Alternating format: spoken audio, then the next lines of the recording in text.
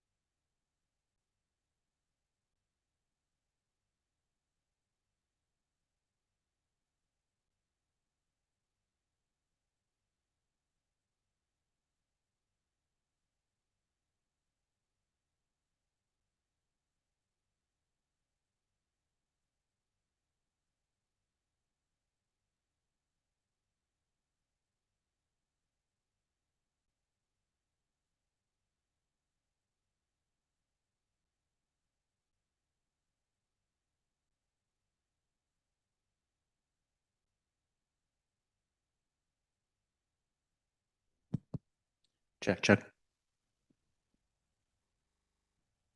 Yep, I hear you.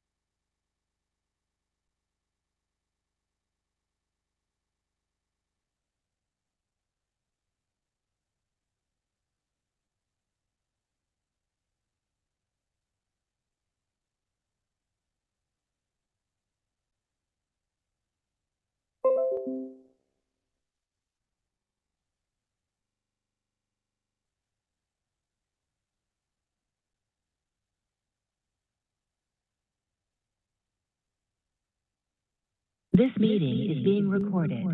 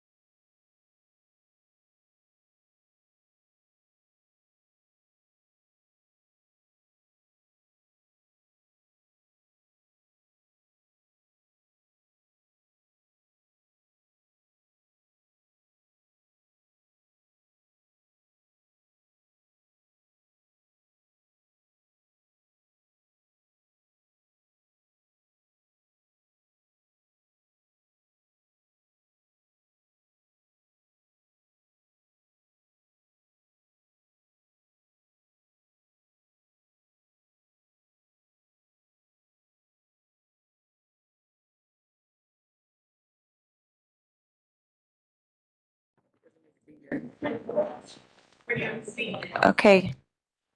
I guess we'll get started, Mr. Burnside. Do we just start the meeting? Hey, Mr. Burnside, do you want to? Are we back on? Okay. Okay, great. Hi, everyone. Welcome to the Board of Education meeting. We're going to get started with the Pledge of Allegiance. If everyone could please stand. Pledge allegiance to the flag of the United States of America and to the republic which stands one nation under God, indivisible, with liberty and justice for all. Right.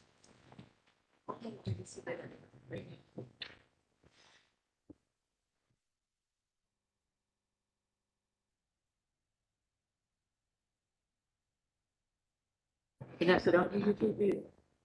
Yes. Okay, yes. Board Student Rep Prevlion, would you do the board recognitions this evening? If you don't want to. Oh, yes, student report. We'd like to start off by congratulating Columbia High School students Cameron Dixon and Reggie Jackson, whose artwork was chosen to be showcased at the 2023 AAA NJ Immersing Artists Exhibition of artwork from high school students throughout the state of New Jersey. This exhibit will be open from January 13th throughout the 29th at the James Howe Gallery and Von Emes Building at King University. There will be an award ceremony held in the gallery Sunday, January 29th from 1 to 3. Columbia High School students Sophia Franklin and Jackson Pegliano have been selected as members of the 2022-2023 North New Jersey Region Honors Bands. So Sophia was selected as a member of the Region Symphonic Band. Jackson was selected as a member of the Region Wind Ensemble. Their section qualifies them to audition for the New Jersey All-State Band. Columbia High School student Abigail Freeman, who was presented the Youth Award by the New Jersey Chinese Teacher Association. Abby is the co-president of the Chinese Honor Society and a founder of the Chinese Language and Culture Club. And Abby continues to actively promote diverse culture in various projects and festivities. The Columbia High School Art Literary Magazine received a first place award from the American Scholastic Press Association for its 2022 edition. The magazine received high marks in design, organization, and presentation. The guide scripts advisors are delighted that the magazine was so well received, and they attribute the magazine's success to dedication and hard work of the editors, writers, and artists involved. The short doc filmed titled The Healing was accepted to be screened at the 21st Annual Garden State Film Festival.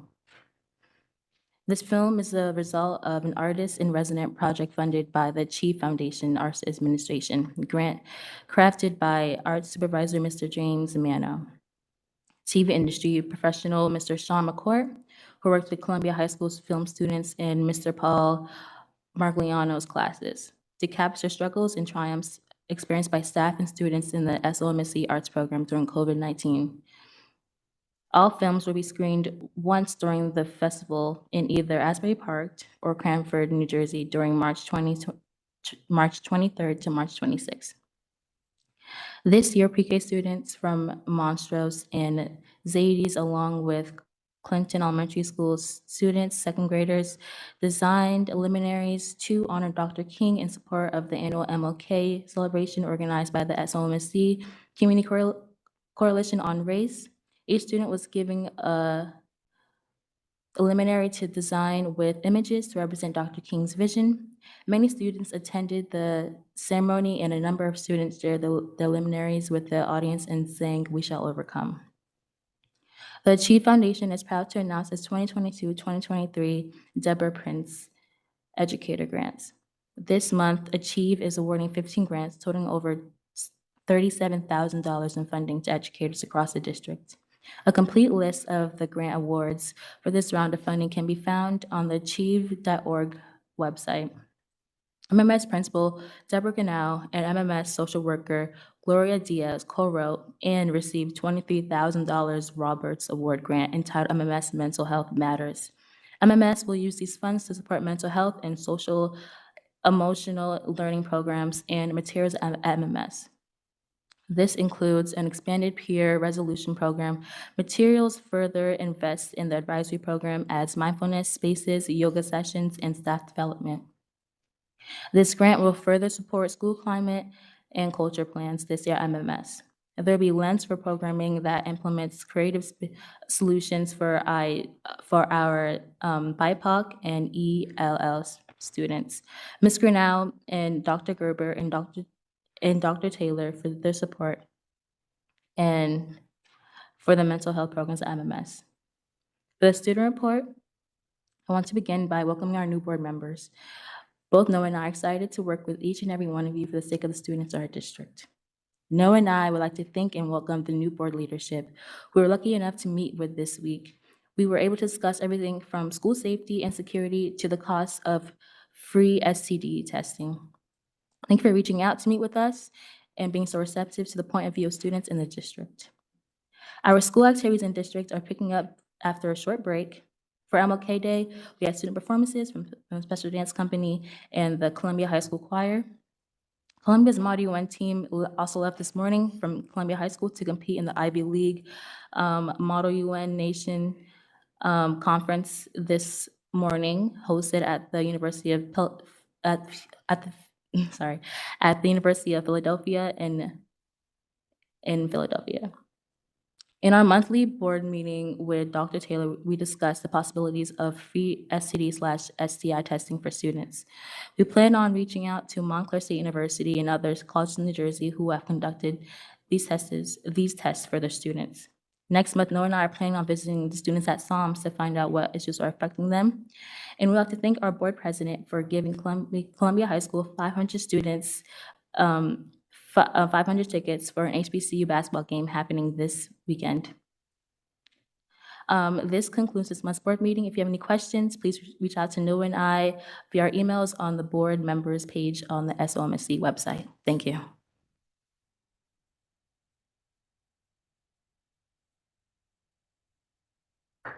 Thank you so much. We will now approve board minutes from the executive session and regular meeting minutes dated December 15th, 2022, and the special meeting minutes from December 28th, 2022.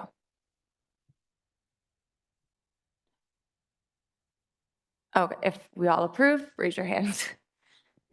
Great, thank you. And now we turn it over to Dr. Taylor for his superintendent's update.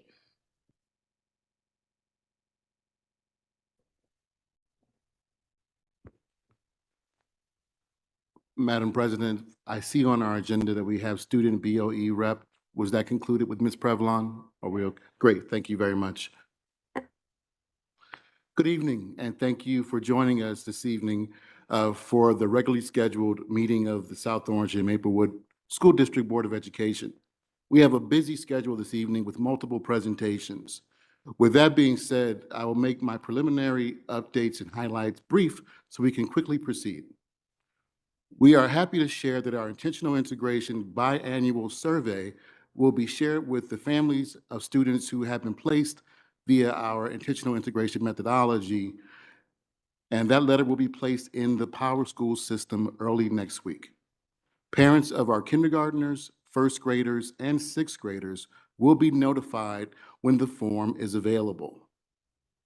The intentional integration student survey document will be shared with our sixth graders as well in the same time frame. We will, of course, have many reminders of this important opportunity to offer stakeholder feedback over the next week.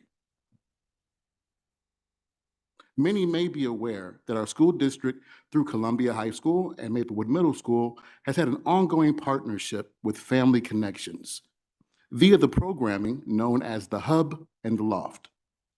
You may also be aware that funding for these programs was recently in question.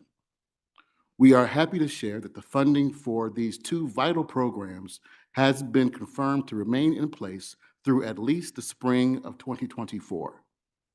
Additionally, we have recently met with Family Connections and confirmed our support for expanded wraparound services. This evening, the board will consider formally supporting Family Connections' application via Resolution 4407.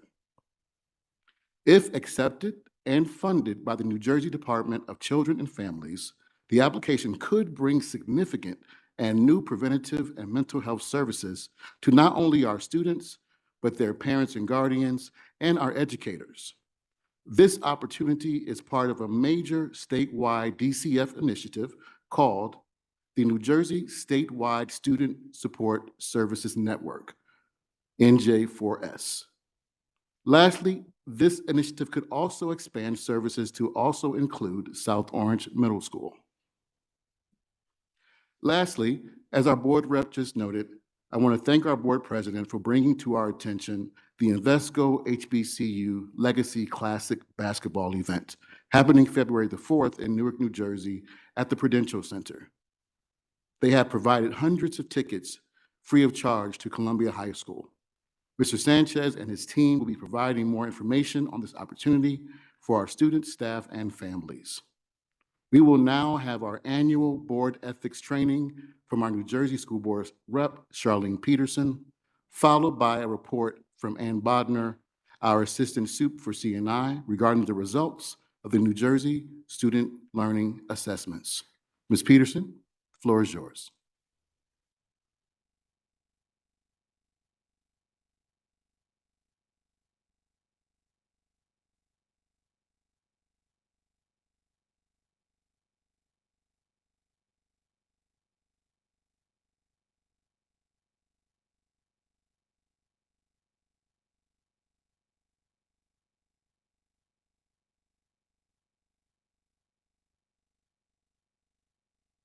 I think Ben's working on it right now for you. And it's the microphone's on, right? Okay. Thank you. I just wanted to, take the opportunity to introduce myself to some of the new board members here, and I apologize to everyone having my back to you. Like I said, I'm Charlene Peterson, and I am your field service rep from New Jersey School Boards. I have been working with boards now for about 10 years and assist all the boards in Morris County and Essex County to provide direct services to you, including training such as tonight. The state requires that boards have ethics training every year. And so we really try, especially in boards that have newer members, to have the training as early in the year as possible so that we can ensure that you have the information that you need to do your job effectively. So I'm just going to kind of take you through this. Please feel free to stop and ask questions at any time. So just wanted to start out, I guess, first saying from the disclaimer that this isn't a legal presentation and that any legal questions you would ask of your board attorney. Just wanted to kind of start as we talk about ethics training. A lot of times, and especially when we are training people so new that you're sometimes not even seated yet and talk about ethics, a lot of times they say, sometimes it feels like you're telling me everything I can't do, instead of really, looking at this role from the perspective of the fact, that it's a privilege to serve your community, and looking at ways that how can I hold myself accountable to standards that allow me to carry out this privilege in a respectful way.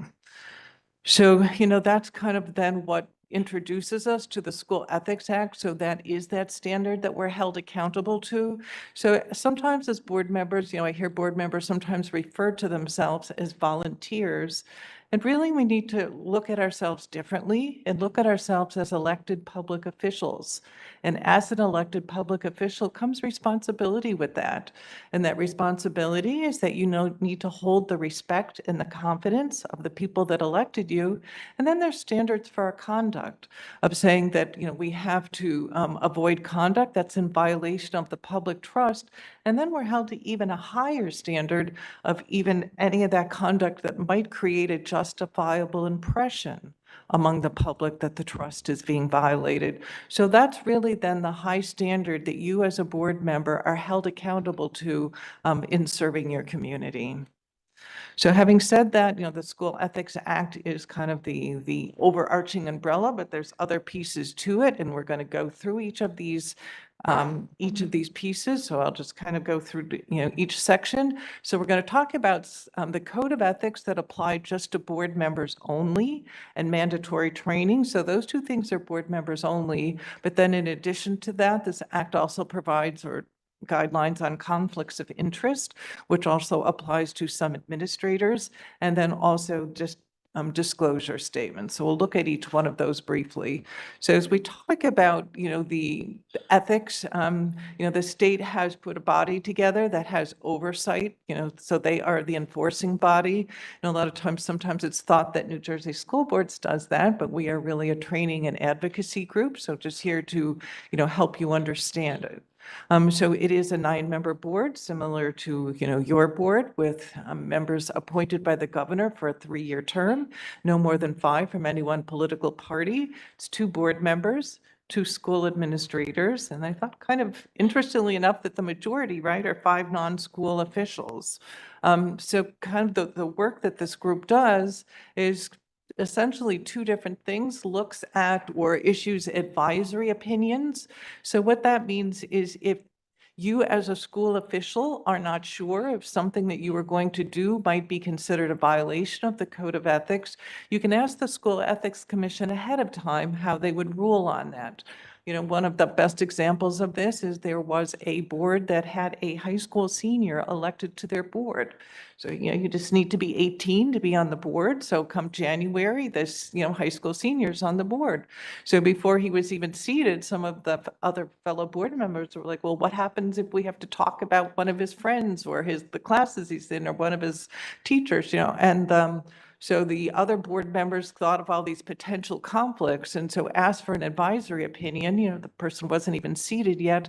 And the School Ethics Commission came back and said, we would not treat this person any differently than we would treat any of you. Whatever would be a conflict for you as a board member would be, this person would have nothing different.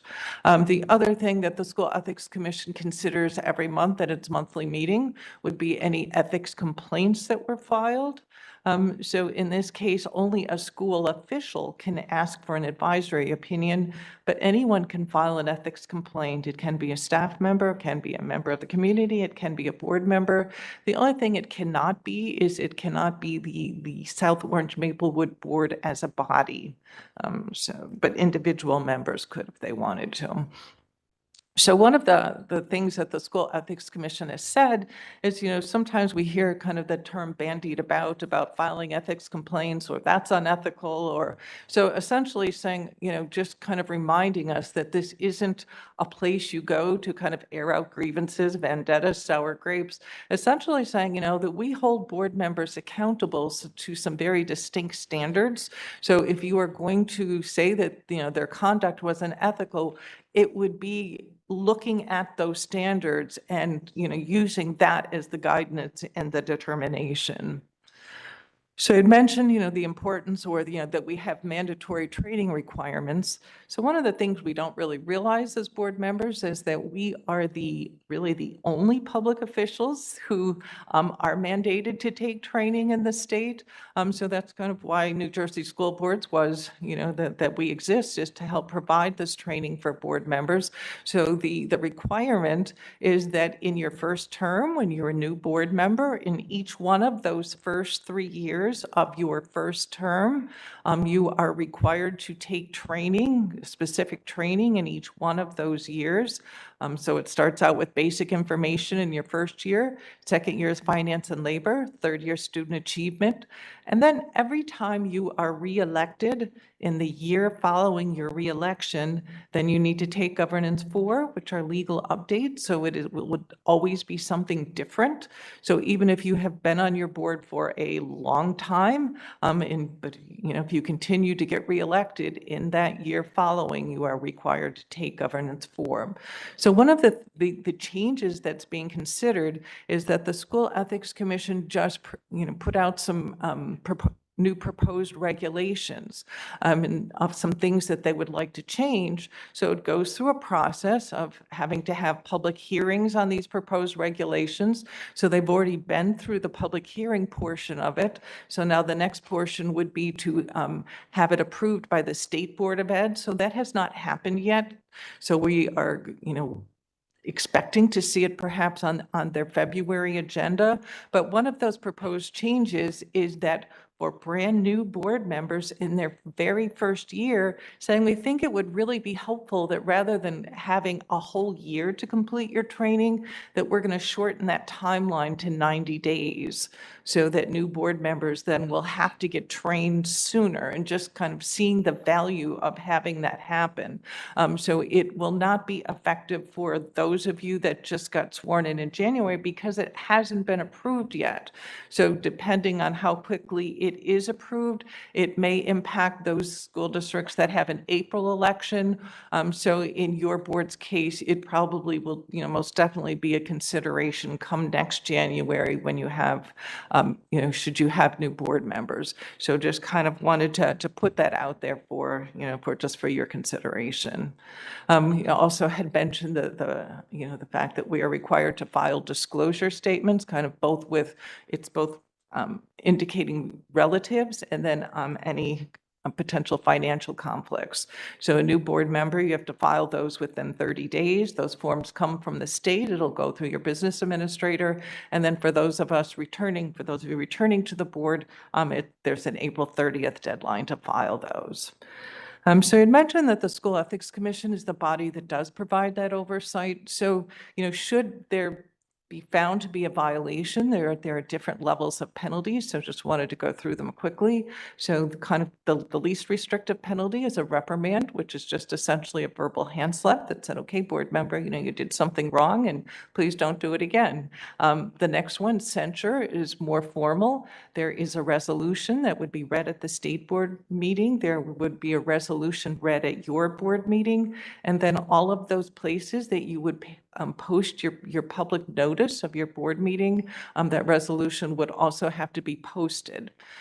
You can also be suspended from the board. It's typically for a period of usually in months, and then you can be removed from the board. So those are kind of the different levels of penalties that can be imposed.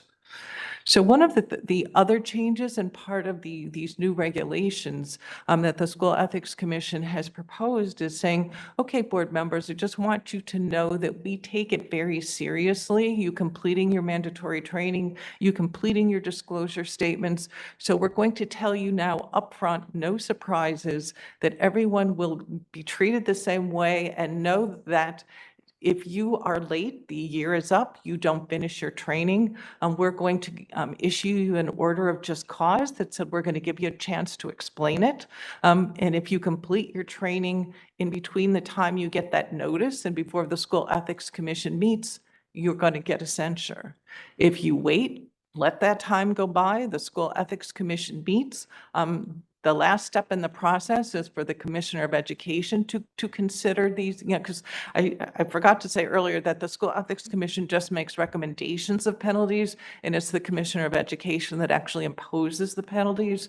So if you were to wait in between that window, you would be suspended. If you continued to ignore warnings and letters, and it got to the point that it was now sitting on the commissioner's desk, and you still had not completed your training or your disclosure statement, you would be removed from the board. So just kind of saying that this is going to be a standardized process, so you know ahead of time what the repercussions are. So this next piece of it here is actually going through the code of ethics themselves. And like I said, these particular tenets apply to board members only. Usually when I go through this, I have the board take turns reading each one, but I think for the benefit of time here, I'm just going to and then usually I would do an explanation. I think I'll just do the explanation and everybody can read them and, see them themselves. So in this first one here, where it talks about upholding and enforcing all the rules, laws, rules, and regulations of the state, this has kind of helped defining, that we are essentially the state's boots on the ground. When you think about all of the things that come down from Trenton, and there's an expectation that those things are going to be implemented at the local level, this is then what holds you accountable to the board of doing that. And kind of prior to the pandemic, we were having a hard time coming up with examples of how this might be implemented.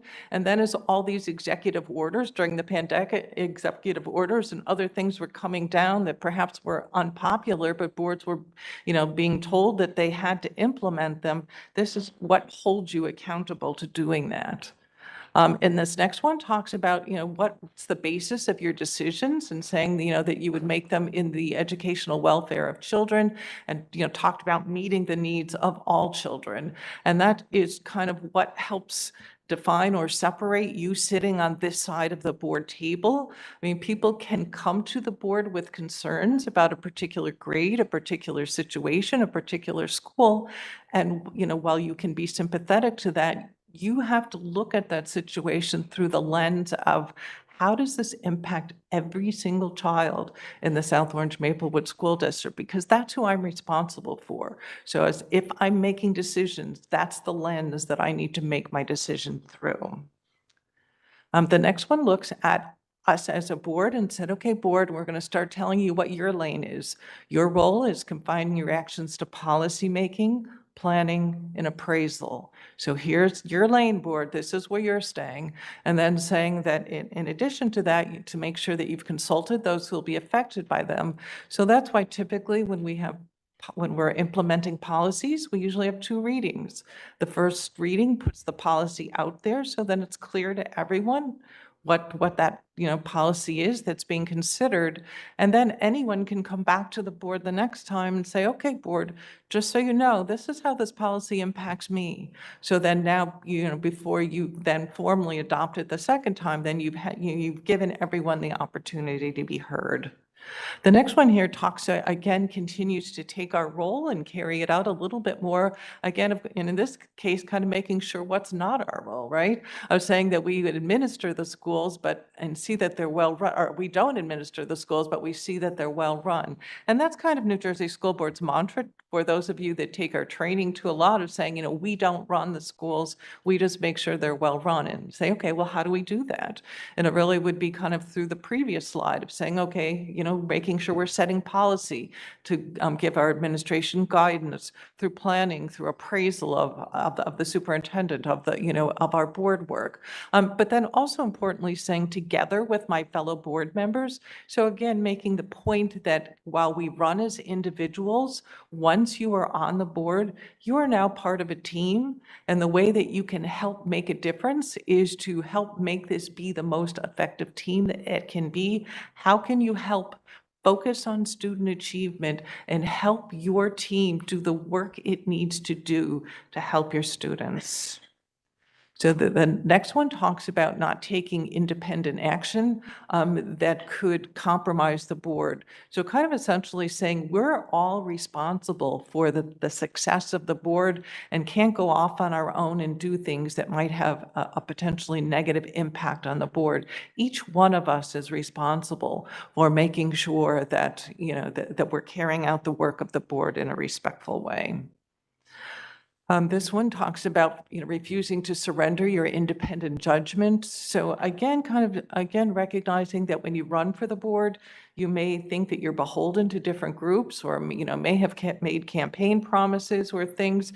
And again, to me, this goes back to all children, and kind of essentially saying, okay, regardless what promises you made, or regardless who you think you're beholden to, essentially once you're seated at the board table, it again goes back to making decisions in the best interest of the students.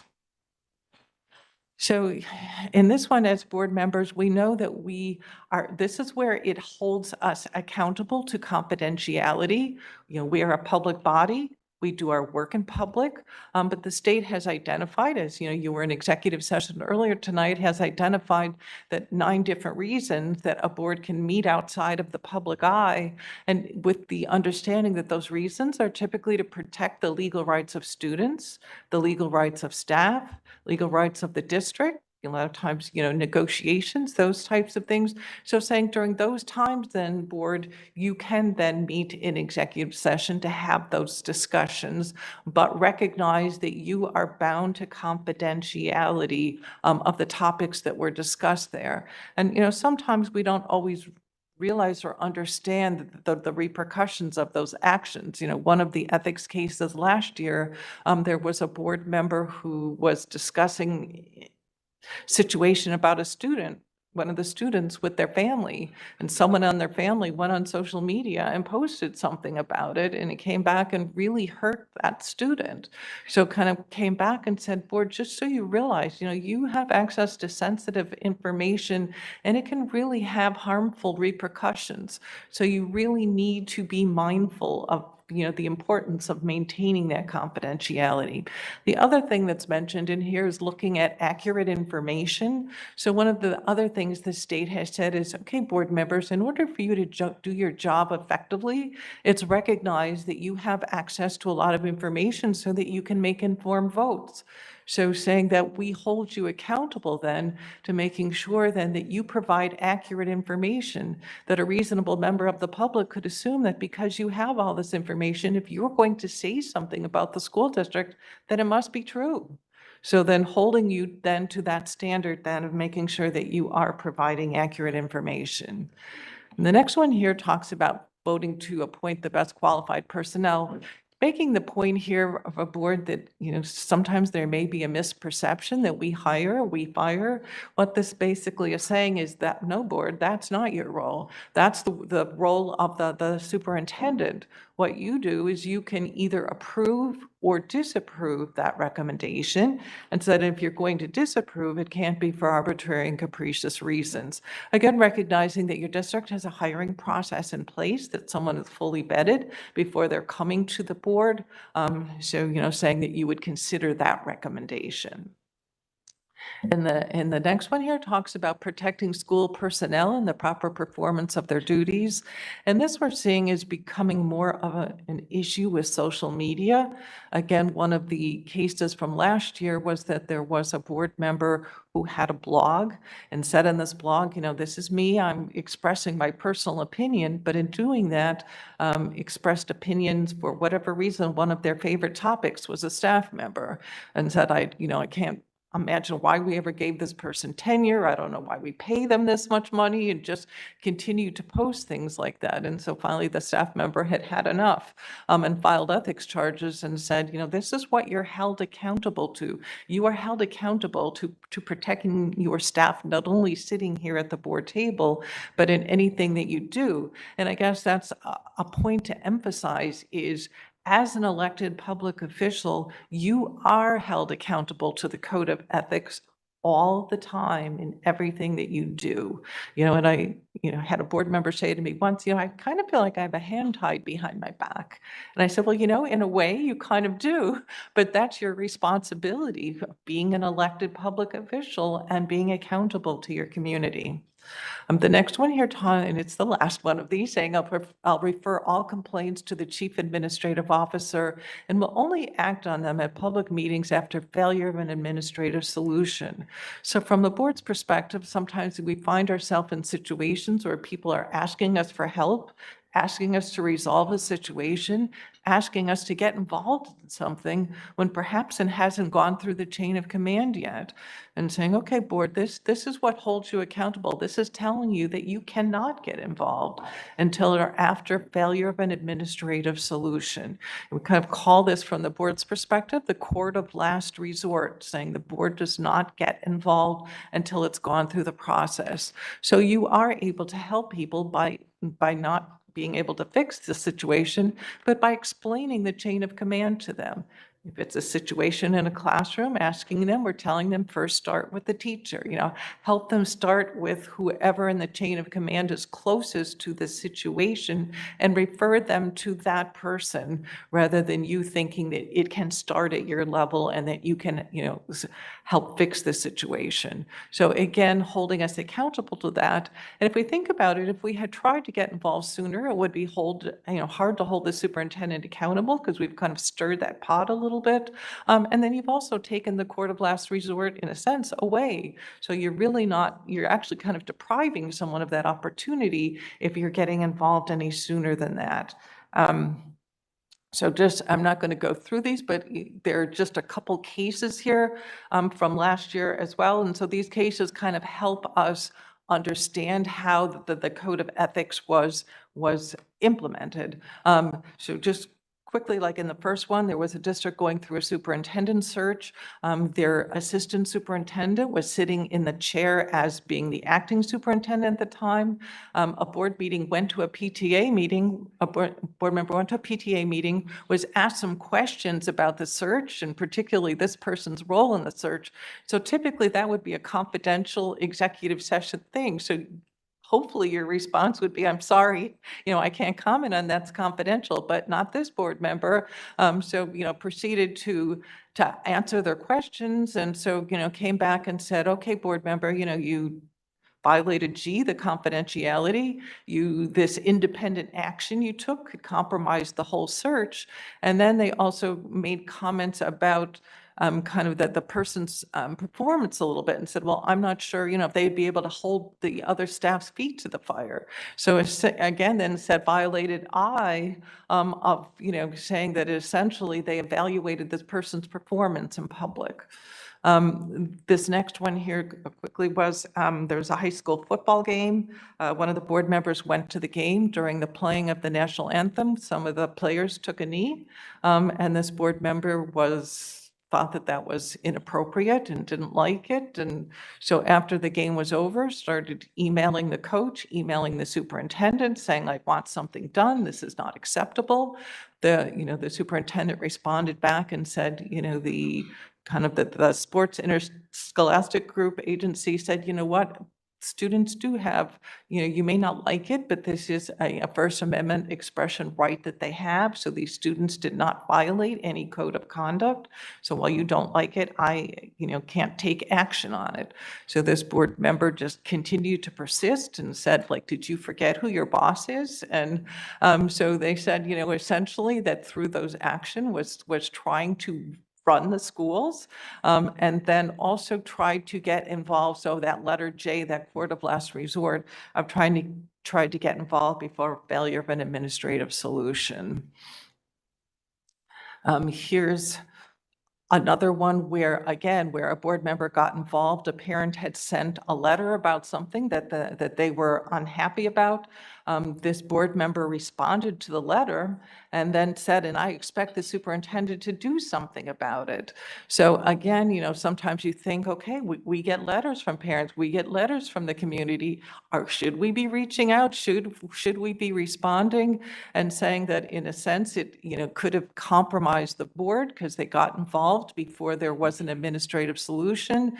And then again said that the member, by responding to the parent's email, acted on the complaint at a time and place other than at a public meeting and prior to failure of an administrative solution. So again, making it clear to us, board, when we are able to get involved and when we're not. So separate then from the code of ethics, which I said apply to board members only, there are times when there may be a conflict of interest, when we need to recuse ourselves from discussion, from vote, and essentially saying that it would be if you had, it's usually if there's any kind of money involved or any kind of a family relationship involved. So saying if you had any kind of a business interest, any kind of financial involvement, in a previous case, there was someone who before they got on the board had their own, did their own accounting business, and a couple of their clients were some of the teachers. So when they got on the board, asked for an advisory opinion and said, can I continue to do this business? Can I continue to have staff members as my clients? And the School Ethics Commission came back and said, absolutely not, that we would consider that, as a board member, you're kind of being, expected to kind of take that 30,000-foot view of the district. Your chain of command, you go through the superintendent. So this would kind of be going around that and hard to maintain that if you had this other kind of relationship. So just kind of need to be mindful of that. And then one of the things we see all the time, most often in a lot of these cases, is looking at letter B, where it talks about, are you using your position to secure unwarranted privileges, advantages, or employment for others? So it takes that while some of these are based on a specific relative relationship, the School Ethics Commission said, you know what? We are so concerned, or we want to make sure that you are not using your position for unwarranted privileges or advantages, extending them. So we're going to get rid of or expand that definition, even of relative. We're going to throw that word other in there. So even if it doesn't fit a normal definition of a relative, if there's any sense that a privilege or advantage has been, unwarrantedly given, that you can be held accountable to that. So these then are just what those relationship definitions are. And in part of these new regulations, one of the things they're also doing is looking at changing these definitions a little bit. So right now, the definition of immediate family member is spouse or dependent child residing in your same household. So they're just changing spouse and expanding it a little bit to civil union partner and domestic partner. So relative, the School Ethics Commission, you can see, had a more narrow definition of a relative, but your district, all districts have a nepotism policy, and the nepotism law had a much bigger, broader definition. So in carrying out its cases, more often than not, the School Ethics Commission would apply the nepotism definition. So said, you know what, there's no point in us having one definition and, there being the nepotism one. So we are just going to join ours to theirs so that there's just one definition of a relative. So the reason that becomes important then is that as a board, that we cannot hire a relative, so that bigger, broader definition of a board member or of the superintendent. So, but what happens if you get on the board and your relative already works in the district? Then in that case, you would not be able to take part in any employment matters. And the state even goes so far as to use the words any and all. So any and all matters concerning the superintendent or any supervisors in the chain of command between your relative and the superintendent. And if by chance, your board was going through a superintendent search at the time, again, saying you wouldn't be able to participate in that. And one of these advisory opinions, they even kind of really defined it even more and said, you know what, you can't pick like the search firm, you can't have any part in what it's going to say in the ad. Like when we say any and all, we mean any and all, that you can't have any part of the process. So relative conflicts also come into play in collective bargaining. So saying that if you have a relative that works in the district, that you cannot be involved in negotiations whatsoever. Should it be that you, say perhaps you're a teacher in another district or that spouse or dependent child, then saying that you have to sit out while the board's team is negotiating, and that you can only come back into the picture again when the memorandum of agreement's done, the salary guides are done, the total, compensation package has been figured out, essentially saying it's too late for you to make a difference in the outcome of what's, going to be included in here, but saying, but you can then vote on the final agreement. So you can jump in at the end when it's too late for you to make any changes. And absent other conflicts, and I'll show you that in just a minute. And then for that bigger, broader definition of a relative, which almost seems like almost everyone in New Jersey has a relative, right? Somewhere who works in a school district somewhere, saying again, absent any conflicts, that you are fine to participate both in the negotiations piece of it and also the voting piece of it. So when I said absent other conflicts, some of those conflicts that the state has identified would say if perhaps your relative had heightened union involvement in the district that they worked in, and then to you as a board member, if by chance when you were running in the board, for the board, should the the bargaining unit have created, contributed any financial contributions to your campaign, again, that would cause you to sit out of negotiations for at least a year. So these, I'm not going to go through these. So these are more cases that are specific to the conflicts of interest. I just wanted to, in the kind of in the middle of the second one, I thought it was really a powerful statement that's in there that says recusal from any and all discussion and board action is resolute when a school official has a conflict of interest in a matter. So again, just can't emphasize that point enough of how much we are not able to get involved when it's perceived that we have a conflict. So these are just conflicts that have to do with board members, being involved in situations, and again, have the cases there for you as the board to read at your time, but situations where it was thought the board member may have been involved. And you'll see in here as they apply this of saying like a reasonable member of the public could conclude, and saying it could leave a justifiable impression. So that then is how we're seeing that kind of that justifiable impression piece of it being implemented as well. This one, it was funny, I was in a district, I don't know, maybe a week or two ago, and there was a board member who worked in another district, said, I'm not part of the union. Can I still participate? And I said, well, funny you should ask. I have an advisory opinion just for you. And so here's a board member who was a bus driver in another district, said they didn't pay dues, wasn't part of the union. Can I still participate in negotiations? And I said, you know what? You enjoy the terms and the conditions and the benefit that the union has negotiated on behalf of your group. So if you're not part of it, we still would consider you to be conflicted.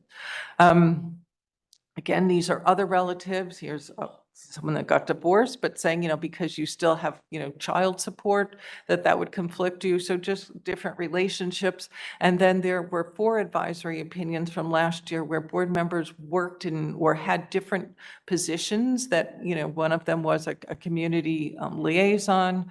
One of them was some kind of marketing firm that sold things to school nurses. Another one was part of a local nonprofit that was looking at early start times. And then the last one was interesting. During COVID, someone started a nonprofit and said, we want to help families in crisis and, trying to do good work to help them. So they said, okay, being part of these is not per se in and of itself a conflict, but again, have to make sure that there's no, unwarranted privileges or advantages. And thought in the last one, in the very last one down there, that person that started that nonprofit to help the families said you'd violate the act if you would directly solicit financial contributions, donations, or supplies from district families and provide services. So again, not wanting to confuse that role or do anything to separate that role of you as a board member. So that also then comes in, is a factor in volunteering then.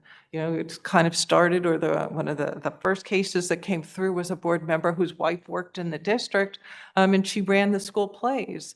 And so this board member used to help his wife with the plays. And when you think about all the interaction you have during a play with rehearsals, and so you spend a lot of contact time with the students, contact time with staff, you had, some money. And so essentially came back and said, sorry, that we would consider that to be a conflict, and said, we're not saying volunteering in and of itself is, not bad, but saying that you need to look at a couple things. What is the degree of involvement that you have with staff and students, and saying the frequency or level of interaction, and then the degree of authority to give and receive directions and orders from staff and students. So take those things into consideration. And, so they gave some examples of saying, it would be fine, for you to come in, say, and, chaperone a field trip or read on Dr. Seuss Day or things like that, but not be such an enmeshed presence in the building that, again, that would be that degree of involvement.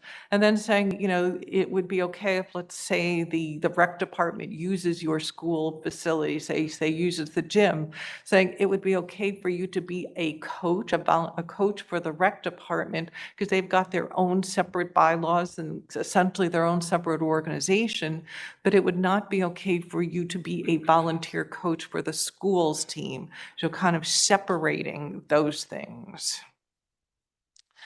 So one of the other things too that, board members have asked about is, so, well, what can our involvement be if, say, that the district is, has is hiring a high-profile position. Can we be involved?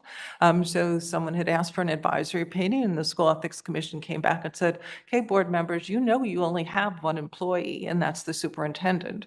So we would discourage your involvement in interviews for positions other than that, but recognize that, while the board then can't say, okay, superintendent, we want to be involved, the superintendent may decide, okay, this is a high-profile position. I'd like to have some other stakeholders involved in the process. And so in doing so, would perhaps like to have a couple board members. So then the guidance is, okay, if that's the case, it can't be more than a couple of you, has to be coordinated by the administrator. Your board's involvement is limited. And at the end of the day, board have to recognize that the final recommendations are within, it's up to the superintendent. So some of the other guidance, we've gotten some updated guidance on social media. It's, like I said, it's becoming, more and more prevalent. And prior to that, the only guidance we had from the School Ethics Commission was from 2007, when there wasn't even any social media then. There was a board member who wrote a letter to the editor and said that it's essentially the same thing of expressing your personal opinion in a public way. So said, okay, board members, that if you're going to do that, please recognize that you don't give up your First Amendment rights. But one of the things you do have to realize, as I had mentioned before, that those A through J tenets of the Code of Ethics, that you're accountable to them all the time in everything that you do. And that includes social media. So saying you essentially wouldn't be able to, not support school personnel, you wouldn't be able to divulge confidential information, give out inaccurate information. So in those things all of the time.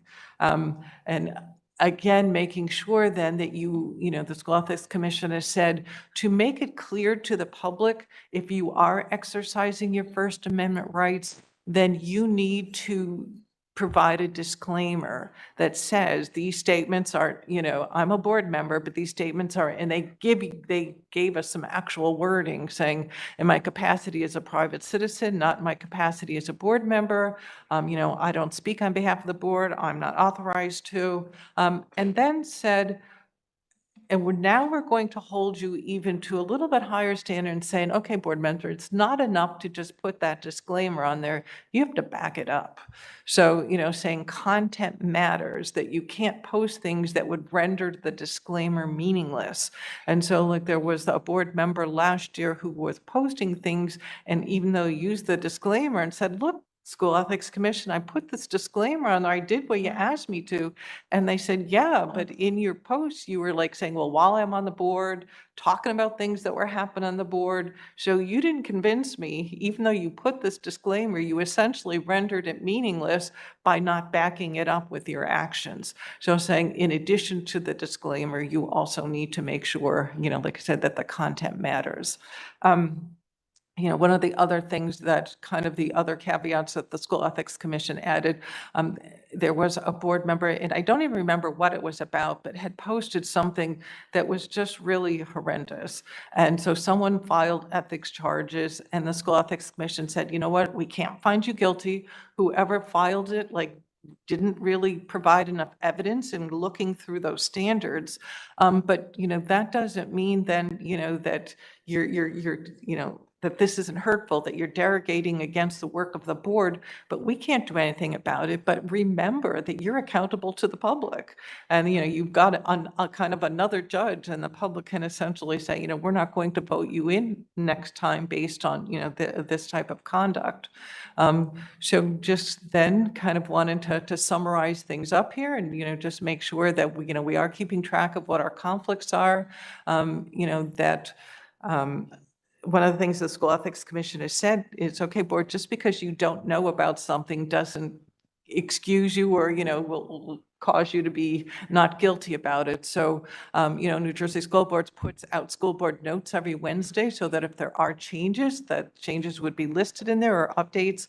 And then again, always making sure, there are many things that are questions, subject to interpretation. So make sure that you are relying on your board attorney to help you in those situations.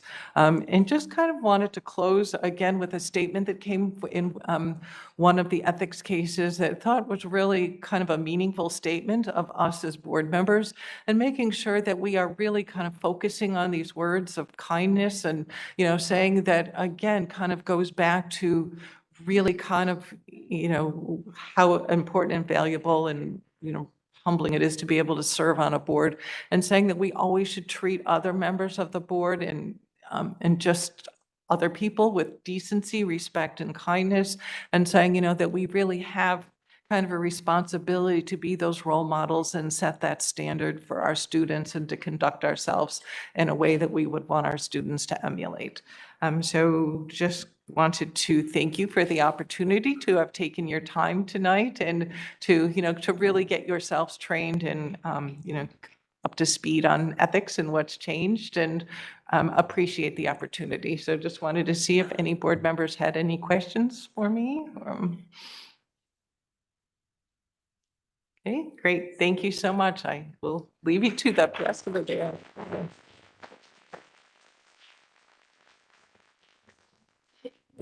Thank you, Ms. Peterson. There was a thought to move up our public speaks this evening and then have our presentation and our BA update afterwards. If the board is okay with that? Shift, yes, just a nod of heads, yes. All right. Mr. Burnside, do we have anyone listed for public speaks?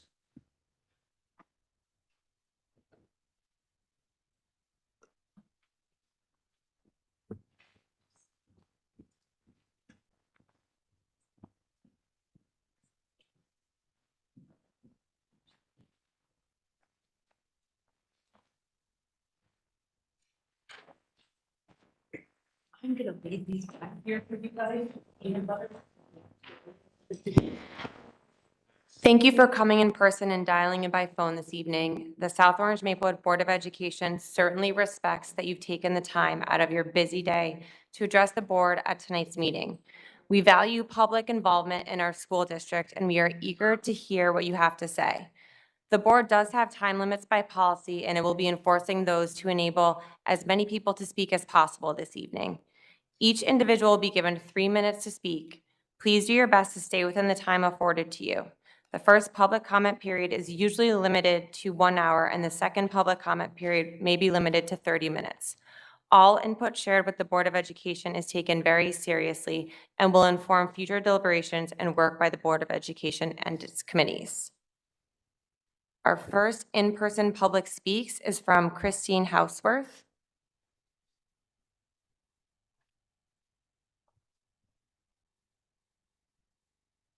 Hello, I'm Christine Houseworth, a resident of Maplewood. I have 2 students at Maplewood Middle School, but I'm here tonight to speak about the elimination of the BOE liaison role to the Achieve Foundation. I understand that other nonprofit liaison roles were eliminated in a prior year, but that the relationship with Achieve was preserved due to its unique position as the district's education foundation.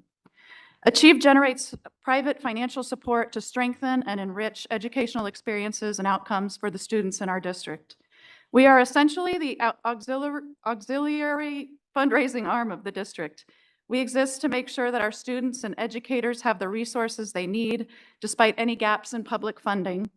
In addition to our volunteer tutoring program and our educator grant cycles, we partner with the district to find solutions to evolving challenges in our schools.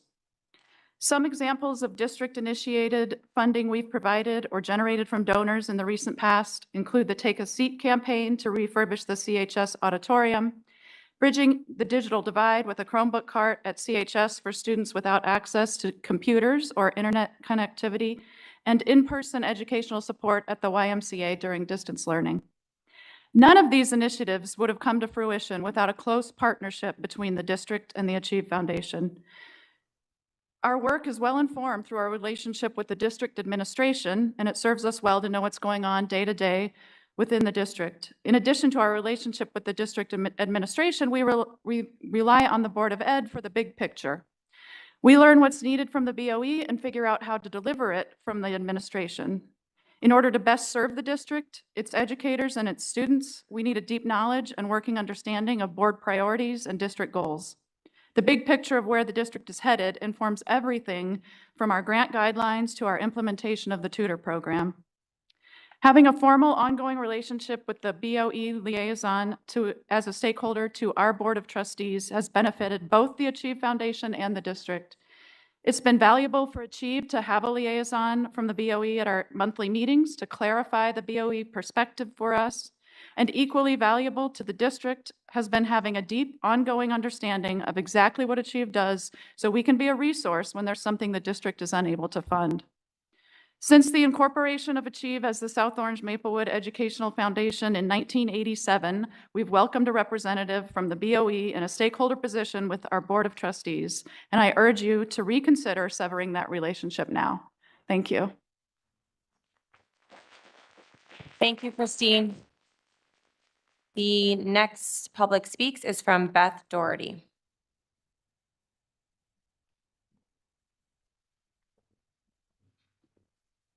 Beth Doherty, Maplewood.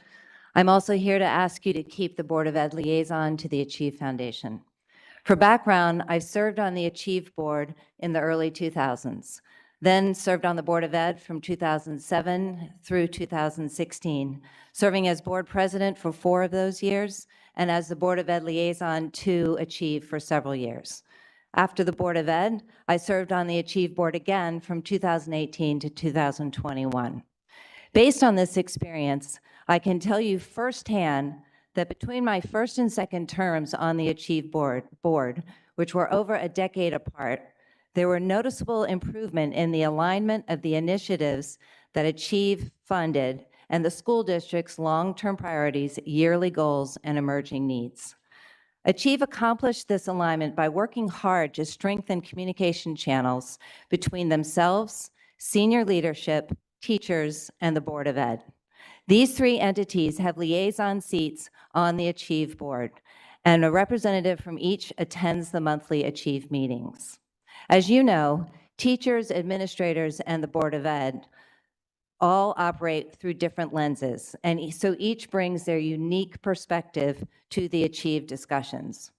As the school district's education foundation, Achieve raises money for the sole purpose of improving our students' educational experience. Over the last 4 years alone, Achieve has funded over $650,000 in programs and initiatives to better our district. Achieve's funding has included facility improvements, every subject area in the curriculum, every grade level in every school from preschool to high school, and professional development for teachers. As an independent organization, Achieve is fully responsible for deciding which requests are funded, and they put a lot of effort into making sure that the requests they receive align with district goals and priorities. To that end, Achieve has several formal processes by which teachers and administrators submit requests for funding. Each year, Achieve lets potential applicants know if there are overarching themes or priorities that are encouraged for that grant cycle, such as equity, diversity and inclusion, or mental health. These themes or priorities are shaped by the information shared during the Achieve monthly meetings. If you, the Board of Ed, don't think that having a liaison to Achieve adds value to your decision-making process, that's an internal issue, and you can work on that to improve the information flow with your liaison.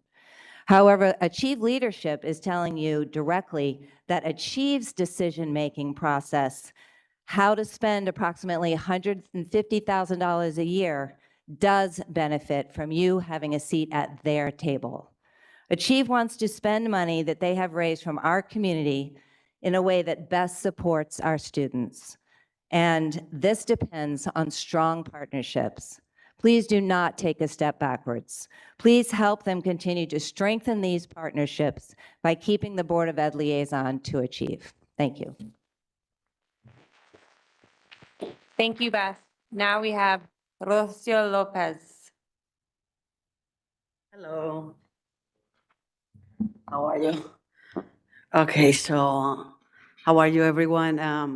Rocio Lopez, resident in Maplewood, president of SOMEA, and a Spanish teacher at Columbia High School. And as I promised you, I was going to come to talk to you about things that were important, right? So one of the things that is really important is teaching, hiring teachers, right? Retaining, staff morale, huge concern. Last year, you had presentations about ideas of how to retain teachers. And one of the amazing ideas was to create this academy, right?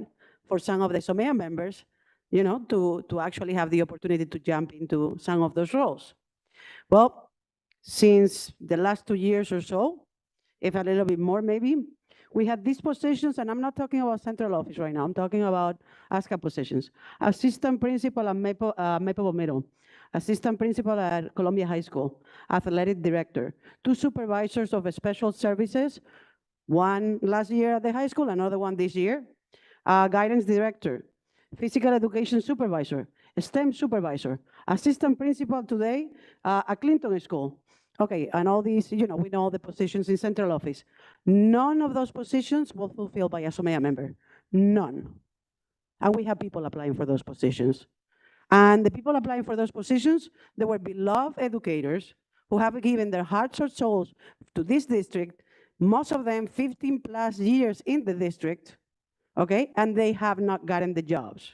Adding more, they were some of them of this academy. So why do you create an academy if it's not working for anything? I don't want to lose SOMEA members, but if they're good, I'd rather have them as an administrator than having somebody from the outside that doesn't know what this district is about. Let me tell you something else. The people that came, it's not that they had administration experience. They were coming from the classrooms. Some of them even have less years in the classroom than some of our people teaching here. It's crazy, crazy in my mind. But again, I don't know why I have a master's in education and leadership. Okay, now let's go back. Another thing that happened. In the last month, a month and a half, they hired 3 directors here at central office, right? We have SOMEA, me, president. I was not invited to any of the interviews, to the committees. More to say, 2 of them, they were directors under assistant superintendents that I went to the interviews, but one of them is the director of HR. Who works more with HR than SOMEA? I mean, that is things that should not happen. That sounds anti-union. I'm sorry, no SOMEA members going to any positions, not inviting us, but guess what? I got invited to the field trip committee. Woohoo! Okay, so now I'm gonna tell you something. Director of guidance today, I gotta tell you this because today I got this news and I got really upset. I'm a feminist, so I'm just gonna say it. He's a male, and he has told his entire staff a couple of times, if not more, you're not allowed to get pregnant. Yes, he has said that to the staff. And I went and corroborated with different workers. So if this district values teachers, please stop disregarding SOMEA members. If you really care about us, show us. Last year, the community spoke, the parents spoke, and they pushed you to have a contract with us to try to resolve some issues.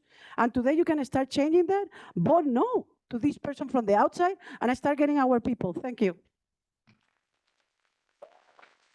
Thank you, Rocio. We now have David Humer.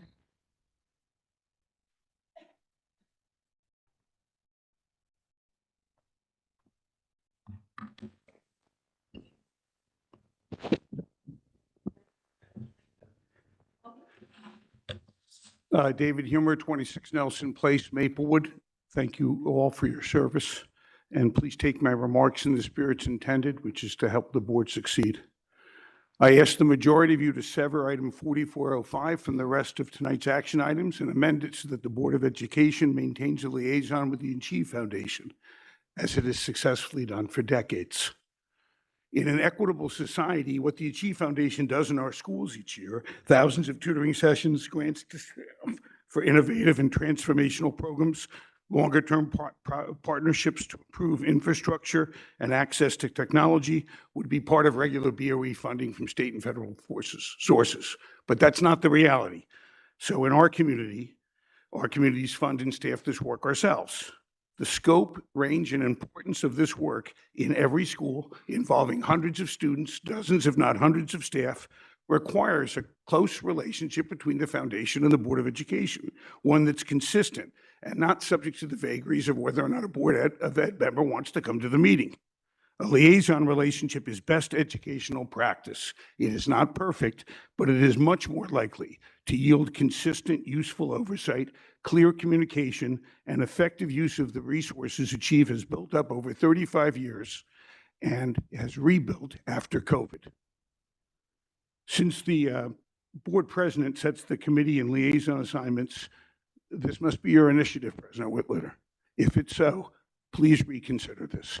Dismantling this liaison is so contrary to best practice and so needless. What is your rationalization? The recent launch of the Maplewood Foundation is surely coincidental. What Achieve has done over the last 35 years and what the Maplewood Foundation plans to do in the future suggests that these two groups are complementary, not competitive. We already have a model in Maplewood between the Library Foundation, which is raising millions of dollars to build a building, and the Friends of the Library, which donates tens of thousands of dollars every year for library program, but has no endowment. You can have the same synergy here. Transparency is best served if the board reconsiders 4405 separately so that we, the public, can hear the board's opinions on this specific issue. What I will be listening for from any board members who vote to dismantle this eliminate the liaison role is the answer to the following question. What is wrong with what Achieve is doing that eliminating the liaison role will improve? And if there's nothing wrong with what Achieve's doing, why are you changing anything? For the sake of hundreds of students in our district who use these programs and their parents, and for the staff who want their grant applications treated impartially and in alliance with your priorities, and for yourselves and your ability as a board to have our schools accomplish all they can for our children, please follow best educational practice, fulfill your fiduciary duty to properly monitor all programs that occur in our building, and make the most of what has been and remains an exceptional partnership by maintaining a Board of Ed liaison position. Thank you so with the much, Achieve Mr. Humer, Foundation. for coming. Thank you. We appreciate it. Thank you very much. The next public speaks is from Malia Herman.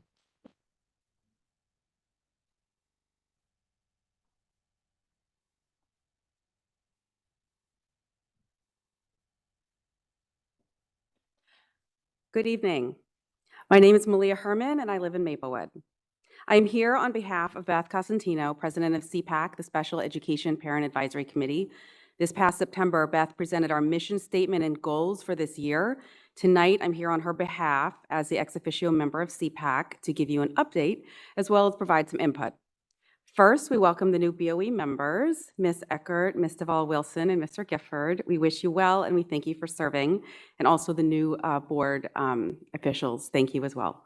Our update, we've been having monthly in-person meetups called Cup Chats, where parents share their experiences and support one another. We've also had several virtual meetings, including an overview of special education services by Assistant Superintendent Susie Budine that was very well attended and viewed, as well as 3 presentations on anxiety and mental health that were aimed at elementary, middle school, and high school. And we thank Ms. Budine and district staff for participating on those panels. Those were also very well attended and viewed. Our next virtual meeting is on February 16, and that's our 3rd annual meeting on race and special education. Our guest presenter will be Dr. Gilbert, and we invite you all to join us if you can. Another update is that Will Meyer will be joining the CPAC board to fill a vacancy as VP of Policy, so we welcome Will. Now, I'd like to share a few of the systemic issues that we have heard from parents, and a lot of these have come up at our Cup Chats and on our Facebook page. Number 1, communication. Parents send emails, and a lot of times no one responds to those emails, and so they have to send multiple emails, resend them, go up the chain of command before finally somebody responds. It's exhausting and frustrating. The timeline protocol of 48 hours is not always being followed. We wanted to bring that to your attention. Staffing shortages. The district has made strides in filling positions, but there are still some open, notably a behaviorist and an out-of-district case manager. We continue to encourage the district to use as many avenues as possible to find and retain high-quality staff. Inclusion co-taught classrooms are not available in every grade and in every elementary school, meaning that not every school is equitable and inclusive, and we encourage you to take a closer look at this issue to maintain diversity across all buildings. Bullying. We continue to hear from parents, specifically parents of children who have an IEP or 504, that their children face harassment. These parents worry about coming forward publicly. We urge the district to take this issue seriously and to take a hard look at social emotional needs of our children. Mental health. Far too many students are needing to go somewhere else to get their mental health and behavioral needs met, and suffice it to say, there are mental health or behavioral programs available in the district that would lessen this need. Dr. Taylor, I look forward to hearing more about this program that you mentioned earlier. I think that sounds promising. CPAC is here to provide you with this systemic input so that you know and understand what changes are needed. That way you can be proactive instead of reactive to these issues. So we do urge you to make these necessary changes so that every student in our district is able to thrive. And we also would love to have a liaison for CPAC reinstated. Thank you. Thank you, Malia. Last of the in-person public speaks is from Jeffrey Bennett. Okay, thank you, Jeffrey. Now, we do have an online public speaks from Sarah and Alex. Okay. Sarah and Alex Kajinevsky Rosenblatt. And I'm sorry if I pronounced your last name wrong. You have 3 minutes. Hello. Hi. We're Sarah and Alex. We moved to South Orange this summer. Our kids, they're 5, 3, and almost 2. So our oldest is in kindergarten this year.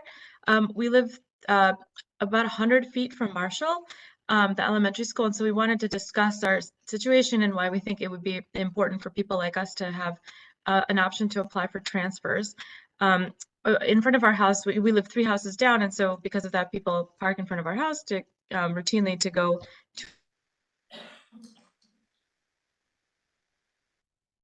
miles away.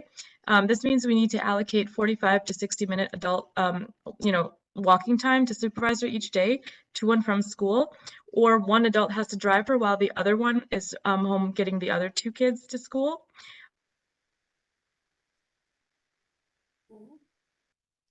Doing all 3, and therefore we have had to leave 2 kids at home unattended while we take the other girl, drive her to school or run.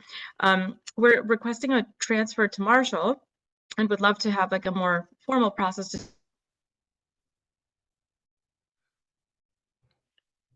We're too far to walk, but we don't qualify for busing.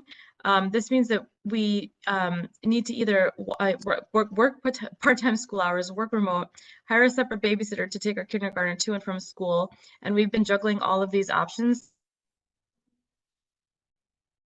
I'm sorry, Sarah and Alex. I feel a bit socially isolated. Sarah and Alex, you Hello? keep breaking up.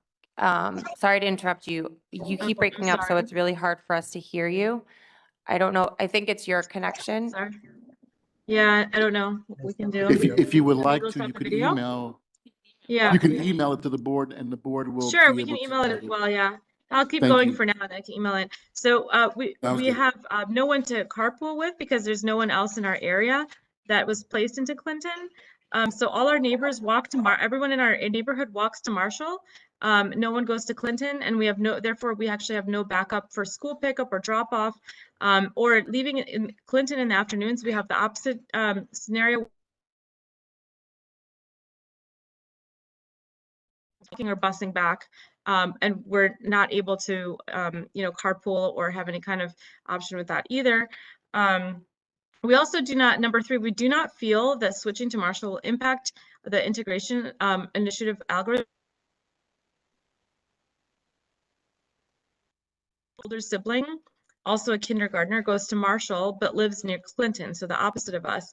Our families are of indistinguishable socioeconomic standing, but both commute in opposite directions in the morning. We have 3 young kids, so juggling our lives is already complex. It also means that due to sibling preference, we will be stuck with this commute for the next 10 years. And obviously it would be one less car on the road with this transfer. Another issue is providing for a bus for us would kind of require a long, expensive detour because there would be no other kids in our area that would be taking that bus. Also, can anyone hear me? Hello? Sorry, carpooling itself is actually, also. Sarah, your time is up, and we really couldn't hear a majority of that. So if you could please send the board an email, we definitely want to make sure that your voice is heard. So thank you. Have a good evening. And that concludes our public speaks. Looking forward to send that. Thank you.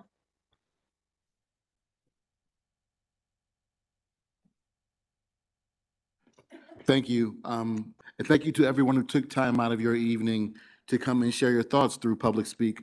For those who don't normally attend these meetings, we do take copious notes, both me, our administration, our board. We're very interested in hearing, and I try to offer feedback as you sit here this evening. And so I'll go through my notes and I'll offer feedback that is available. Thank you to those who brought advocacy on behalf of Achieve. I am certain that our board heard your messaging, and I've enjoyed working with you over the last 3+ years. We are happy to continue our partnership. So thank you for your advocacy and sharing your context and your experience. Is Ms. Lopez still here? Oh, thank you. Thank you for bringing that perspective around trying to grow from within. We are committed to that. I can't really talk about personnel while we're in these settings, but I would love to have a one-on-one with you to talk about that further. We established the Administrative Academy because we believe in that, in trying to give the folks who are here, who are the roots of our district, the opportunity to grow and to shine. And that's probably all I can say about it, but I'd like to talk to you in person about it one-on-one. Thank you.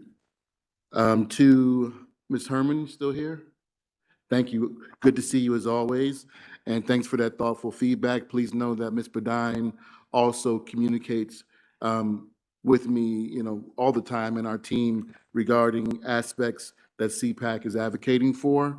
And thank you for the feedback regarding the response timeline not being met and going up the chain of command to ensure that our parents are responded to. I hope that you and others know that I personally respond to parents, and it does not make me happy to hear that they're not being responded to. So if there's specific feedback that you'd like to give me personally to review, I would like to review that, please.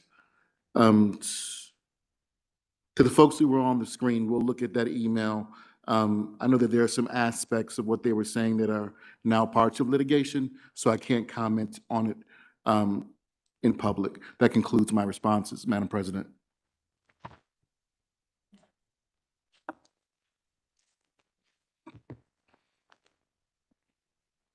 Okay. If we're okay, we can shift to Mr. Burnside's update and then to our presentation, or we could take a 5-minute recess if the board would like, whatever is the will of the board. Keep it moving. All right, Mr. Burnside, we'll go to your update. Okay. Quick update on construction. At Seth Boyden, the contractors are working on the existing school PA adjustments, and they're continuing with the HVAC BMS, that's the building management system for the control and wiring, excuse me, wiring and programming. And they're also currently working on the basketball court installation as long as the weather has been permitting, and it has been. At Tuscan, they're working on the HVAC BMS and controlling and wiring and programming, and they're continuing to prep the playfield area for paving in the spring. And they're also completing main entrance canopy work. At Delia Bolden, the contractor there is working on rooftop units around the building, and they're also working on some touch-up paint for the punch list. Clinton Elementary, this is an exciting project, phase 2 of it. Phase 1 is done. However, the HVAC contractor there is laying out some new pipe for what's called the new Area B. The electrician is working inside on some miscellaneous items, and they've got a lot of masonry, CMU block being laid on the first, second floor and the stair towers. At the South Mountain Elementary School, The electrical rough is ongoing, and they're continuing HVAC ductwork in existing classrooms, and they've begun a gas feed to the rooftop unit for the HVAC units. At the annex, they're also doing the electrical rough-in. They're starting the installation of bathroom floor tile. They've been doing some outside drainage work, and they're continuing HVAC piping and ductwork on the inside. At Underhill, we're just waiting on the paving for the springtime, and the Marshall and Montrose bids, the second bid, are due on February 7th.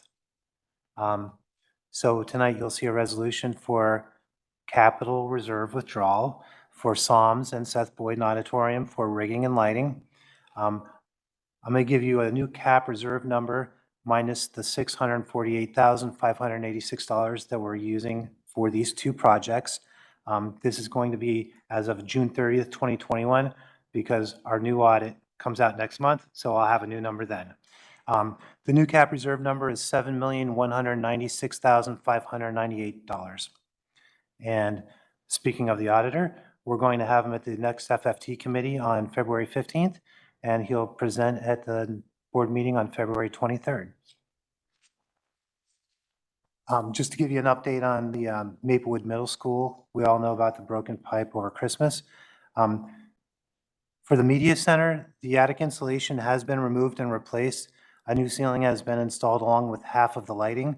The electrician is expecting the additional lighting soon from the supplier, and he'll schedule installation upon receiving of the new lights. We received our second quote today for the removal of the media center wood floor that was damaged due to the flooding. Not many people know this, but our media center used to be the gymnasium at Maplewood Middle School. So once you tear that carpet up, you've got another layer of floor to rip out. Once the wood flooring is removed and the new plywood is installed, the carpeting contractor has the carpet and it'll be ready to install it as soon as possible. And we will then do some new air testing to make sure it's safe. This has been the primary focus, to get the media center repaired as quickly as possible, and we anticipate this taking approximately another month to complete. The Maplewood Middle School gym heating, there's been some issues there. We have a lift scheduled to be delivered. It was either today or tomorrow, and it's going to be able to access the units and determine the issues. At this time, we think it's a fan motor that has failed, but we're not able to confirm it 100% until the lift arrives, and the contractor is ready to work late nights on the weekend if needed. Only the availability of parts would slow down the repair on that. And the Maplewood Middle School lower gym, we're getting quotes for the breakdown, removal, and storage of the fitness equipment. We're looking at this taking place over President's Day weekend on February 20th, and we're currently waiting for our assigned insurance contractor to perform additional testing on the ceiling to determine if the material is asbestos containing. Depending on the results from that test, the ceiling will either be removed immediately or if it's it'll be removed in an occupied state if it tests positive for asbestos. Once the ceiling is removed, then we can begin working on scheduling and removing and replacing the floor. Again, the lower gym hinges on the asbestos test results, and the media center and lower gym were not part of the original construction bond, but this is being paid for by insurance. And that's my report. Thank you, Mr. Burnside, and thank you to our board president for building space in our agenda for these timely updates. We now have our NJSLA data presentation, again offering the opportunity for a brief break if the board would like to have one.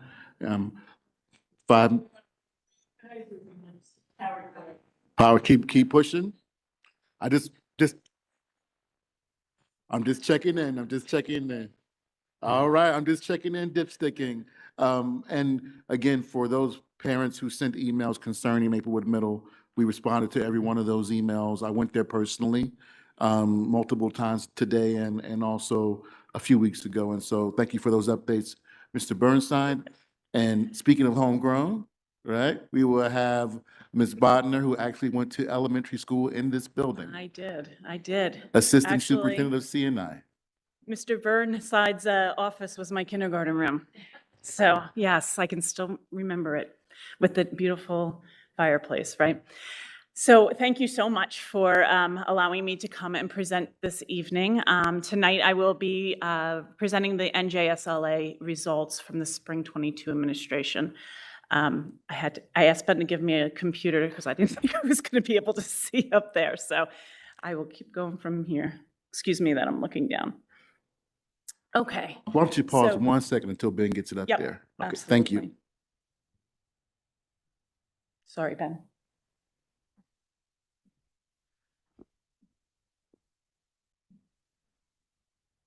For the record, the fireplace does not work in my office.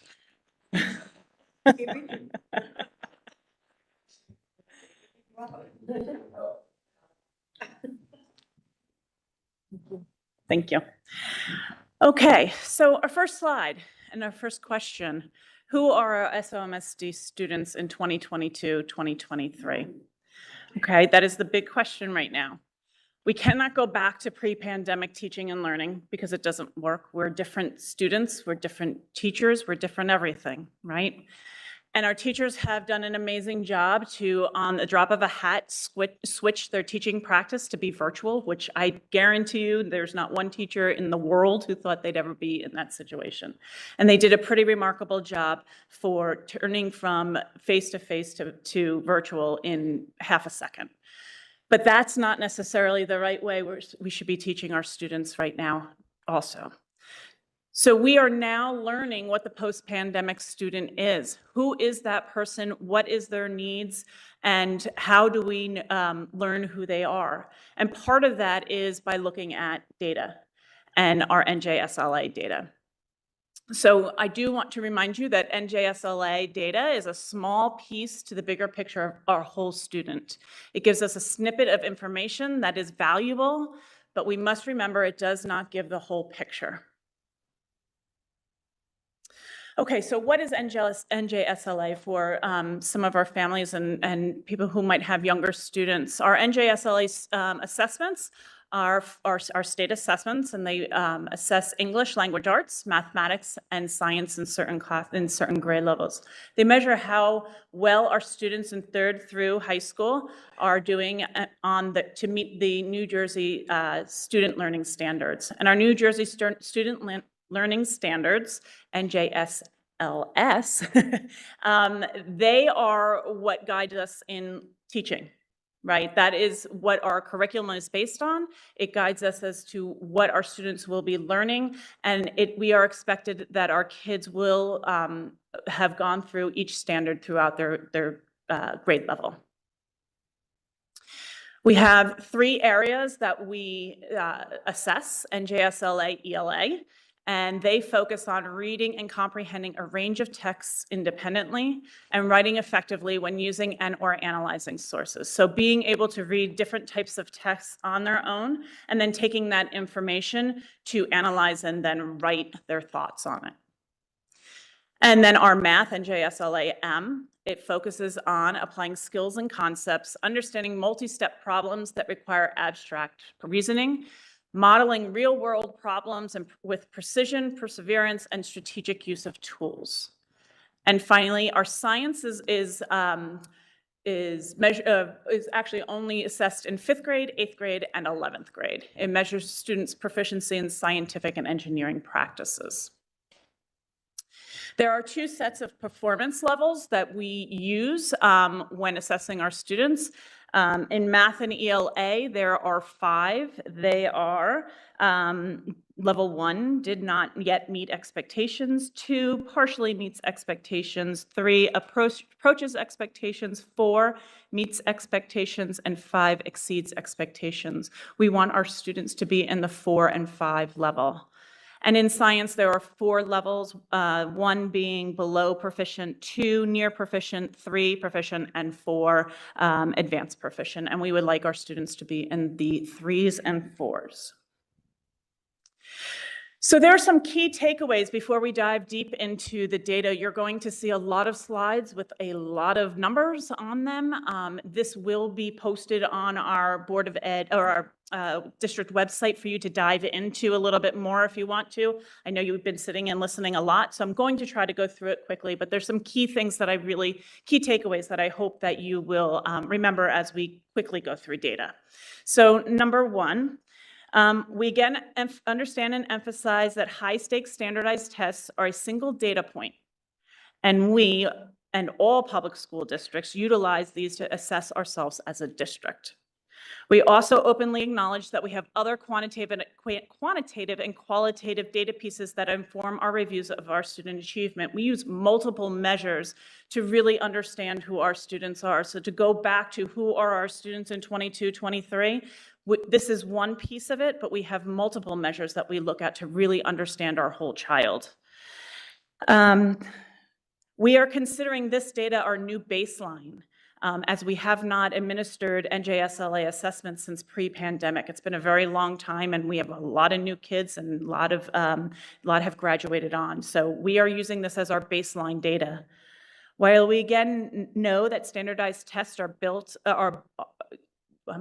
While we again know that standardized tests are but a singular measurement, we are pleased that SOMSD has generally outpaced the state's overall NJSLA achievement data in most areas. So, in most cases, when we compare the number of students who scored a level 1 or 2 to the number of students who scored level 3 in ELA, math, and science, the students who scored a level 3 were higher. In fact, many students in that range of level 3 are right on the cusp of scoring a 4. We are digging deeper into the data to backwards map to find where we might need to reteach and reinforce to support our students in reaching their greatest academic potential. So our cuspy kids, as I call them, we really like to zero in and see what's going on, because it could be as simple as one question they might have missed that might have one skill, one thing that we could possibly do to move them into the next level. But we need to dig deep into that data and really look at the individualized questions and look at our curriculum and see where we need to go and how we can reinforce or reteach some certain skills. And based on this data and other internal evaluations, we are considering a shift in our K-5 math program for the 23-24 school year. We will be sure, obviously, to keep you abreast of what we're doing, and the C&I committee also of our decision-making process. So now we're going to move on to diving into multiple slides of data. The first ones are comparison to the state. And you will see it is broken down by subject, ELA, and our grade levels. You will see that the state percentage is in blue and our district percentages are in black for the comparisons. You can see that we have, in most areas, outscored our state averages. And math. So now it's important to note that we have a high percentage of students taking accelerated math in 7th and 8th grade. In 7th grade, they can take Algebra 1, and in 8th grade, either Algebra 1 or Geometry. This information is important when we're looking at 7th and 8th grade level math, as many of our higher performing students are taking the high school level grade, assessment. So just to go back. So when you do look at this, please consider that when looking at that data. And then finally, our science data. And again, it's only in 5th, 8th, and 11th. Okay, the next set is our school, I'm calling them like a school report. So we took a school and looked at them at a glance. We have all of the grade levels. You can see the grade levels, I believe, in the middle, and then the subjects on the left-hand side. This is Delia Bolden's scores. Clinton Schools.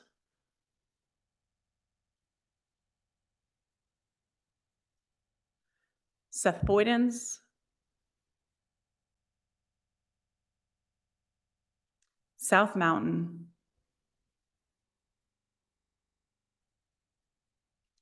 And Tuscan. Our middle schools, Maplewood Middle. Psalms. And at our high school level, it's a little bit different. In ELA, we assess 9th grade, and then science is 10th grade. And then math is high school level math. So please remember that there are some middle schoolers who take high school level math, and they are included in this data. So it's Columbia High School and the middle school, any child who takes high school level math. And here is our school and district comparison. Again, by school, you'll see grade and level. Blue is district percentages, and black is our school percentages. This is Delia and Clinton.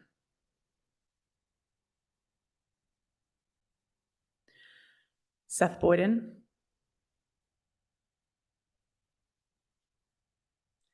South Mountain.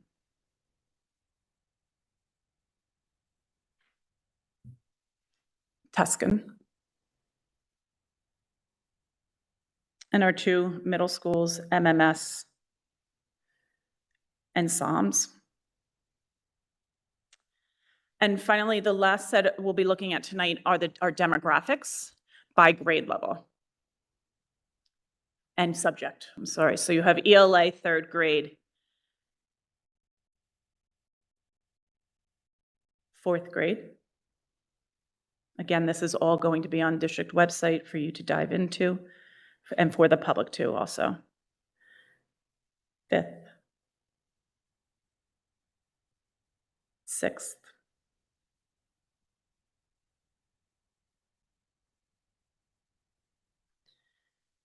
8 and 9. Our math scores.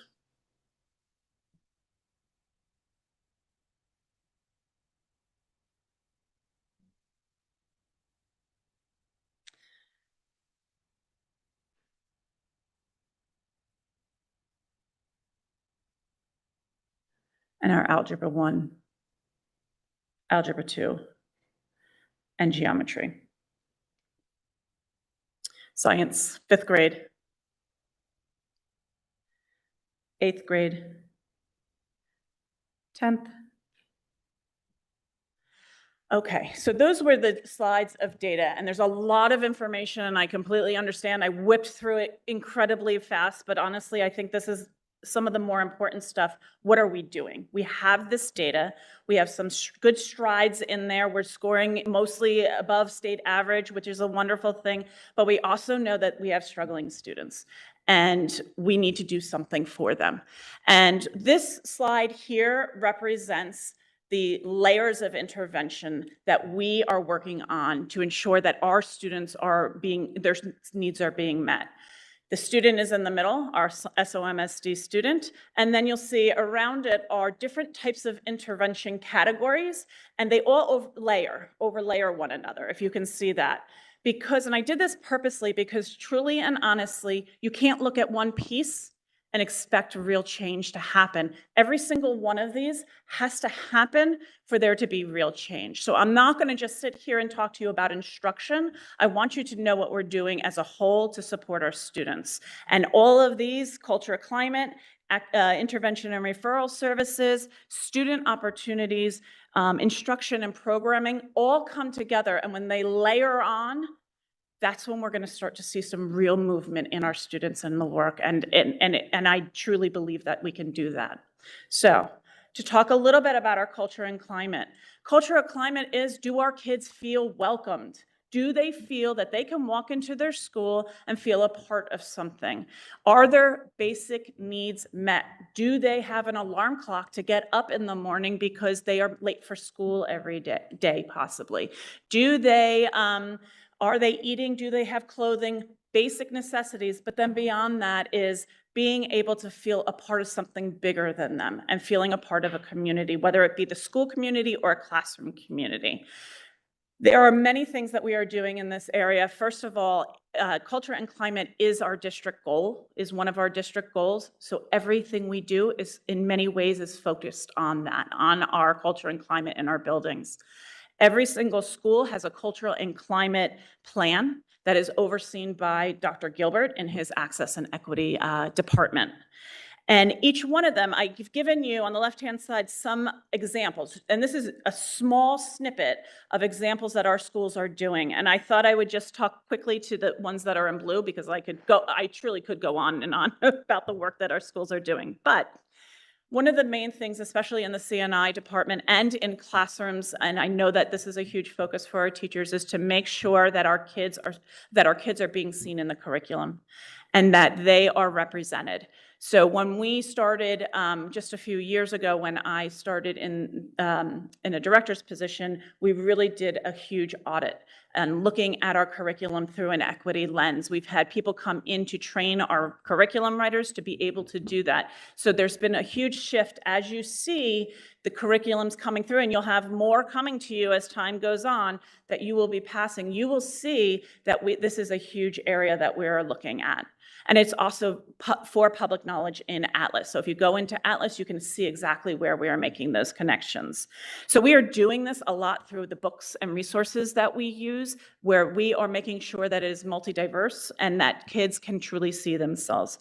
We are also expecting that, that there is inclusion of influential people within diverse identities.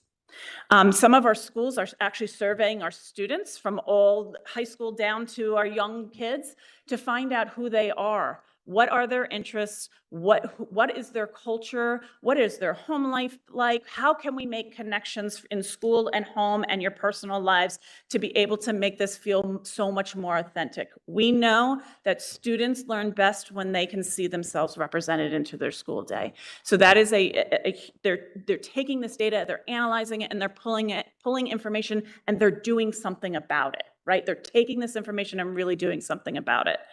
On the other side, we are really enforcing our restorative practices and, especially the thought of building community within our schools and within our classrooms. That is what restorative practices is about. It's 99% about, or 90% about building relationships and building a community within your classrooms. And then if there is any harm that is done with those relationships, we work together to restore those. So we're really trying to continue to give the training to teachers and to work with our students in that way.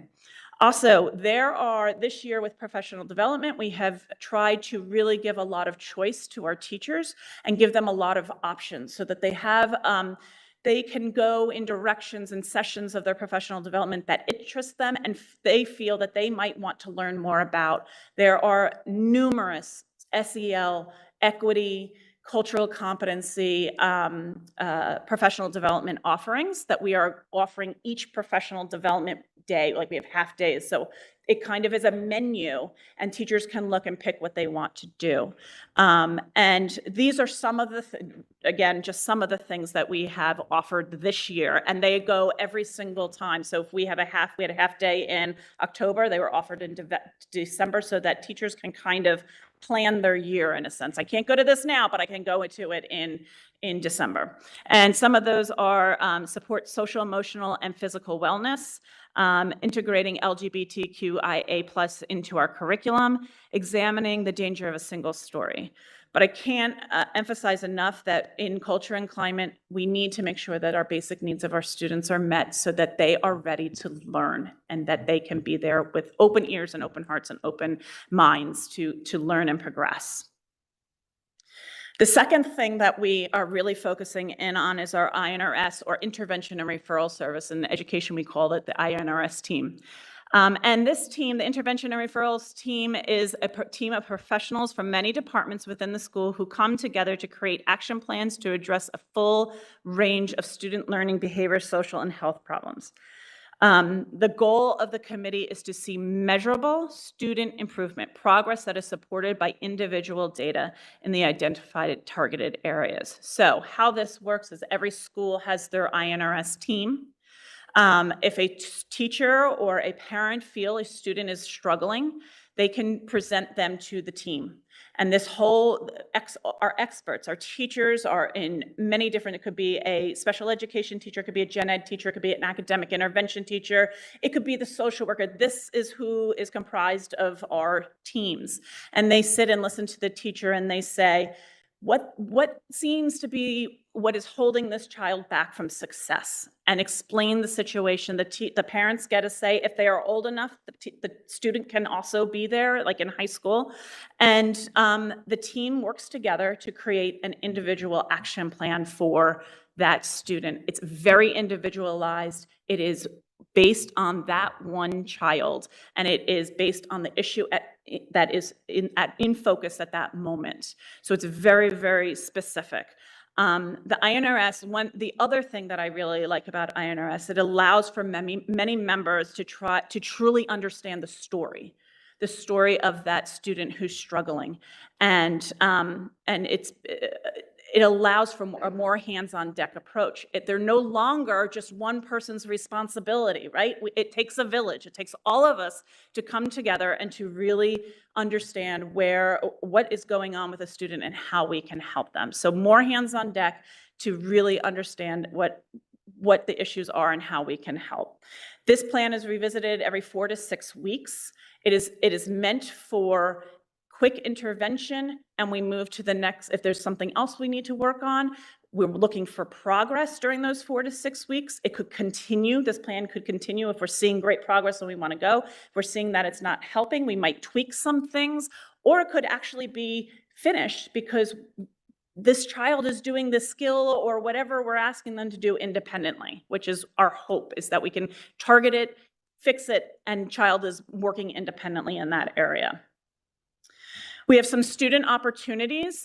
There is secondary conference period that students can go and get support from their teacher. We'll be starting small group tutoring, and we have the Middle School Saturday Academy will be starting in the next month or so. These are all designed to support students, where students go to have this opportunity to go somewhere. And instruction. Yep. That's just our boilers heating up for us. We're okay. We're not blowing up. Mr. Jacoby, don't run out of here. Don't run out of here. He's just getting excited for my presentation, I think. We're okay. No, we're okay. We're okay. Go right ahead, Ann. Thank you. Great, thank you. So instruction, right? The huge piece to learning is instruction, and our amazing teachers that come in every day to do this work. One of the additions that we've made in the last few years are instructional coaches. We have 4 of them currently, and they are truly amazing. This is an opportunity for our teachers to reflect on their own practice. Not only are they educators, but they are always learners, and they value that time to learn and reflect on their own teaching. So they and the coaches sit together and decide what direction they want to improve in. It could be a brand new teacher who's just starting out and learning all the ins and outs and getting herself organized, or it could be that veteran teacher who's just a constant learner and wants to improve their practice even more. And we've seen an incredible amount of great things coming out of these coaching cycles. And we're excited and hope at some point in time we can expand the department, but I'm not going to say much more of that because Mr. Burnside will probably yell at me. But but it's quite valuable, and the teachers we have in these positions are truly remarkable and wonderful.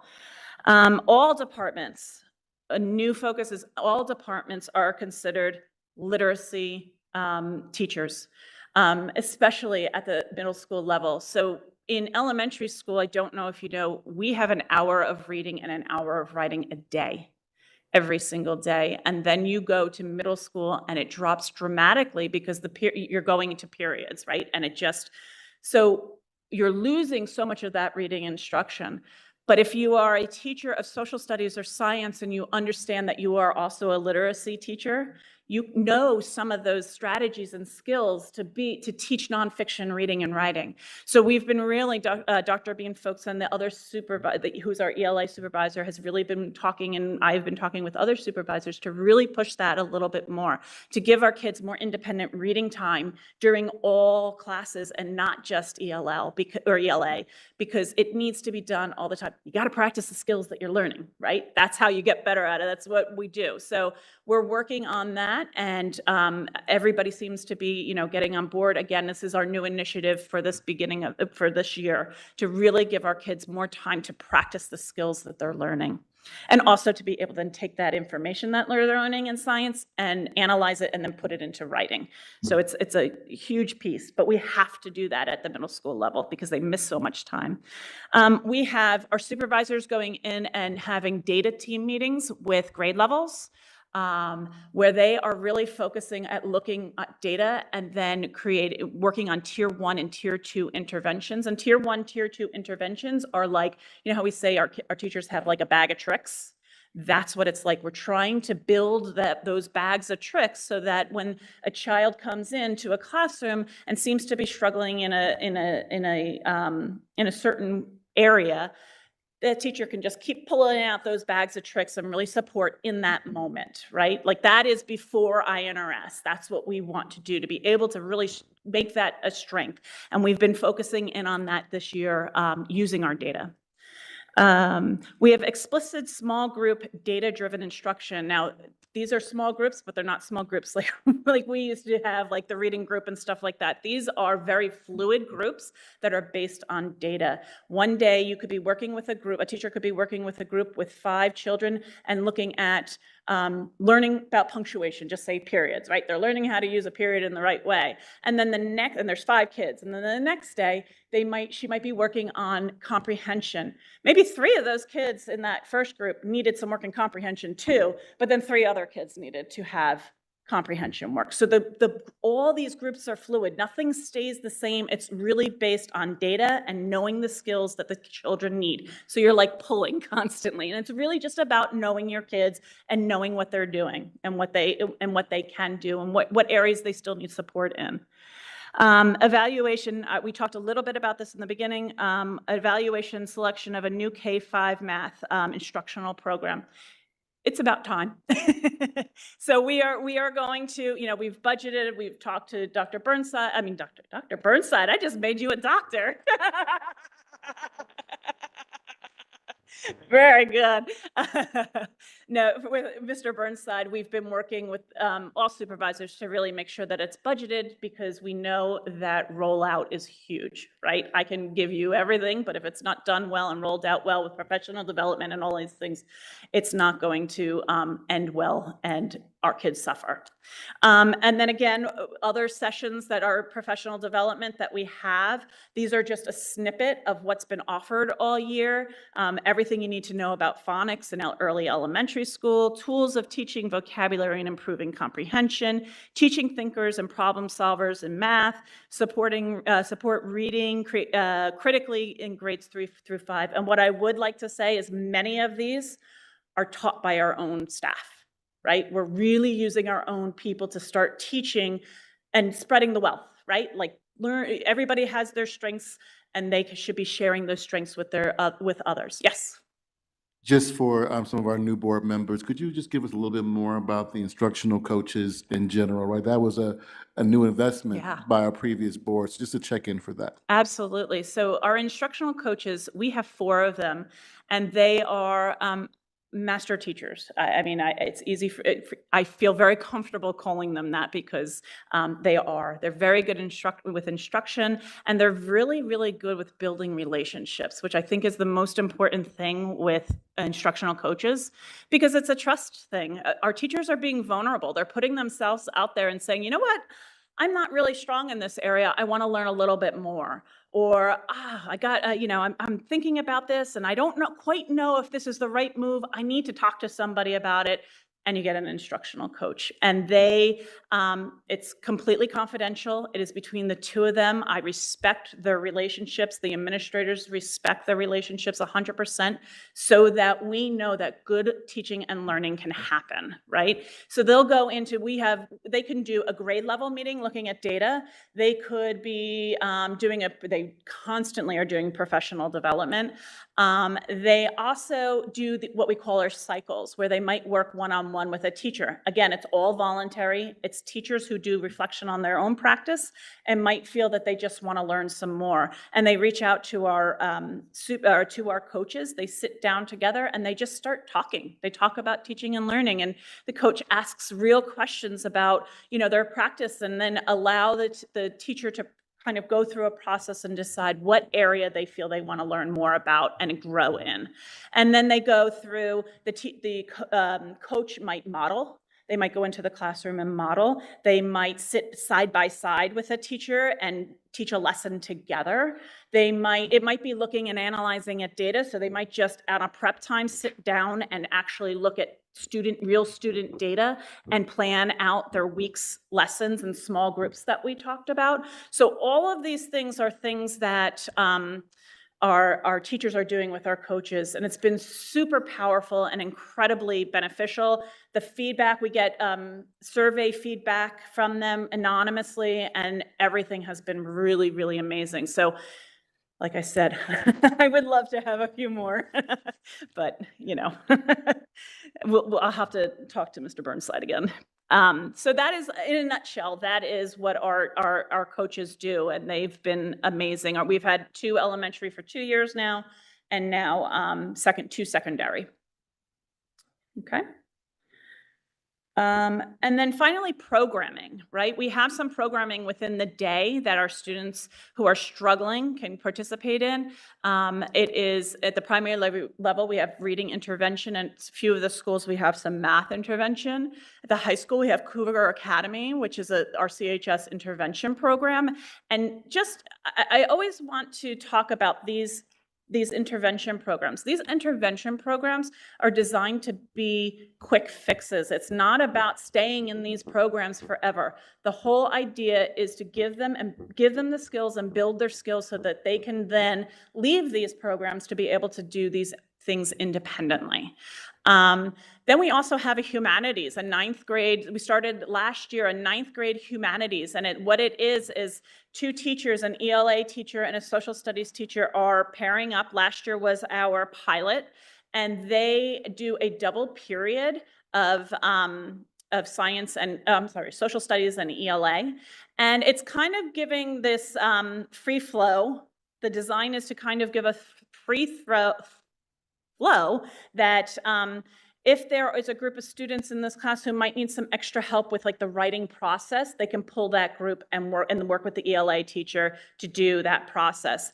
And then maybe some other students need some extra reinforcement on social studies content, and the social studies teacher can do that while other kids are working independently. It's a double program. We're still working out kinks. Our teachers are phenomenal, and they're committed and they're dedicated, and they have been wanting to do this for a very long time. So I give them a whole lot of credit. I meet with them every year a few times to see where we are, see what we need to do, and I will continue to meet with them, but they are really putting a whole lot of effort into this program. So it was successful last year, and now we have doubled our size this year.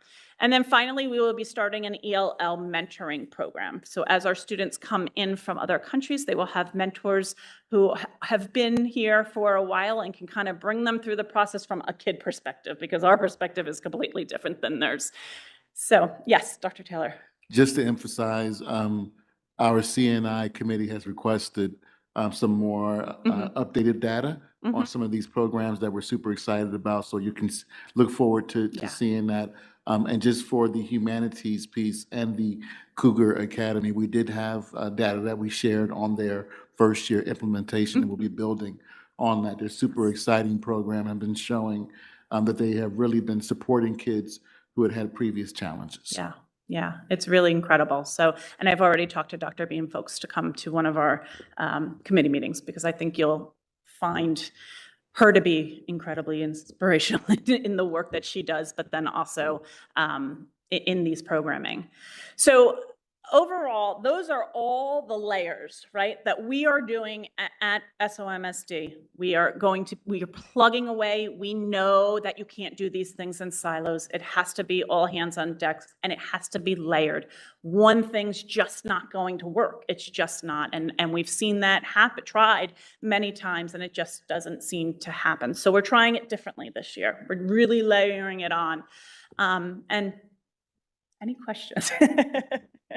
Now that I spoke for a long Thank time. you. And for the public and folks who are watching, the board did have a chance to send questions ahead of time that they received answers to our board president. Do you want to open up for further questions? Are there any further questions? Dr. Telesford? And then. Just want to thank you for that presentation, Absolutely. and I'm very glad to see that a lot of the things we discussed in data committee in that presentation were presented in many of the tables, especially like the breakdown by school and demographics. The one thing I wanted to ask about is we talk about this whole layered approach. Yes. We talk about the culture and climate of teachers, and they can kind of pick their own menu. Is there, I guess, a plan to kind of look at what are teachers picking and in terms of their, I guess, professional development to see what areas, I guess, are popular, what are areas that people are not picking, what are areas that, since we're also looking at the students themselves, do they see themselves in the curriculum? What areas do we see, is there a gap? And try to make sure that there is overlapping, because we want to make sure there is that layering. Yes, absolutely. And we have put out a survey that we send out on professional development days, and we get as much feedback as we can. I just recently, in the last go around, added, what else do you need, right? So I did a lot about what their impressions of what they just went through, but then I also was like, wait a second, I need to know what you need. And so that was added, and I always encourage them to give me feedback, because that is how I can plan all of these things and give it to the supervisors and say, look, this is what they're saying teachers need, and let's make sure that we meet those needs. Thank you. Sure. Board Member Malaspina? Hi, yes, I want to Hi. thank you for your presentation. Thank you. I appreciate it.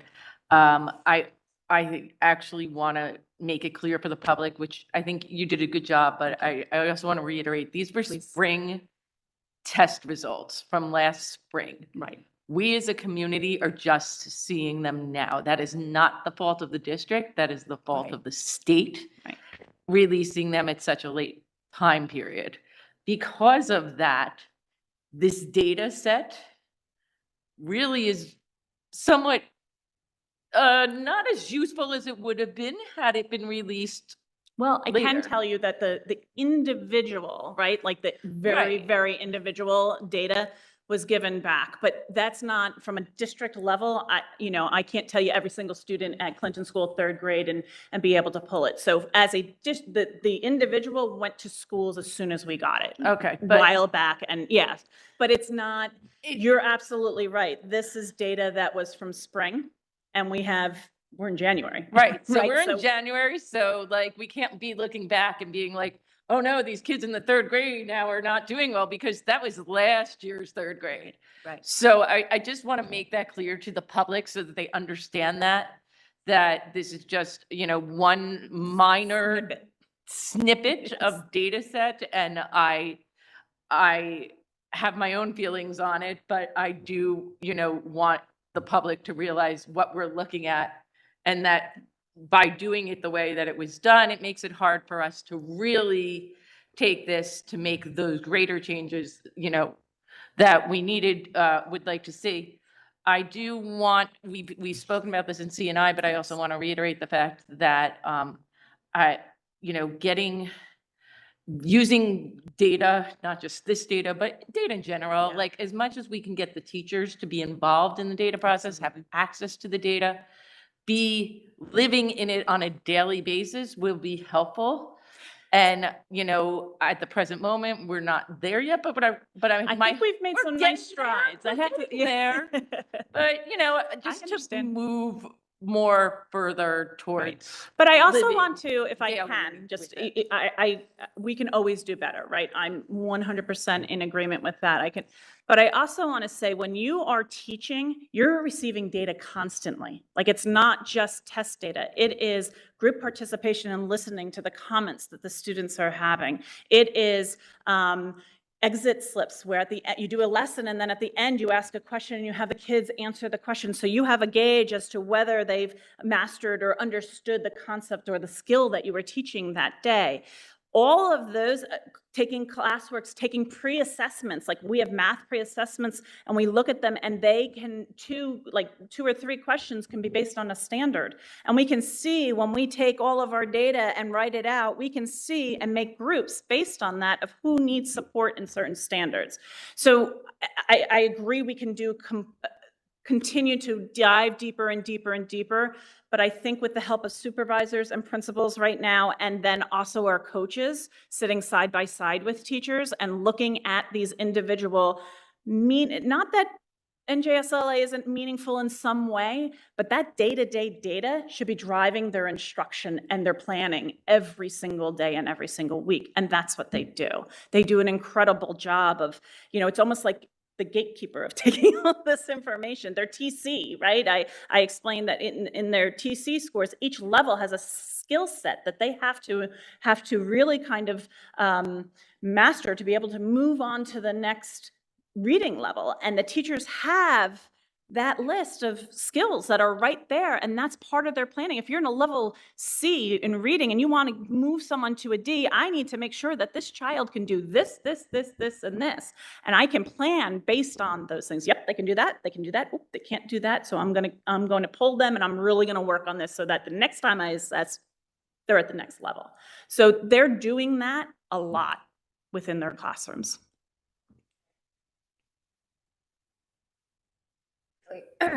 I just wanted to sort of reinforce the idea that although late, this data set, and you always really make a point in our CNI meetings and in the larger space that all data that we use is but one of a plethora of data that we're using to inform decision making. And this is just one of those. And although, of course, we would love to have it earlier. Exactly. Even later, I think as a district, it's an important snapshot and dipstick to be able to see patterns and trends and to see what's consistent over time versus what may be popping up and requiring additional resources or a shift in an approach. And so while I think we all may have individual opinions about standardized testing, in general, I do think that this kind of data, when taken correctly, Yes. right, and not overemphasized, can actually be a really healthy mirror for a district to be able to make course corrections.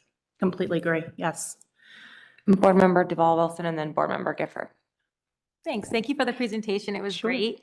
Thank you for answering so many of our questions in advance, but I did have some new ones. So I could be misreading certain things, but it looks like when it comes to reading and ELA, you're putting a major emphasis on 3 to 5. I saw that as a bullet point, 3 to 5.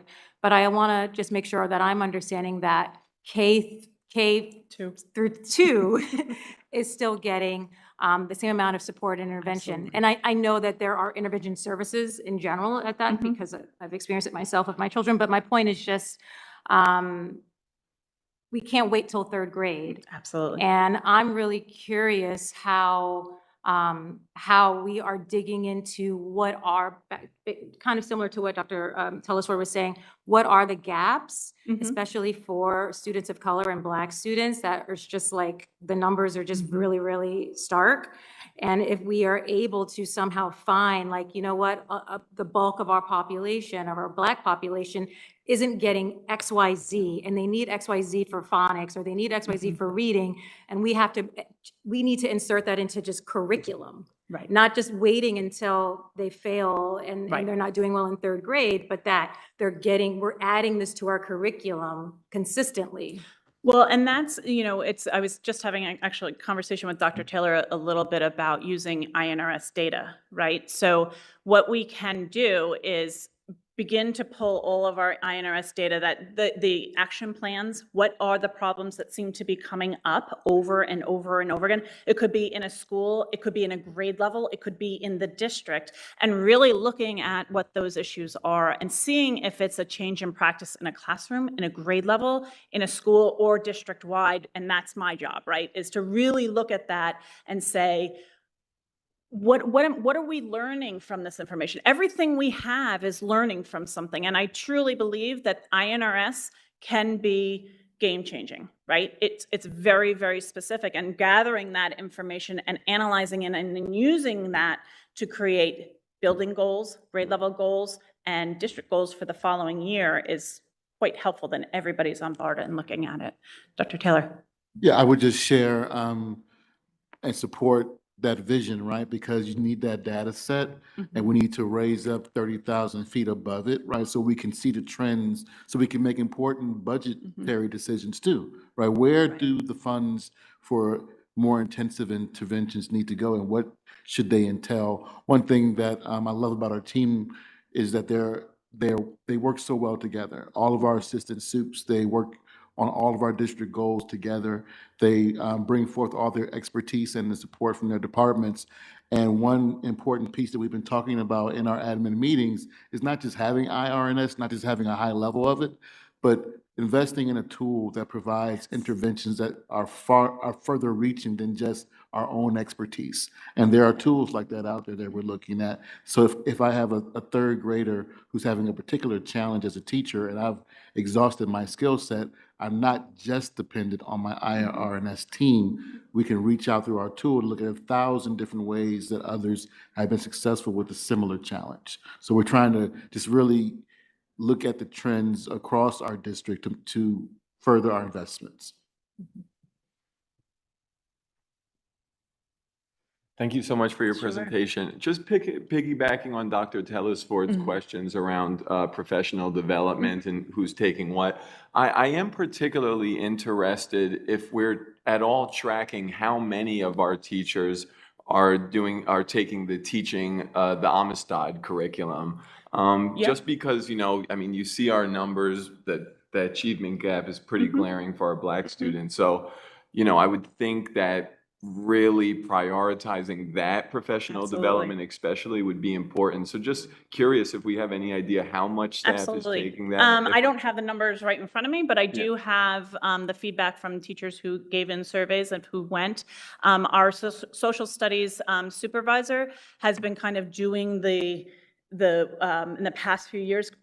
I should start back a little bit. When I came in as a director, one of the first things we did was look at the Amistad curriculum and ensure that we were putting it within. If you look at Atlas online, which holds our curriculum, you will see I tried to be as transparent as possible in that area to show on each curriculum. It's not on every single one because sometimes it's not appropriate, but there are many areas where it is appropriate. You will see an area that says other curriculums like Amistad, Holocaust, LGBTQ, all AAPI, all of those inclusions, because I thought it was really important and we needed to be transparent of when these teachings were coming in. When we did that, and when I came in, we did a whole revamp of the social studies curriculum. And at that point, it went public in that sense, but also our social studies curriculum made the rounds to be able to talk to different teachers about the new curriculum and how to do it. We're still offering, I don't know if you saw up there, but there is offerings for teaching the Amistad curriculum as one of our offerings this year. Oh, no. So and I love that it is available. I think that's great. My question is if we have a gauge on how many people are actually taking it. Well, there are some that this is the only time it was a choice. Okay. The other ones were during grade level meetings and different times that were not choices, that were done at, this is the first year we've done choice, or we've given a lot of choice. But previously we have, teachers had to go to different things. Okay. So, yeah. Okay, Board Member Deval Wilson, then Board Member Malaspina, and then if we don't have questions, I'll ask a question. Okay. This is just a quick question. I was just curious. I'm so happy about the IRNS. Is there a standard communication that is given to parents when their child is part of that? Or is it up to the IRNS specialist to be the one to communicate the process to the parent just so they understand? Yes. So there is, every school has a leader of INRS. Usually it's one of the assistant principals at the elementary school. It definitely is. At the middle schools, I also believe it's one, I don't know which one for each building, but then at the high school, it's our guidance director. And he is supporting the middle schools also in that area.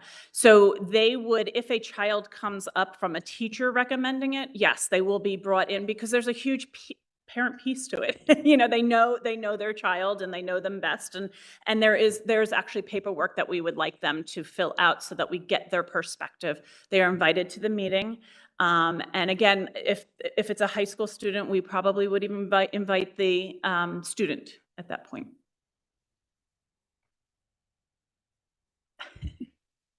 Does anyone else have any other questions? My question was just in regards to the instructional coaching, which, well, thank you so much for the presentation, and it's so exciting that we have 4 instructional coaches. So I just wanted to know how we're measuring the work and the impact of the instructional coaches, and if we're looking at trends where we might see instructional coaches being really active at the grade level, at subject matter, at particular schools, because, you know, that data could potentially then circle back to the work that we do, and obviously in CNI and identifying areas for improvement. So are we doing that right now? Yes. So we do get feedback from all teachers who go through the process. That's number one. So we are understanding what is working and what might not be working.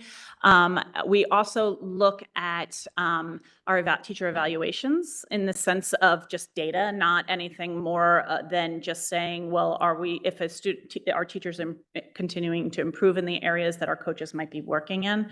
Again, it is completely confidential, so we don't, I can't go into somebody and say, oh, but I think as an overall look, and when we look at teacher evaluation, because that's another tool, another set of data that helps us to drive professional development and things like that.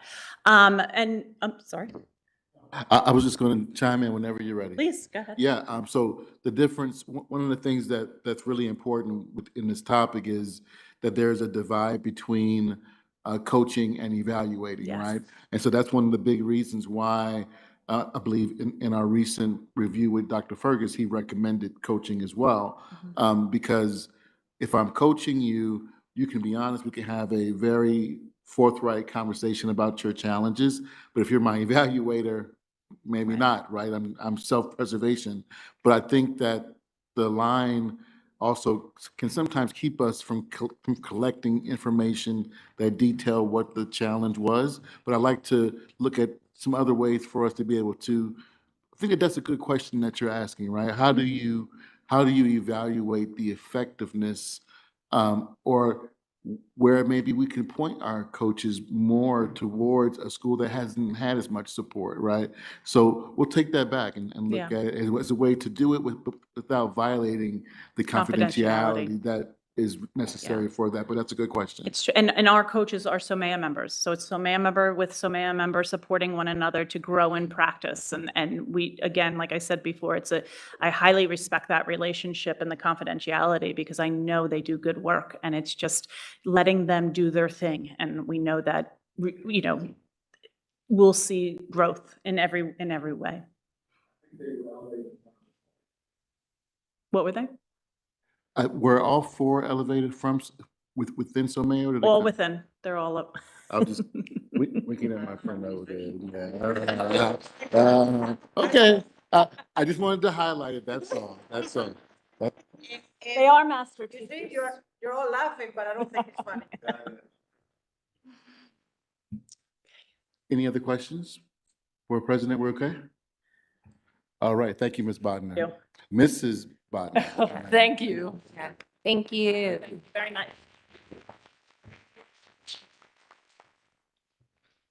Moving right along.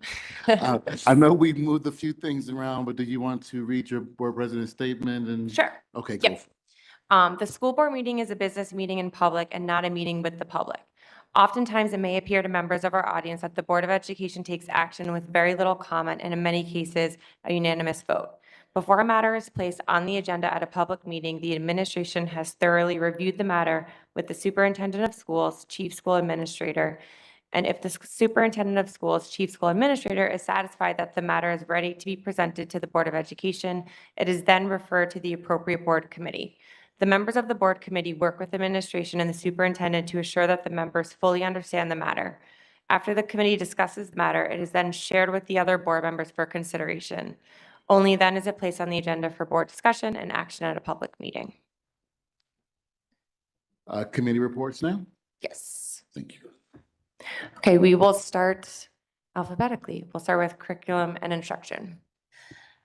That's me and Nubia.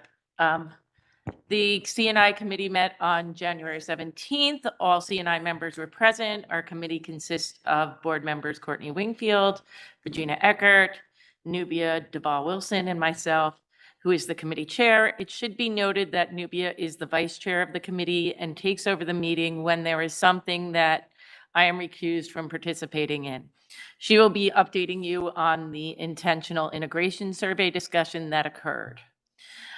We started the meeting by discussing our two district-related CNI goals, the SEL restorative justice goal, and the goal related to providing supports to struggling students. Ms. Budine and Ms. Bodnar gave their overview of what they were doing related to each goal. We talked a lot about how the SL team has done a deep dive into the INRS process, which we sort of saw right before, and has come up with a number of different improvements, including consistency across schools, creating a bank of interventions to teach for teams to choose from, and making sure they are using data to inform their interventions. We then moved on to reviewing the CNI policies that are up for review for the second read this month. We also are very excited about the book adoption resolution that is up for a vote tonight. We are doing Build a House, which discusses the Juneteenth celebration and will be used with our third grade through fifth grade students as part of a cross-curricular activity, which sounds really exciting, and I want to personally see the result of it. We were excited to learn, as Ms. Bodnar stated, that we are looking into getting a new K through 5 math curriculum. The teachers and administrators are looking at different options, and we spoke about how important it was to make sure that it was rolled out properly with training not only to staff, but also to parents, because we know that how they do math now is not how we learned how to do math. And so we spoke a lot about possibly figuring out ways to roll out whatever the new curriculum is and to train the parents on it. We had a robust discussion on home instruction. To qualify for home instruction, students must be out for 10 days straight. So if a student, say, is out for 9 days but comes back on the 10th day and then is out for the 11th day, it would have to start the process all over again. We are having the same teacher shortage issues with home instructors as we are seeing with teachers. We have approximately 4 students right now who are in need of finding instructors. If the students don't get instructors right away, when they are eligible for them, they will be owed the days that we weren't able to provide them with the instruction. So it doesn't just mean that goes away. We will provide them with compensatory instruction. We get our instructors from 3 different agencies. Some of our teachers and substitutes are also home instructors. If a parent or somebody is interested in home instruction, please let us know. They can apply to be a substitute teacher, and they can then start to be one of our home instructors. Our rate is $35 an hour. It's typically about 10 hours per week. The board discussed looking into the possibility of raising the rate to attract more teachers. We are also struggling with teachers wanting to go into homes and others, and they would have loved to have been able to do it virtually like during the pandemic, but that is not possible because the state will not allow virtual instruction anymore, thus making it harder to find home instructors. So if anyone wants to be a home instructor, please contact us. We also, the committee looked at our talked a little about our G&T instruction.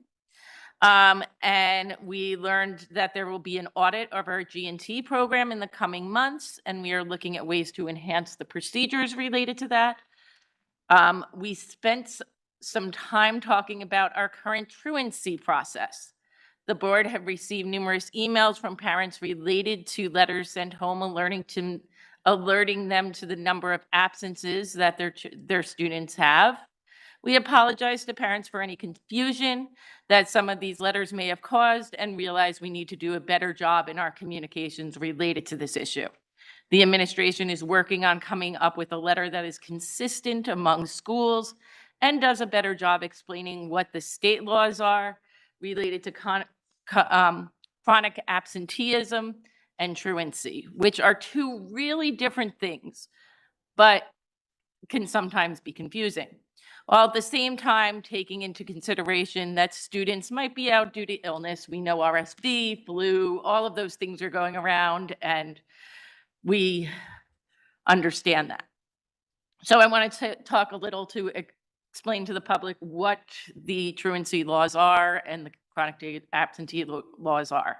The New Jersey law defines truancy as students between the ages of 6 and 16 who have a total of 10 or more unexcused, and that's the really important term here, unexcused absences from school.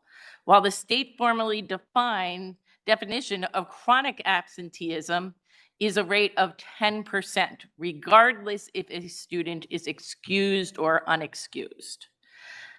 It's an unexcused or excused absence. Chronic absenteeism is defined as missing 10% or more of school days, which in New Jersey means missing 18 days or more each school year, or about 2 days per month.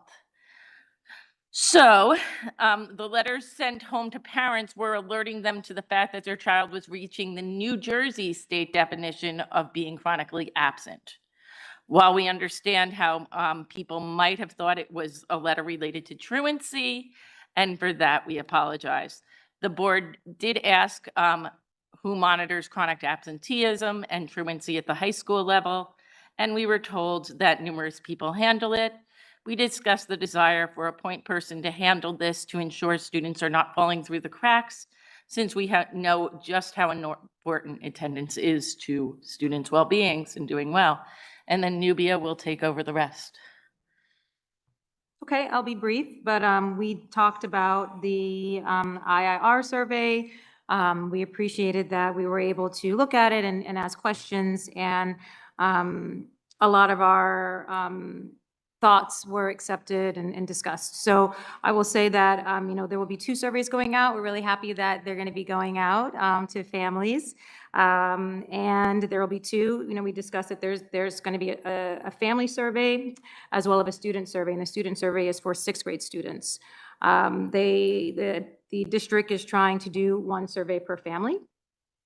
They don't want to ask about, we asked, are you going to ask about transportation on this survey? They said, no, we have enough feedback on that. We won't be doing that. But I will highlight some of the things that we did ask about that they have agreed to include. Speaking of attendance, they are going to be, that is not going to be something that is added to this survey when it comes to, has your child had any issues attending school? That's not part of the qualitative data that they're seeking. They will add an option to share the race of the child. We thought it was very important that if they're going to be giving feedback on questions like, does your child feel like they are part of the community at the school, we would also like to know what the race of the child is. So we're happy that they agreed. They are also asking the race of the parent taking the survey, so we'll have that as well. They will add a brief, or they have added, I should say, since it's going to be going out in a few days. But the survey will explain the definition of diverse. We didn't want to just leave it up to chance that a parent will understand our definition and what our vision and mission is for the integration initiative. And so diverse will be defined through characteristics on the survey to clarify how to answer that question. They will ask, the survey will include a classroom diversity question as well. So there's one about the school overall and then also classroom. Benchmarks of There's a question about students receiving the supports to achieve grade level benchmarks. And we thought that was important because so many of the students entering into the phase 1 and phase 2 of the integration also experience learning loss. And we just want to make sure that we are allowing parents to give us as much information as possible on those particular students, especially since we have students who are going to be with teachers that might not be used to teaching such a diverse population in the classroom, and we want to make sure that they are that those parents are being heard if there are any issues. They will ask if parents are experiencing any hardship as a result of the placement, and to define what that hardship is. Ensuring that children are seeing themselves reflected in the curriculum, whether that's race and ethnicity, et cetera. And then there will be a grade checkoff list. Again, since this survey is one per family, we just want to make sure that when these results are being output, that we have enough qualification or evaluators understand that, okay, this was a child that was in, kindergarten with this experience or first grade with this experience. Obviously, the survey has sections where parents can be more verbose in their description, but we want to make sure that we are not leaving it up to too much chance to have the free response section so that we can get the data that we need. Thank you. It should also be noted that I recused myself from the discussion, but didn't leave the meeting. Are there any questions? Yes, Dr. Telesford. I was looking at the meeting minutes and you were talking, I guess I looked at the review of the district goals and looking at the goal on, I guess, student achievement and like I'm looking at struggling students.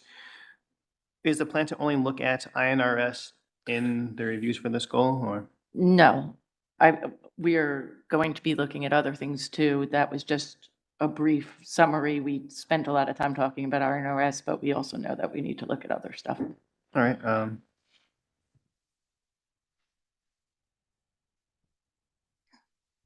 Any other questions on Curriculum and Instruction Committee? Okay, moving right along. So now we have Facilities, Finance, and Technology. Board Member DePaul-Wilson. Okay, so we met on January 18th. All board members were present. We had a great meeting. We spent I would say the bulk of it getting an update on long-range facility plan with Kathy Tartaglia from Epic Management. She did a really great job of going through the projects and where we stand budget-wise. Mr. Burnside gave a pretty thorough update earlier, but I will say that we have requested in the next meeting that we talk a little bit more about Maplewood Middle School, and just further dissecting what's part of the long-range facility plan and any other and other construction needs that the school might have. And speaking of Maplewood Middle School, just reiterating what Mr. Burnside said, we all want to make you a doctor. I know. Let's just give it to you. I just want to reiterate what Mr. Burnside said about hearing the parents. We really understand how this is affecting the children and the students, and the administration has really been on it. I mean, you wouldn't know this, but they were working on this since the holiday break, like taking time away from their families to go to the school and figure out what was happening and how to move forward as effectively and quickly as possible. So with that said, we're happy that this is in process. Of course, we have to also do this through the insurance, so there's a process that step by step, but like Mr. Burnside said, about a month or so, a lot of this will be completed, and we're happy to hear that. We also spoke about the auditoriums, and that they all have been inspected, and then specifically Seth Boyden and South Orange Middle School with needed support with the rigging and lighting. We all know a lot more about rigging and lighting than we ever have before, but I'm really happy that we are able to pull that from our capital reserve to support the school's auditoriums, because we know how our entertainment and drama and theater and all of the things that are the arts that our students enjoy doing. We want to be able to have them do that as safely as possible.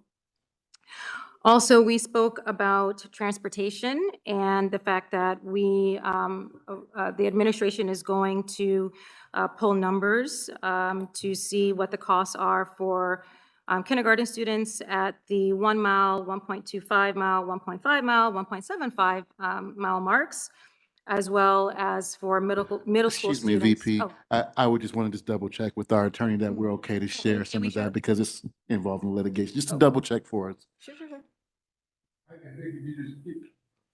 If you keep it general, it's fine. Yeah, Yeah, that's yeah, all I'm saying, yeah. yeah.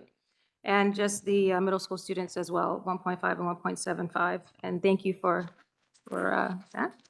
That's all I'm gonna say. And then, let's see, what else? For budgets, we discussed introducing school-by-school spending and being able to make sure that spending in schools is equitable. And it was advised that in order to do that, we really need to finish the integration initiative, have that be complete so that all the movements and all the students and populations are settled, and then we can better evaluate and analyze school by school. Let's see, and then per our district goals, we discussed the fact that by May 31st, we will have analysis of the potential budgetary impact of losing Title I for particular schools or the district overall. And so the district is well aware and is already tracking and doing their due diligence to make sure that should that change, that we have a plan in place. Also, we want to ensure the public is aware that there will be an update on the budget on March 16th. And the public is welcome to attend and provide feedback and ask questions during public speaks. We know that the district budget has been a hot topic over the past year or so, and so we want to make sure that the community knows that they are welcome to that meeting to come. And then I'll just add new business. Should I mention new business? Yeah, why not? All right, so I'm not taking up too much time, am I? So new business, we talked about My Payments Plus, which parents know that's where you allow your child to be able to pay for school lunch, and it gives us actually a fee when we put money into our child's account. There is a fee to do so. We talked about those fees, and our administration has tirelessly work to make sure that those fees are as low as possible. There has to be a fee to use My Payments Plus, but additionally, we want the community to know that the administration has also explained to our lunch vendors that never turn a child away. If the account is empty, if the child doesn't have the money, so be it. That child deserves food and a meal. So that's great. And then also we talked about field trip payments, how there's not consistency across the district, whether your child can pay by cash or by check. And now field trips are reinstated, which is wonderful, that our students are able to go on trips, but sometimes there is a fee involved, and that is because of transportation, buses, and expenses there. And so we discussed having the steering committee try to have across the board just alternative options for parents if cash is an issue for them and they would prefer to pay by check. And that was it. Any questions for Finance, Facilities, Technology?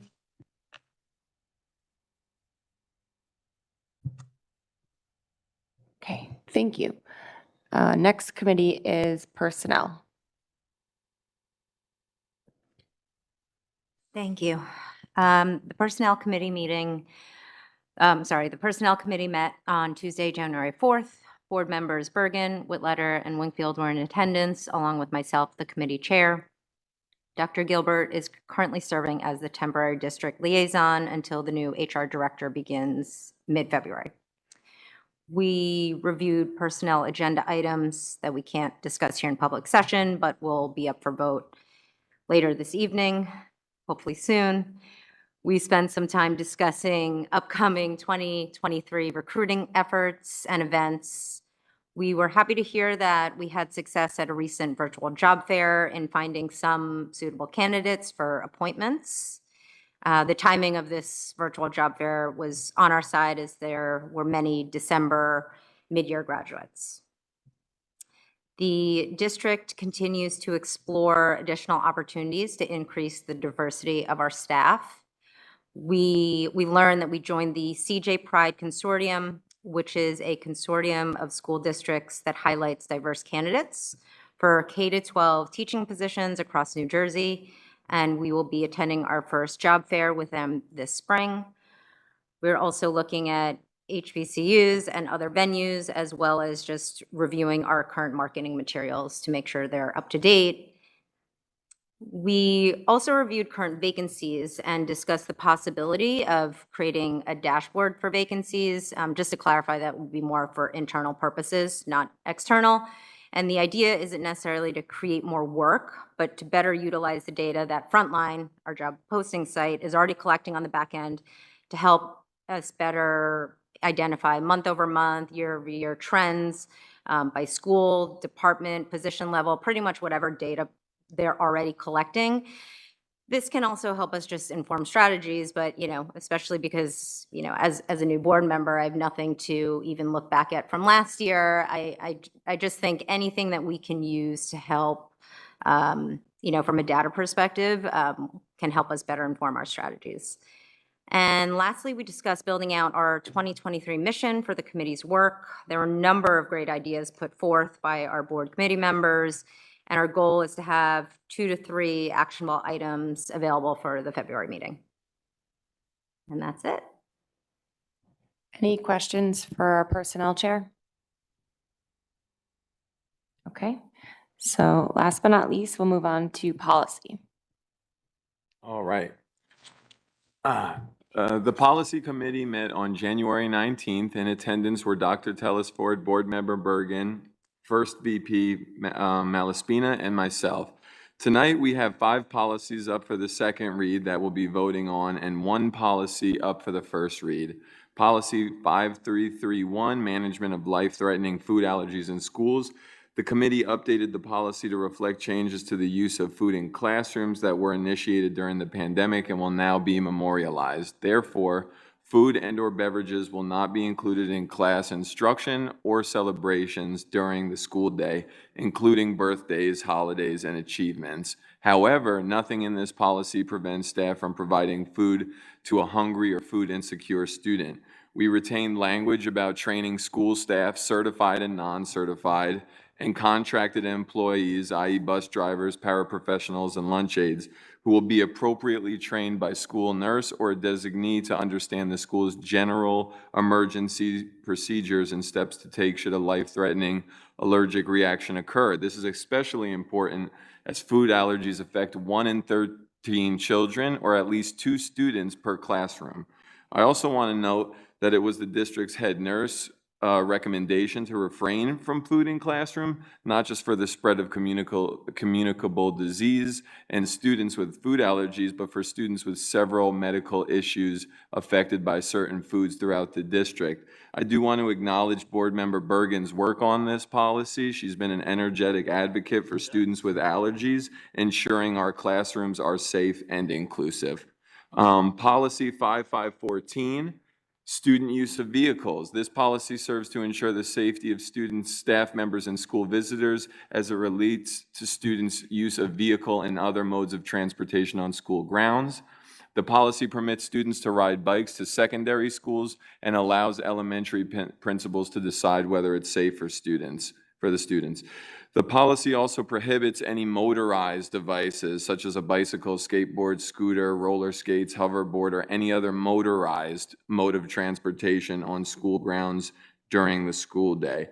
Policy 5519, dating violence at school. This policy tasks the principal of each school to designate at least 1 school employee to serve as the school-based advocate. The school-based advocate shall provide a specialized response to sexual harassment, dating violence, and sexual violence in the district, and act as a liaison between the school, the Title IX coordinator, and students who are experiencing sexual harassment, sexual assault, dating violence, or sexual violence. Policy 5722, student journalism. This policy addresses the free speech of student journalists and types of speech not protected by the district, as well as procedures for addressing unprotected speech. The board believes that freedom of expression is an important fundamental principle in a democratic society, yet the rights of students to free expression in public schools pursuant to the First Amendment are not automatically coextensive with the scope of such rights by individuals in other settings and shall be applied in light of the special characteristics of the school environment in accordance with the law and the provisions of this policy. And lastly, policy 8454, management of pediculosis, which just establishes dealing with head lice. Up for first read is policy 2361, acceptable use of computers, networks, computers, and resources. Addresses behavior as it regards to the use of district technology, devices, networks, and resources. 5460, high school graduation, establishes requirements for graduation. This policy also affords students in our district the opportunity to obtain a state seal of biliteracy for those who have met all requirements by the New Jersey State Board of Education. 1648.11, the road forward from COVID health and safety is to be abolished due to the state removing the health emergency. 1648.13, school employee vaccination requirements to be abolished due to the state removing the requirement. I also want to note an important presentation given by Ms. Budine discussing committee procedures and potential adjustments on how to review. Ms. Budine informed the committee that Strauss-Esme will be completing a full audit of policies to ensure that the district is in compliance. Strauss-Esme has recommended that a new review process be established where mandatory policies up for review are sent in the format presented by Strauss-Esme as opposed to the red line version, and that the district refrains from making major edits to the policy. If there are major revisions, the recommendation from Strauss-Esme is that it is sent to Strauss-Esme for their attorney review. This recommendation is being made by Strauss-Esme to help accelerate our policy review process, as most policies should be reviewed and passed within a 2-month period, whereas policies take about 4+ months to be approved under our district's current process. Strauss-Esme's goal is to ensure that policies are legally compliant and worded to protect the district from legal liability. Strauss-Esme is also willing to come in and provide training for the committee. Ms. Budine was good enough to create a document that includes the current policy review process juxtaposed with the Strauss-Esme recommendation. The committee had a general consensus that we need to increase the speed at which policies are approved. Still, there is concern over potentially disregarding the work of past committees by moving away from the red line process that we are currently using, which takes a large amount of administrative time. The administration is looking at ways to compare the boilerplate Strauss-Esme policies with our policies so that we can easily compare the two policies and make sure we try to memorialize the work of previous policy committees when appropriate. The committee plans to continue discussing options for how to address a potential revision to our procedures moving forward. We will revisit this topic as we get training and gather more information. Until that time, we will keep our process consistent with the current practices. And that is all I have, unless anyone has questions.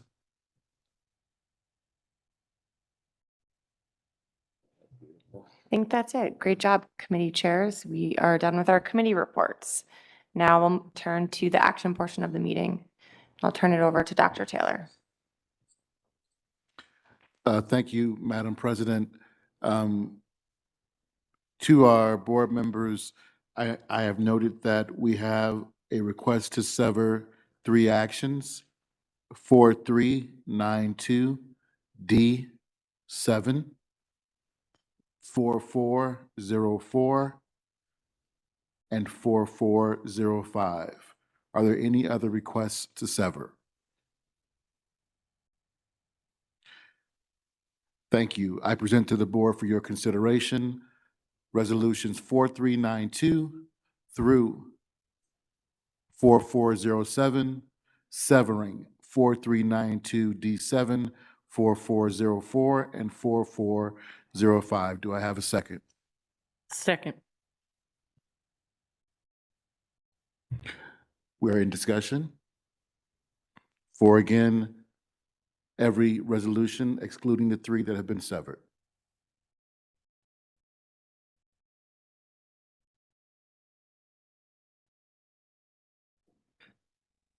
Madam President, I do not see any discussion. May we move forward? Mr. Burnside, please poll the board. Board Member Bergen, Yes. Board Member Duval Wilson,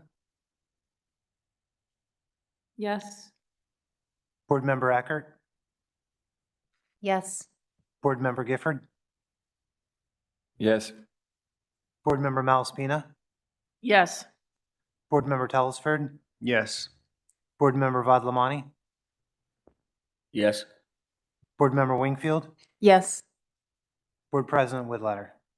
Yes. Motion's passed. We present number one of the severed resolutions, 4392 D7. Do I have a second?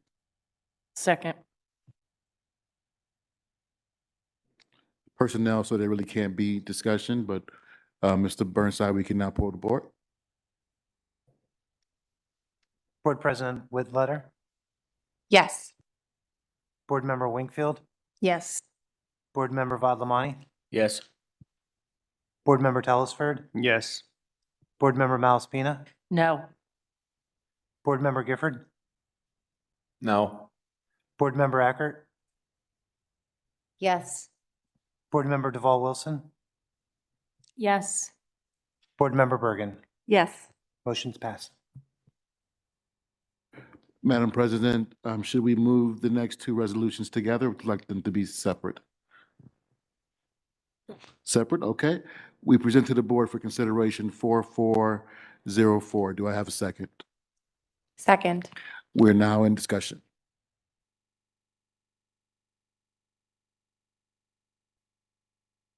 Sorry. Dr. Telesford. All right, I was looking at the committees, and one of the things that I've noticed is that there had been a presentation of the, I guess, committee assignments, but we have two special committees. We have Special Services and Data Committee. And Data Committee has been left off of that. But according to our policy 0155, special committees may be created for special assignments, drawing upon only sitting members of the board. The same rule shall apply to special committees as apply to standing committees, except that they shall be dissolved by board resolution upon completion of their assignment. So I just wanted to read the assignments for both of those committees that were created last year. For Special Services, the goal of this committee is to help the board understand how we can better support the district's obligation with respect to special services. And for Data and Technology, the goal of this committee is to help the district understand some of the data requests the board thinks will help in identifying board priorities in the future. And our last data committee was in December, in which we had a variety of, I guess, action items that we were working on. One of the main things that we did when we started the data committee was we wanted to make sure that our work was surrounding district goals, and some of that was building some of our data reports. The NJLSA or SLA presentation we just had incorporated many of the discussions and suggestions that the data committee asked for. In particular, the idea of breaking it down by school so we can see how different schools are doing, and also looking at demographics, and also looking at some of the stuff that we'll be getting as a board in terms of IEP status, 504s, and ELL students. There is still a variety of work that we are working on. One of the things that we were discussing was pass-fail data. We were also looking at graduation and trend analyses, and we were also looking at access and equity, looking at exit interviews and HIB reports. And another thing we also wanted to look at was we want to review many of these presentations so that we can improve the presentations that are presented to the board so that it's easy for us to understand them and also ask questions. However, because the data committee has not been included on this list, our work has been abruptly stopped. However, according to our policy, we do not remove or we do not dissolve these committees until their assignment is done. And we are in the midst of our work in the middle of a school year, yet our work is being told to be stopped.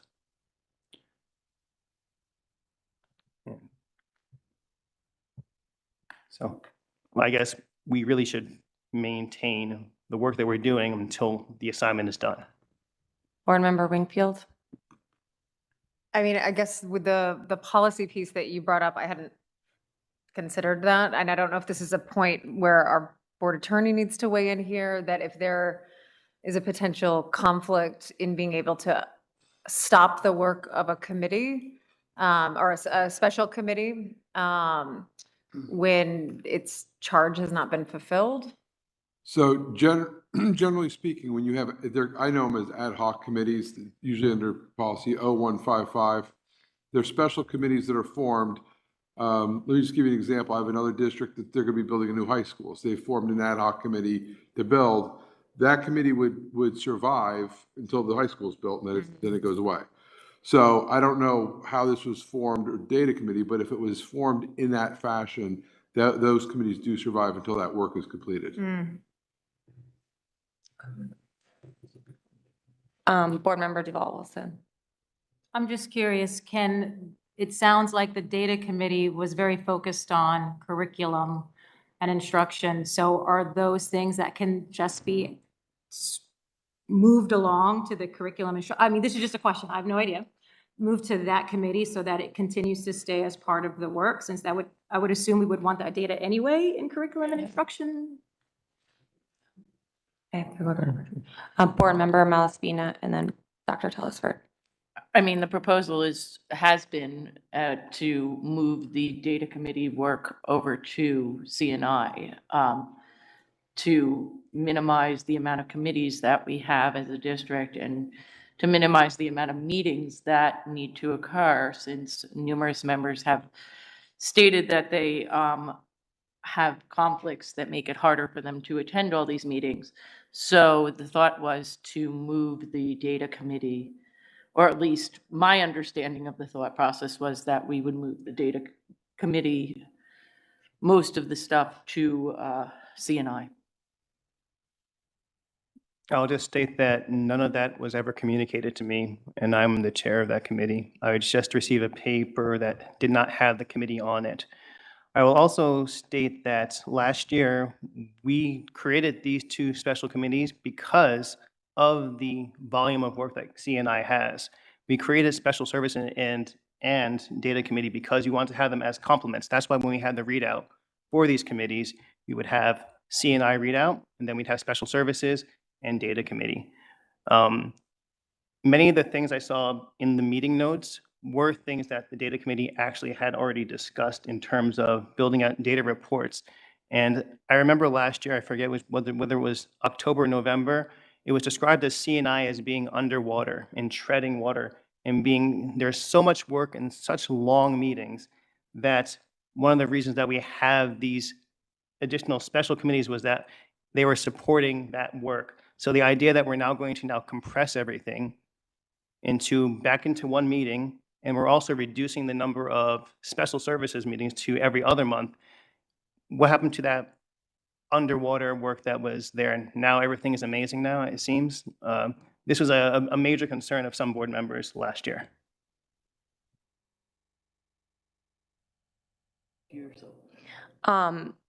So the weird thing about our bylaws is that all of our committees, even our standing committees, so maybe this is something we bring to policy, that they actually all dissolve every year.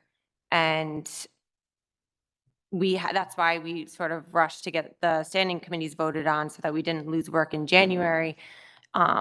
And I had conversations with NJSLA about this because she was like, this is rare. I don't necessarily see, especially for your standing committees, that the committee's structure dissolves every year.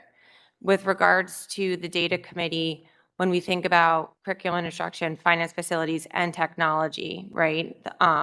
There was a redundancy there, personnel and policy. In these committees, we have to hold the district accountable, ourselves accountable, to making sure that data is incorporated into all of these conversations. And that data as itself, in my opinion, shouldn't exist as its own vertical that's not transcending across all of these important committees, because ultimately all of these committees work together to make sure that we can provide the framework for the district to be successful. And last year, I hadn't seen evidence that the data committee work was transcending into these committees and being supportive of that. So I think from my perspective, let's be more efficient, let's work hard in these committees, and let's make sure that every time we have a committee meeting, were requesting data. And then as far as the response around board presentation feedback, I do want to say thank you to the district because some board members had some questions about the data, but then they also had some just general statements like, could we have a summary page? Could we have, and I just want to thank the district because they did take those suggestions to heart and they made those changes. And I thought that the presentation this evening was very informative, and I liked the way that you laid out the information and told a story. So thank you, Ms. Bonder, for incorporating those changes. And we can continue to do that going forward when we get these presentations in advance. The district was very amenable to getting feedback from all of us and incorporating those changes. Board Member Bergen? Thank you. I just wanted to correct the record that under policy 0155, standing committees are dissolved automatically at the end of the year, but these special committees are not. They need to be dissolved by board resolution upon completion of their assignment, and the data committee was never dissolved, and it hasn't finished its assignment. So I think that we need to make a motion to amend the chart for resolution 4404 to include the data committee because it's missing and it was never dissolved. Can someone please explain what the mission of the data committee was? Because I can pull up what was presented to us as the mandate for the committee, and it didn't seem like the work that was getting done in that committee. Like if you look at the mandate of the committee, it said it was the building out the infrastructure for collecting data and that the admin liaisons for the committee would be Mr. Bonds. But then when the committee was voted upon, it became more overlap with CNI. And, not only should we be considering the work that we do and making sure we're being efficient with our time, but we also have to remember that our administration works really hard and we want to make sure that these committees are an efficient use of their time as well. Data is so important, and I 100% agree that this needs to be part of all of these committees.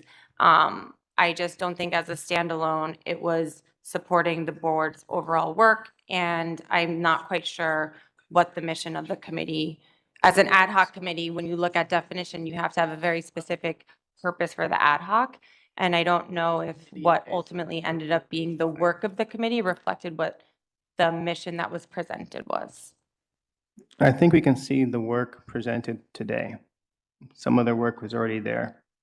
And our work is ongoing. So we've only had part of a year and we're expected to do everything apparently. Nonetheless, this seems to be kind of a judgment by fiat, or there has been no board discussion. There's never been any sort of communication. We are eliminating the data committee. In every other discussion that we've had on the board last year, when we had special committees, we said, these are the special committees. We had safety and security. We had a negotiations committee. We had safety and security because we did not have the head of security filled yet. We had a negotiations committee because we were talking about teacher contracts. When those were completed, we had a resolution and an announcement. The work here is done for these committees. They are being sunsetted. And here are new special committees that we are going to be bringing in.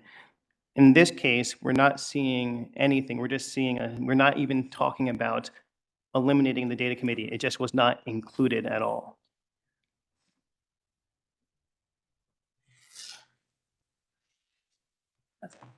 So just to clarify, I mean, this is not about the charter of the data committee. It's just how our bylaws are written. Our bylaws are very clear. Special committees do not disappear when the new reorg happens. It's very clear. So therefore, either it stays and we have a chairman for that, or we explicitly have a motion to say we are done. We don't care about what we said last time. We'll get rid of it. There's only two options here. This is not a discussion on whether it's helping us, it's not helping us, vertical, horizontal, none of that thing matters, right? So, I mean, obviously, nobody even thought about this and we went and dropped it. I mean, happens, we're willing to accept that, it was an oversight. So let's go back and put that back in, get it to vote, and then we can worry about whether they want to get rid of it or not at a later date. So Board Member Bergen, did you want to move to amend the, Sure, I move to amend Resolution 4404 to include a data committee. do I have a second? Second. I second, but don't we need to figure out who's going to be on the committee? Oh, wait, the lawyer.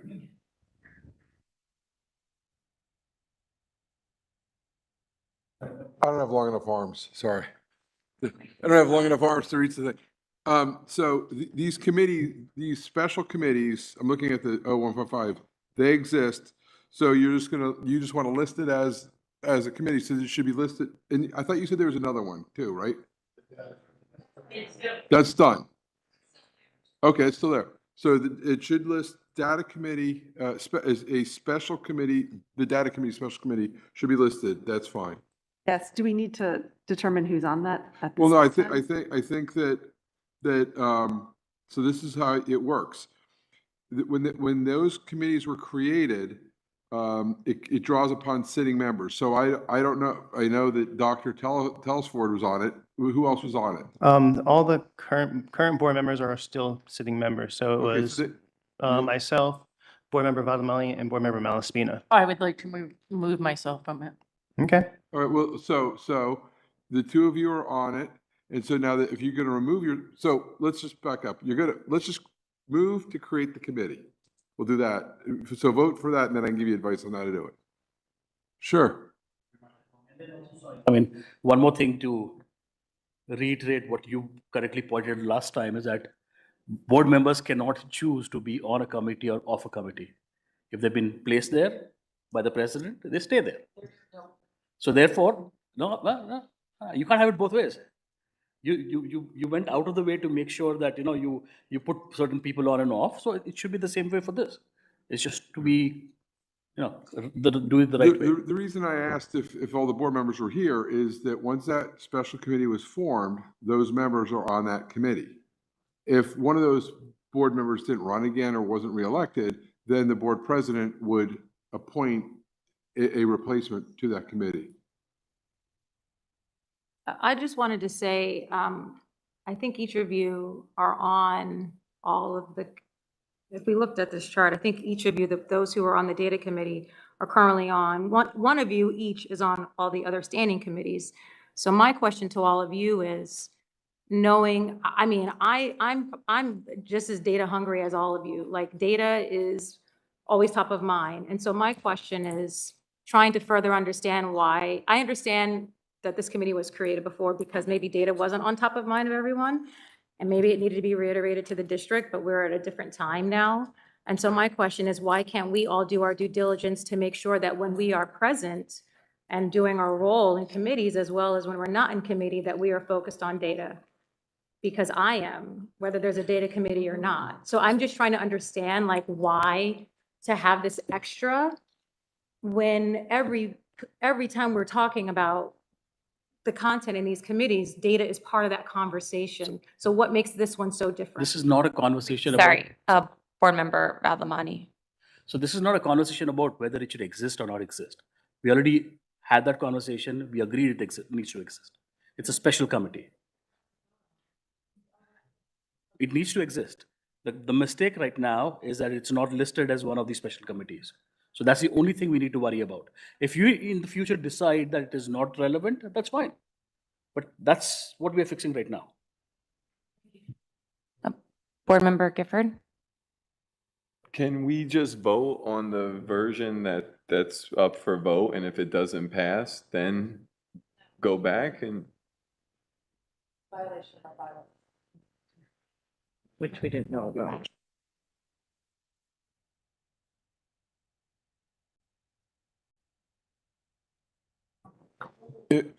If I could, so right now the motion that Ms.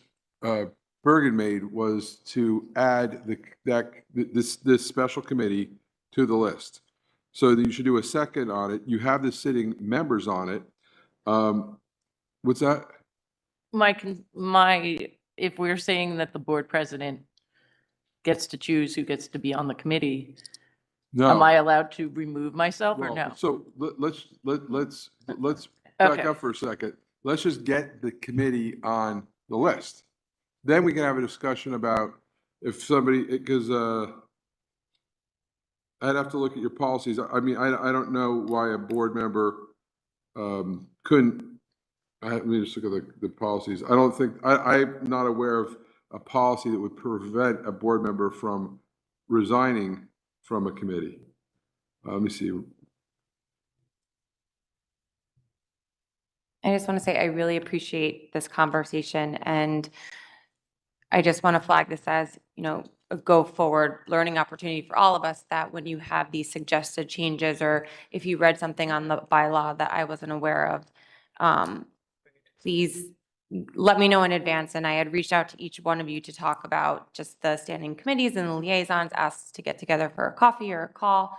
And we had a conversation, and this did not come up. So I'm just asking because it is taking time and we're all trying to scramble and Right. figure this out. So from a good governance perspective, it would be helpful if we just had this in advance so that we could be prepared, have it added to the ad hoc, and then move forward. So Yeah, what so- should we do? so what I would suggest you guys do is just vote on the committee. Now, there's a motion, you need a second to add the special Okay. committee to the list.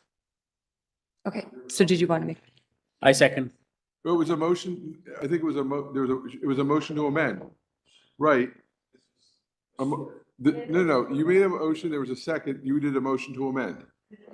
Amend. I You need a second the So now we have to rescind the motion to, No, you don't. You just need a second to the motion to amend. which we I got. second to amend. Okay. Okay. You guys are getting me a little. I know, it's a little crazy all over mixed here. here. So now the vote you're going to take on number 4404 is the 4 standing committees along with the special committee of data special committee. That's what you're going to vote on. Go ahead. But board member. Just to make sure I understand, and once that vote is saying we agree to have, No, it's just saying we agree to add it on. it's just added on. Okay, thank you. The committee already exists. Right. The board as a whole, after it exists, at some point, if you guys decide you don't need a data committee, the board can take a vote and abolish the special We have to committee. just do a Right. resolution. So you can do it that way. And Ms. Malaspina's question is, I just looked through your bylaws. There's nothing in there about being on a committee or not. I think you could resign. I don't think you could be forced to be on a committee. So if once you put it back on, if Ms. Malaspina resigns, then the board president is the person who selects the other member who would serve on that special committee. Do we have to have, can it be a 2-person committee? Well, first, before we have that, this is Yeah. going beyond. So let's go to the vote. Sorry. Vote on 4404, right? It's getting late. We're Right. doing it. Yeah, it's 4404 with the amendment to add data. Board Member Bergen, Yes. Board Member Deval Wilson, Yes. Board Member Eckert, Yes. Board Member Gifford, Yes. Board Member Malaspina, Yes. Board Member Telesford, Yes. Board Member Vadlamani, Yes. Board Member Wingfield, Yes. Board President Whitletter. Yes. Motion passes. Now the question, so if Ms. Malaspina wants to remove herself from the special committee, you can remove yourself. And board president, if Ms. Malaspina removes herself, you have the right to select another board member to serve on that special committee. And you don't have to vote on your removal. You can I no, but what I'm saying is, do we have to? Does it have to be 3 people on the Well, committee, or could I it be a mean, 2-person committee? Generally, the best practices is you want to have 3 people on a committee. And the reason being is if you only have 2 people and one person's not there, you can't really have a committee of 1. So the reason you generally have 3 people on committees is so that if somebody is sick, they have a work commitment, whatever, the other 2 can carry forward the work of the committee. And again, as was noted, if the board as a whole, because you're a board of 9, if the board as a whole decides at some point that the work of the special committee the data committee is over, then you have it sounds like you guys did it by resolution, the work's over, and you abolish it.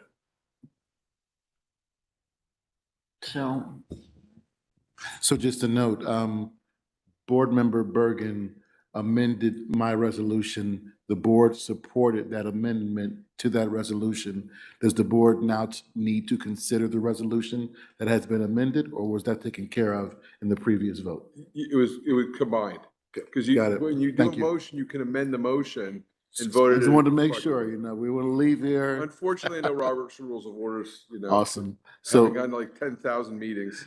Madam President, if we're prepared, I put before the board 4405 for consideration. Do I have a second? Second. 4405 was the last resolution that was severed. It has been seconded and is open for discussion.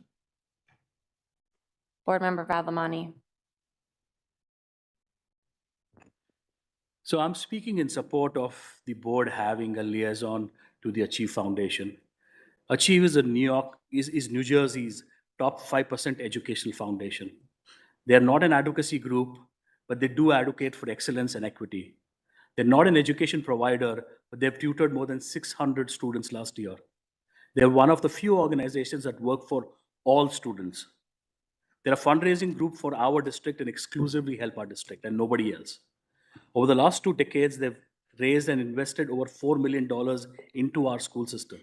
They've granted over $1 million to nearly 1,000 teachers for classroom activities. They've funded professional development courses for teachers. They support arts and they've sponsored hundreds of new seats in the CHS auditorium.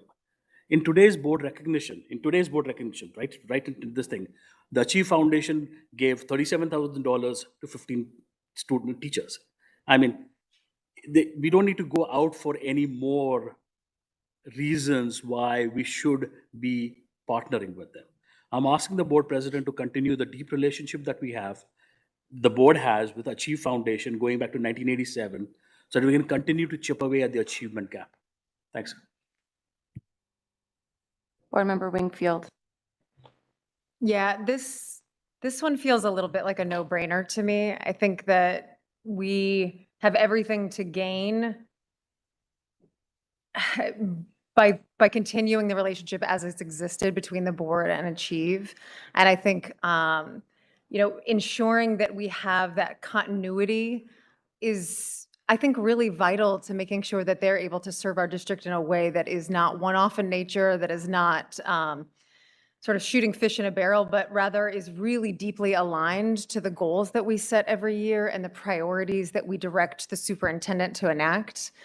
And I think that, I just think that it's a real loss to move away from this. And so I'd like to make a formal motion to amend 4405 and add a formal board liaison position to Achieve. And I'd like to nominate Board Member Vallimani to serve in that capacity. I second.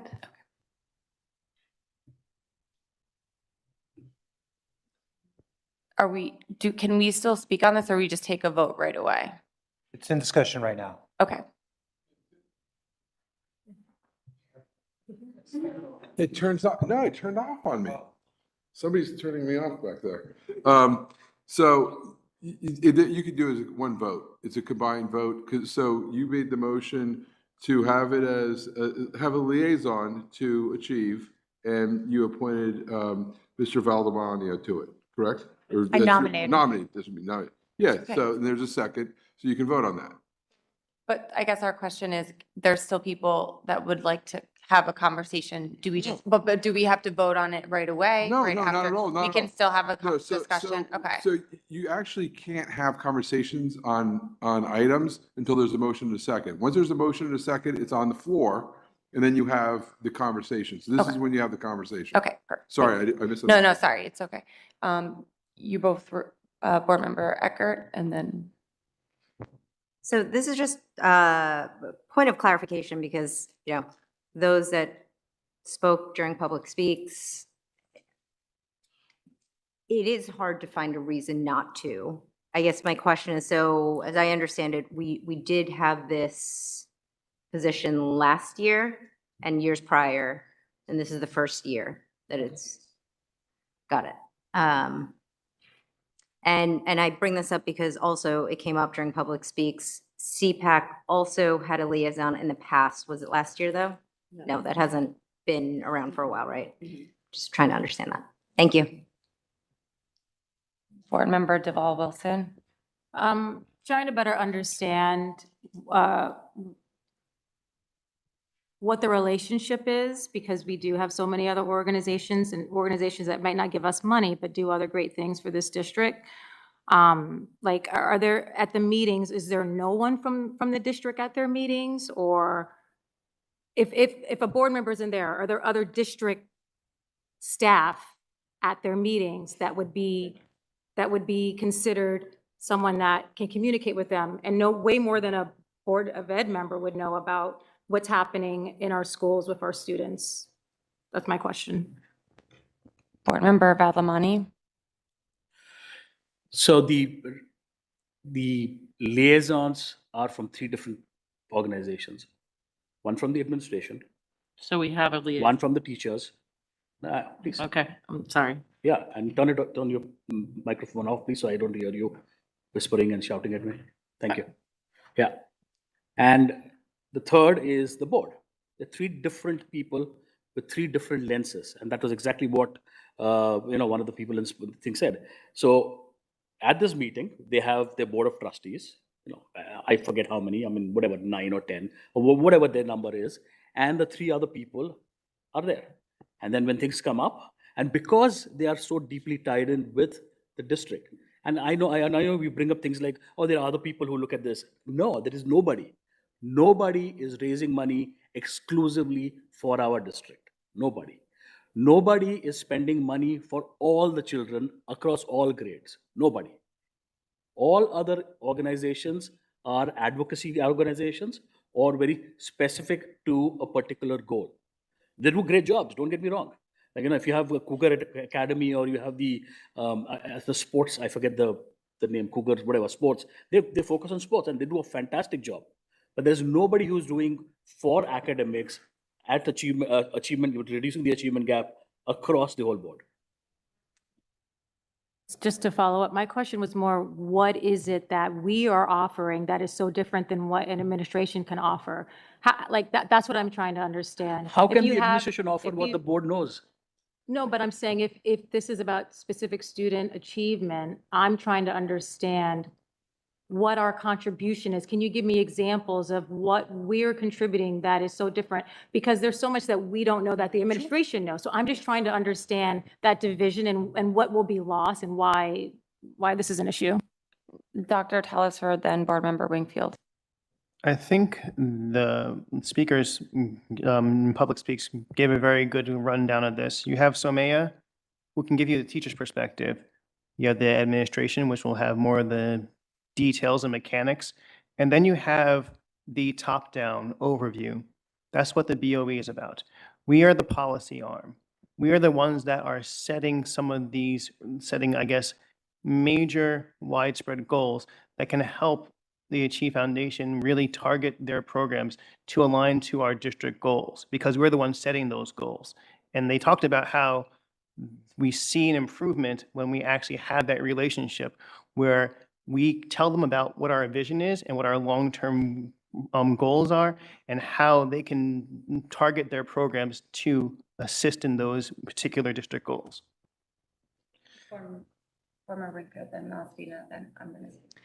I think we also, as liaisons, represent a really unique perspective because we're elected officials who represent these communities.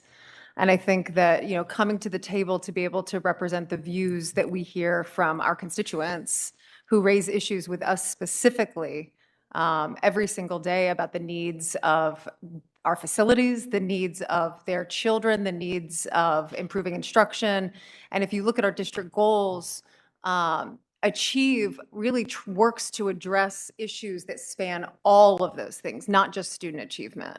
And so, I really appreciated the speakers tonight raising the fact that their grants go to a number of different things, including mental health issues, specific facility upgrades, things that really fill the gaps. And I think our voice at the table as a liaison partner is a really, really important one because we represent the community. I'm echoing sort of Nubia's statement. I haven't love Achieve. I donate to Achieve. I got grants from Achieve. But I also believe that we continue to talk about being stretched thin, having not enough liaisons. We moved away from liaison positions a while ago because we as a board were stretched so thin. To give it to one organization when that organization also has at every meeting a SOMEA rep and Dr. Taylor, and also has an office within the district that they can come down because they are in central office at any point to speak to us, and they are welcome to invite us in at any point. I'm struggling to see how that we can really add to what is already being there, especially when Dr. Taylor comes to all the meetings, speaks to them often, is a part of it. We can say that this organization has almost more access than almost any other community committee. I mean, CPAC wants a liaison. I know that, MAPSO Freedom School would love a liaison. There are many incredible organizations in our district that are doing incredible things that would love liaisons, and we can't physically provide everybody. So to be equitable, I feel that we have to move towards either giving everybody or moving away from having liaisons for any committees, because I can't choose between, the CCR, the CPAC, all of these people that have had liaisons in the past who we have removed, and then just give it to one organization, which is a great organization, which is doing great things. And we are happy to work with them. We are not changing anything. We are not, changing our relationship in any way other than saying we won't be at the meeting every month. But we have representatives from the district who are there. Board Member Bergen, and then I'll go. And then Thank you. I was the board liaison to Achieve my first year on the board. And I think that it was really an important liaison for me to go and share updates and hear what they were doing and be able to share that with the board. And I think it is easy to explain to people why we treat Achieve differently, and that is because Achieve exists solely to support the district, to fundraise and support our schools and our students and our teachers. And I think that makes them unique. And I also just think, we heard from Achieve, we got an email, we heard people, current and past people involved in Achieve speak tonight. And I just don't see why we would possibly ever do anything to alienate them when all they do is support the district. And we have multiple board members who would be happy to be the board liaison to Achieve. I just want to level set here because I think a lot of the public comment and then even discussion, it's obviously being targeted towards me. So I just feel like it's really important to make sure it's abundantly clear that I think Achieve is a phenomenal organization that provides vital resources to our students. We as a community are indebted to this organization for the work that they've been doing since 1987. And this is not a reflection of Achieve not being a huge partner to not only this district, but to our community. We as a board, starting in 2018, had started to remove liaison roles. And when you look at, even last year, we abolished a policy, it was in our bylaws, where we had in the past board members who were liaisons to all the schools. And part of the reason why we abolished the liaison role is because there could be fear that there's favoritism or bias that any one board member could have towards a school when they're supposed to represent the district, or as it relates to the administration, right? So when I think about all of the organizations, and I was the one who was advocating for a CPAC liaison last year, and I was told, no, we can't have a liaison. And I think for me, I sat down with Achieve and I had a conversation with them, and I talked about how I personally don't think that the liaison role has been doing enough. Like, how can we help you? Because we should be better partners together. And I brought up specific examples of challenges that we faced last year on the tutoring side. And I asked, like, did the board approach you in that moment? Because that's something macro. The response to that was no. I asked, like, how are we working with you when it comes to intentional integration to make sure that the tutoring resources and all the resources you provide are following our more diverse body of students into the schools? And we haven't thought that through yet. And these are all things that I'm excited about exploring with Achieve. And I have made that commitment to them that we as a board can think about this partnership and make it more effective. And I'll tell you that when I sat down with them, I was all ears, wanted to hear how we can help them from a board governance lens. And I was just blown away by their part of our DNA, the relationship they have with Dr. Taylor, the relationship they have with their teachers. They can literally call our assistant superintendent of CNI on whenever they want to, and they get a response. I said, wow, you guys have more relationships with our administration than any of us on the board. Like, that's amazing. And you are part of the DNA of this district.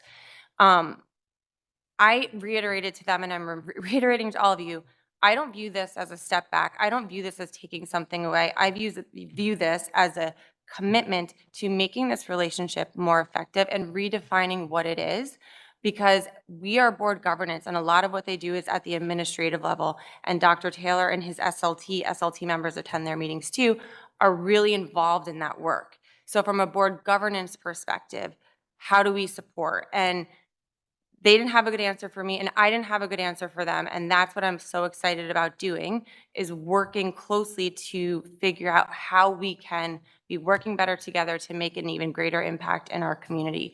And so I'm getting animated because I think Achieve is an incredible organization. And if we're going to add an Achieve liaison, then I'm going to ask we add a CPAC liaison, a CCR liaison, a Columbia High School Scholarship Fund liaison, a Booster Club liaison. We used to have a liaison with the adult school, and they provide a lot of vital music programming to our students. So that's where we were. And if this board wants to go back to that, then let's have a conversation about it. But we can't be playing favorites to any one organization, because I'm not here to rank the community organizations in this district. So I think if we're going to provide for one, we need to provide for all. And Dr. Telesford, sorry, Board Member Wingfield, then. I mean, I think I appreciate that you took the time to sit with them, because I think that that's important, and it definitely communicates your commitment to that relationship. And I also think you have to acknowledge that after the conversation with you, they showed up tonight, and their leader made a really, really sincere plea to this board to reconsider this. And so for me, that communicates the importance of this role, the vitality that we've played in ensuring their ability to make really, really thoughtful choices about the way that they allocate funding. And you even had somebody who has served in both roles, both the board president and an elected official role, and in working with Achieve, really talking about the importance of this. And so I don't know why we're questioning the importance of having a liaison. And I don't know why we are creating false correlatives between this organization and all of the ones that you listed off, because they're not the same. And I think we've hashed that out to death tonight. And so we can agree to disagree, but I think that I would really, really urge my colleagues. This is a very, very tangible thing that we're communicating, but it's also very symbolic. because all of those ones you listed off were not liaison positions last December and throughout the past couple of years. And so I would ask you to really sincerely consider reconsidering this and allow yourself to experience it yourself, gather data, talk to the person who is ultimately going to become the liaison for this, and find out for yourself if this is a really valuable decision, and then ultimately make a decision based on your experience as opposed to this very bizarre move away from something that has been unbelievably longstanding and productive and fruitful in our district. I will add that one of the points that you made about liaison positions, that you wanted to align liaisons with the passions of board members. And one of the most passionate board members for our relationship with the chief is board member Vadlamani. Yet when it came to listing our liaisons, that was eliminated. And that is something that he is quite passionate about. So if we're going to eliminate liaison positions because people are not passionate enough about them, then we should maintain those liaisons that people are passionate about doing. Board Member Vadlamani, then Board Member Malaspina, and then I think we'll go to vote. So there are 2 points, right? I mean, one is, I think actions speak more than words. I mean, we can all sit here and say, we love Achieve, oh my God, we love this thing, but doing nothing about it just shows you don't, we really don't care. That's number one. And number two is, again, I don't know how many times, different ways I can say this, they're the only organization that hits 100% of our kids, 100%. CPAC does not. I mean, I'm not going to diminish their role. They play a very, very important role, but that's 15%. I mean, just in terms of plain math. Baseball supporters come up. I mean, that's like 10%.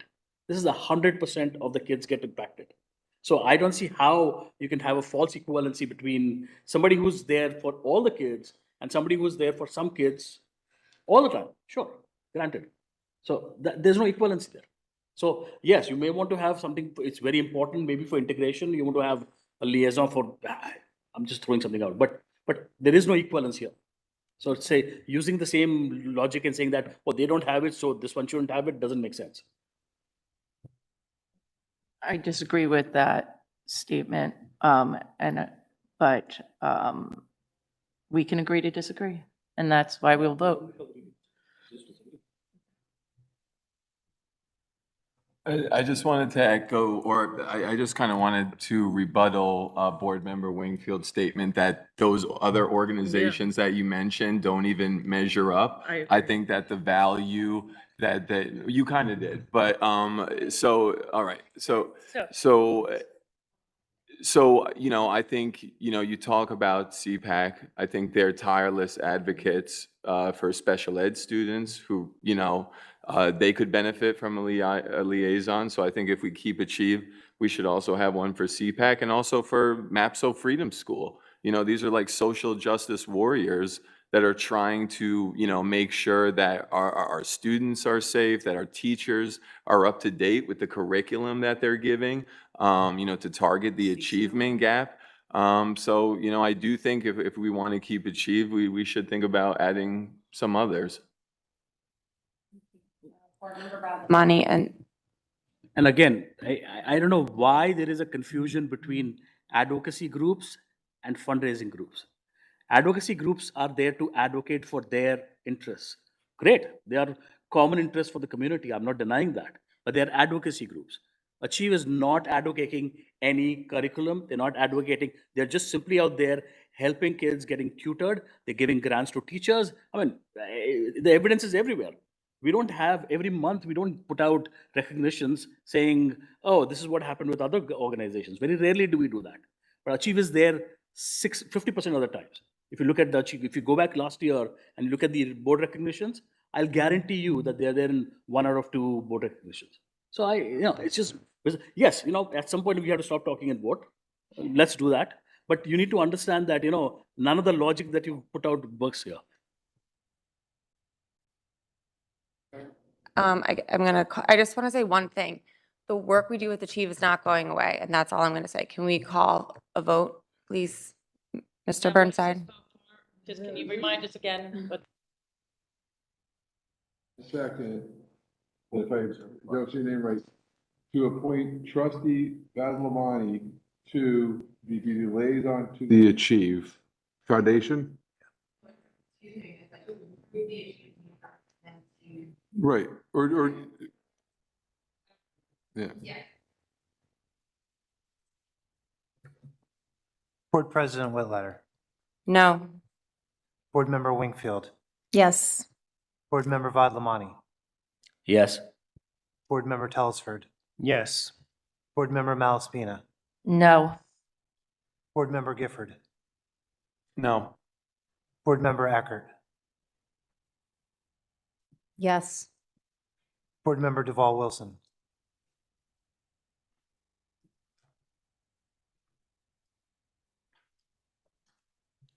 I don't even know. I abstain. Board Member Bergen. Yes. Motion passes.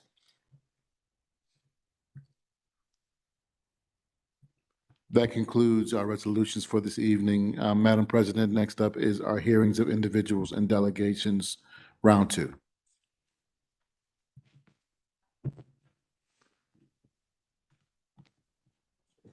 Mr. Bernstein's going to check the list, and I don't see any movement online.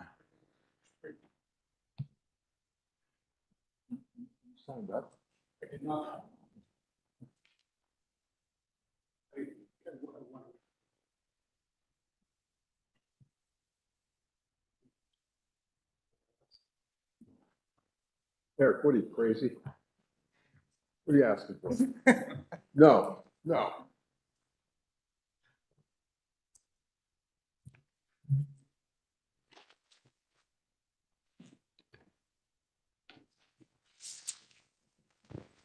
Mr. David Humer.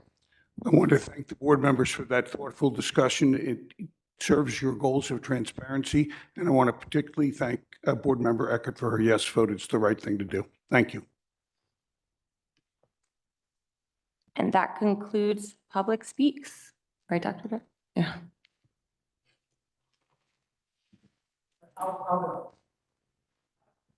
We have a last minute addition.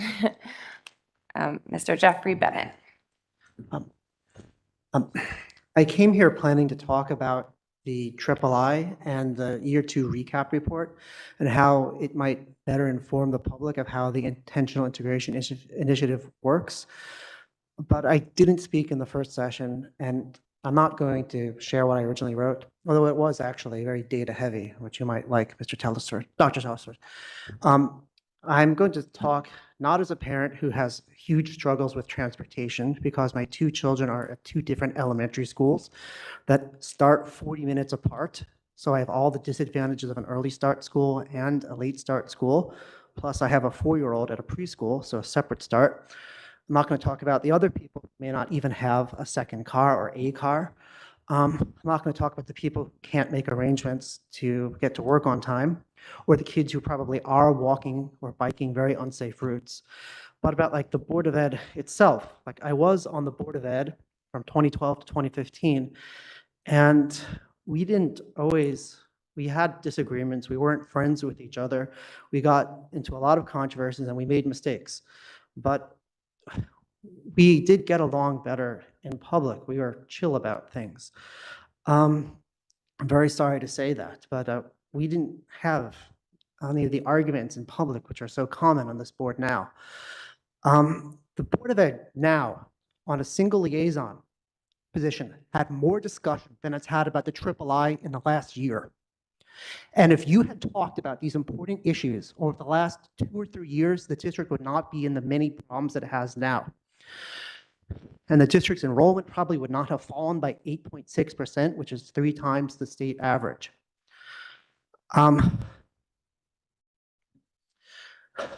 Regarding the board's own functionality, when I was on the board, we did not have all the arguments the board has now, although we did have a very low bandwidth.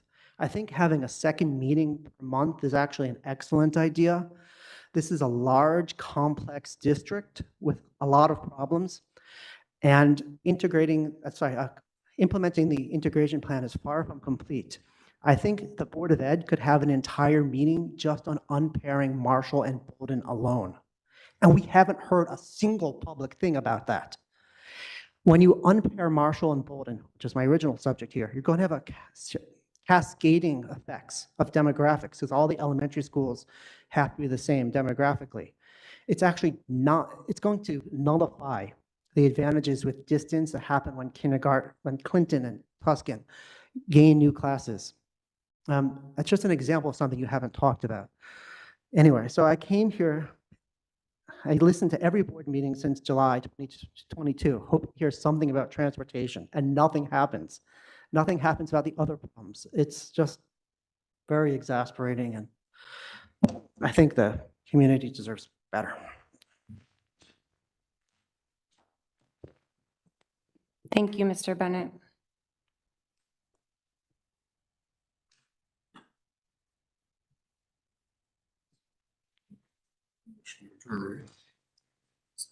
What? New business. I believe we're shifting to new business, Madam President. Does anyone have new business this evening? Board Member Bergen. You. I do have a couple of things for new business, but before we do that, I have a question, I think, for Mr. Giacobbe about the vote on 4404, which I know was a little unusual about how we came about it, but that vote included voting on all on our committees, and it included the creation of a committee on compliance on the Black Parents Workshop settlement, which is something that I believe Board Member Malaspina is generally recused on. So the question is, because of the way the vote happened, was Board Member Malaspina eligible to vote on the creation of a committee to comply with the settlement to which she is a party to? No, So is that something we need to have some so- fancy so- Robert's so- rules? So Eric, so if I was not aware of this, so, Nick, yeah. for bringing that to my attention, So, because so Ms. none of us made Malaspina, that. you should just say that you voted yes, except for, Except for, yes. yeah, so please. Okay, so I voted yes, except for the creation of that committee. Does that work? So what does that do to the vote is the question. No, it was a mistake. I didn't realize you had a conflict. I believe So, that makes that part of the resolution a 4-4 vote, but I'm not sure. So that is that's the. oh, okay, I question. didn't know that. So the issue here is, so what we want to do then, it's under 4404, but it's just, you just have to tell me what is the name of the committee? The BPW OCR Compliance Okay. Committee. Let's have a motion to reconsider the vote as to that one committee. Okay. And so you need a motion to reconsider and a second, and then we'll vote on that. I move that we reconsider the vote on the BPW OCR Compliance. Thank you. Under 4404. Under 4404. Second. And then Ms. Malaspina, you'll. I will recuse myself. Sorry about that. No, it's okay. It's late. I mean. It's late. We didn't realize. Thank you for catching that, Susan. No problem. So now, does that mean we're voting on whether to have that committee? Yes. Okay. Now, let me just ask, is this another special committee? Yes. It is a special committee. Yeah. So it's existed? It hasn't existed before. It would be a new one. Oh, it's a new special committee. Okay, so it's a new special committee. You're going to vote on it. The board's going to create it, and that will last as long as it lasts. And then the board president will appoint members of the board to this committee. Mm-hmm. Okay. So all you're doing is voting on that one committee separately, the Okay. special committee. So you have a motion. We just need a second. I Second. missed this. Okay, second, Dr. Telesford.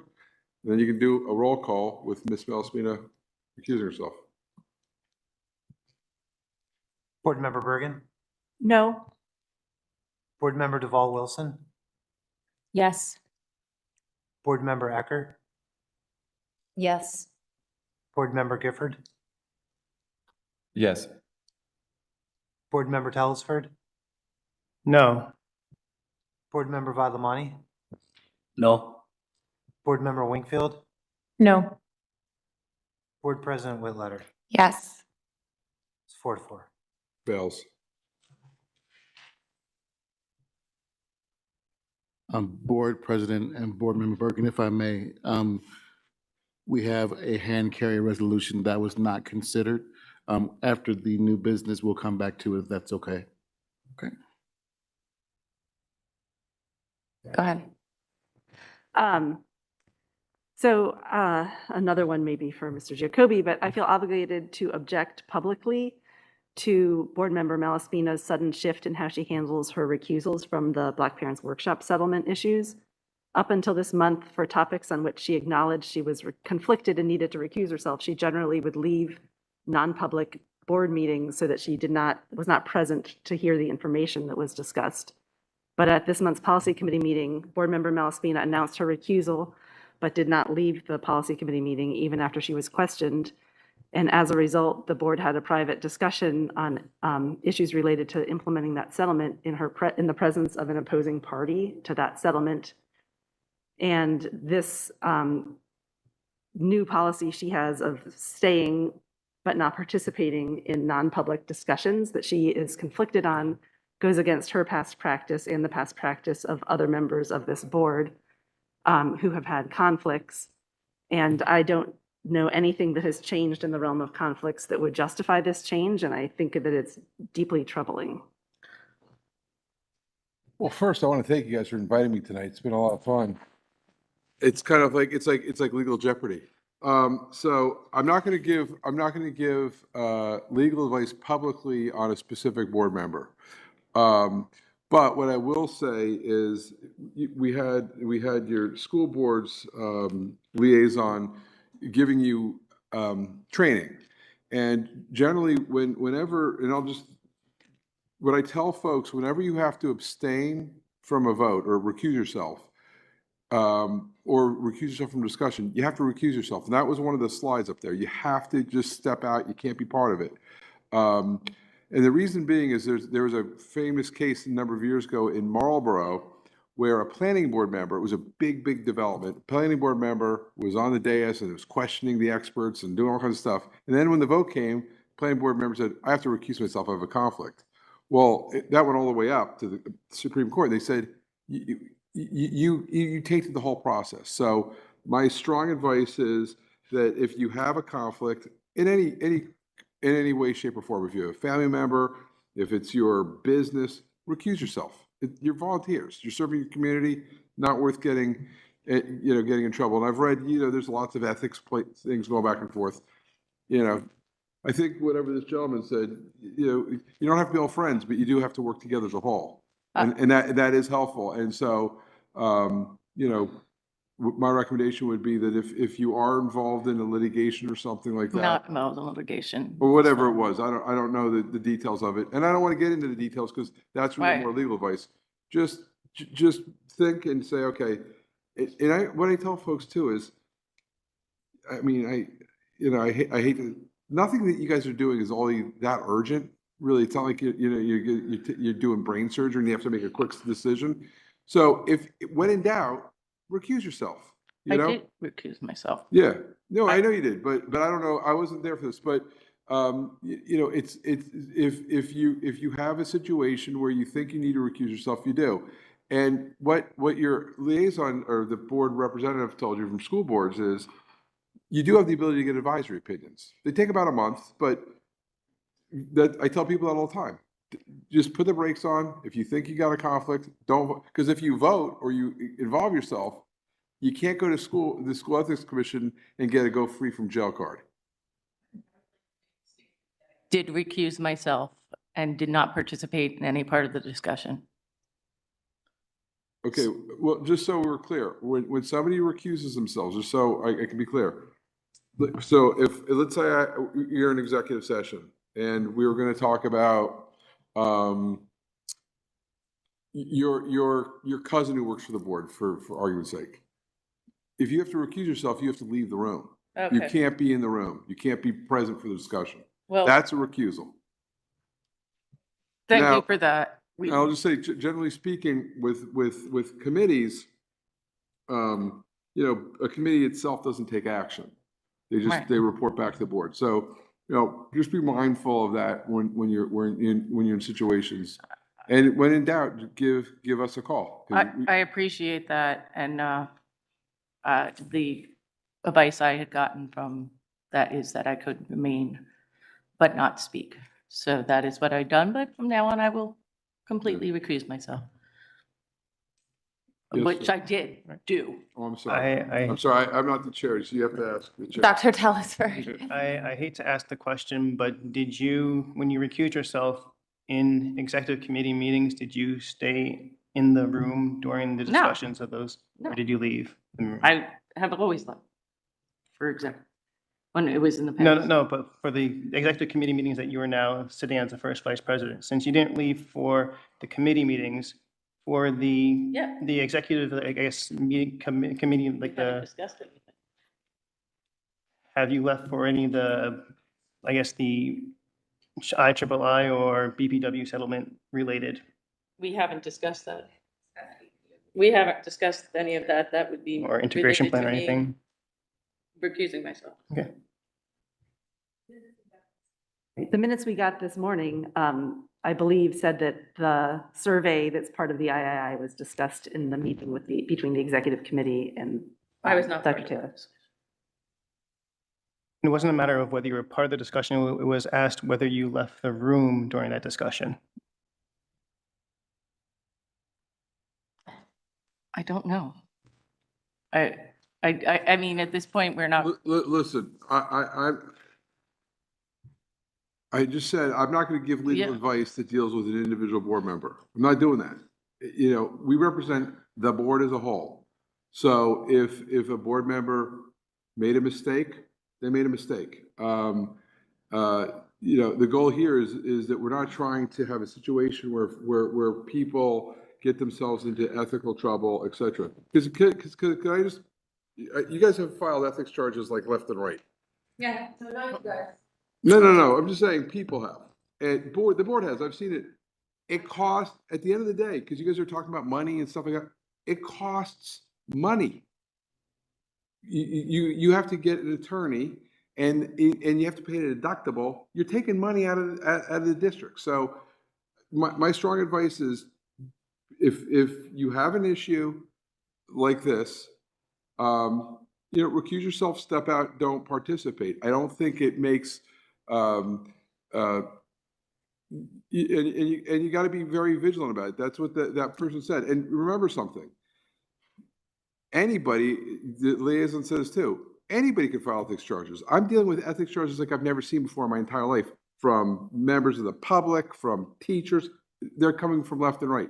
So the goal here is that if you need to recuse yourself, you have to recuse yourself in all aspects of it. You can't, you know, be present if there's a discussion that involves something that you have an involvement in, that it creates a conflict. And I don't know any of the facts or specifics, but I'm just talking about generally speaking.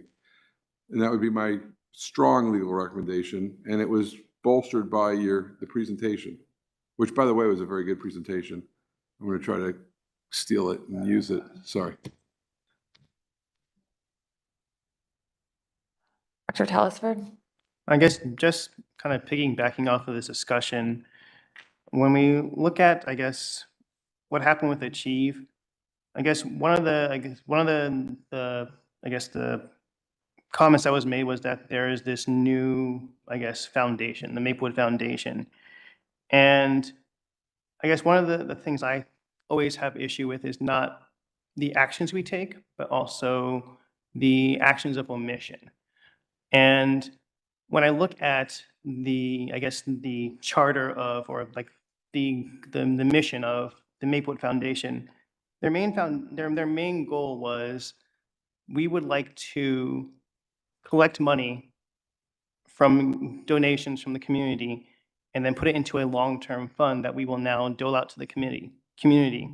And one of their main areas that they had among them was enhancement of public education and educational scholarships, which is something that the Achieve Foundation also does.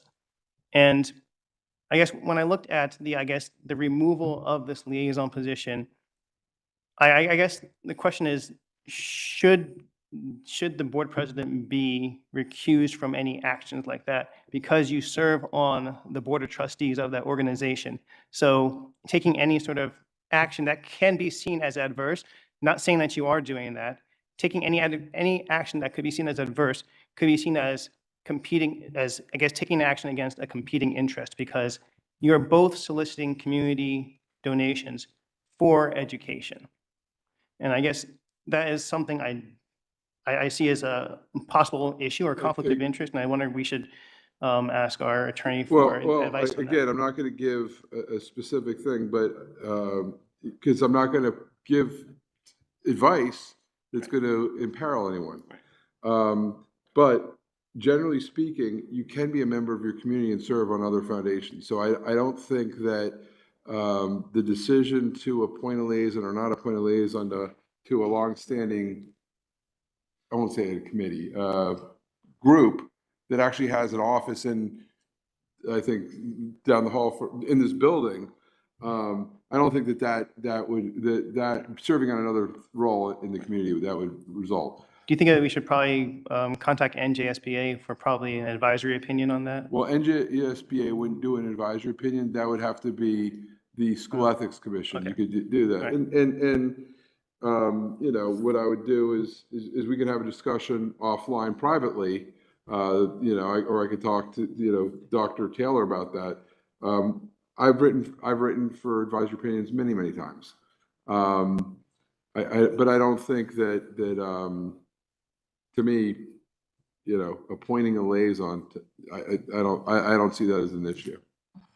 And I just want to make one point of clarification, and this, I know this isn't board business, so we shouldn't spend any more time on this, but the Maplewood Foundation can only give to registered 501c3s, so nonprofit. So yes, the philanthropic focus areas are 9 different, you know, important topics, but you can only give to Achieve, for example, could submit a grant application. And by the way, I'm not on the grant committee and will have no part in that process, but Achieve could submit for a grant and get funding from the Maplewood Foundation. Everything Sure. has to be a registered fund, a nonprofit. The foundation itself is not giving money to, you know, making those decisions. It has to be a registered nonprofit. Yeah, well, what I can say, the other thing too is whenever if you are a member of a committee, so I got an advisory committee many years ago where the board president of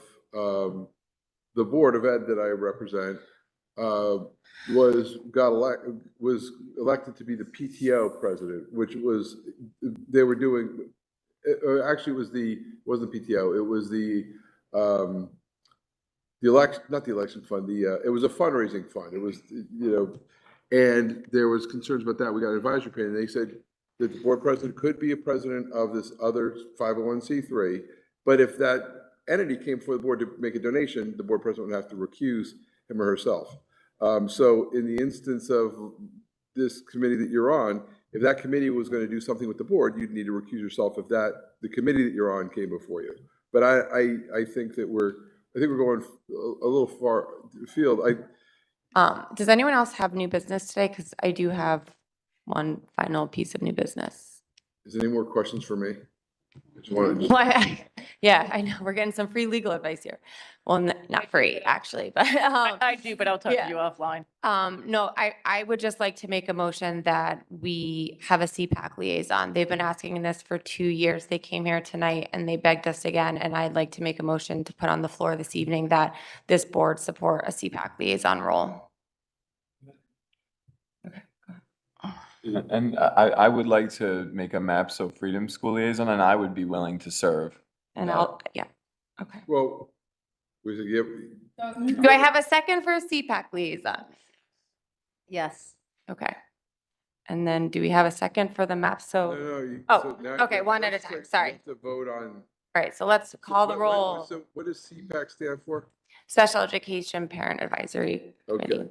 So it would be, so you're going to create a liaison for the CPAC? Yes. The position? Yes. Okay. So you have a roll call, So my question is, are we going to be appointing the liaison right now, or is it just creating a position right now?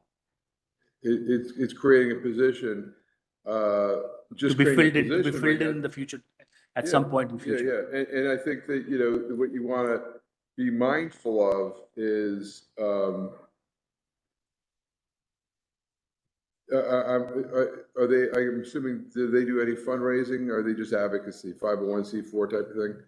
They're just a parent, Okay. they're not just a, sorry. They're a parent organization. They're a but very they don't important do parent any organization in this. And the one thing that I would be, just so you guys are aware of it, is because there's a direct correlation between placements, out-of-district placements, et cetera, I would make sure that whoever is the liaison doesn't have a child who is in an out-of-district placement or is seeking, has an IEP, things like that. I think you want to make sure that you have that type of separation so that that board member, whoever's appointed to this CPAC, if this passes, isn't accused of, working with this group to help advocate for his or her own child in district. Right. Okay.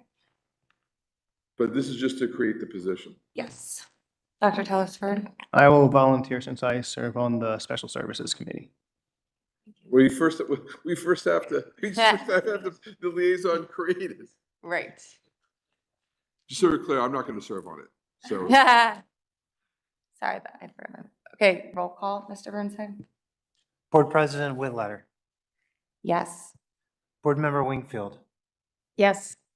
Board Member Vadlamani. Yes. Board Member Telesford. Yes. Board Member Malaspina. Board Member Gifford. Yes. Board Member Eckert. Yes. Board Member Deval Wilson. Yes. Board Member Bergen. Yes. Motion passes. Okay.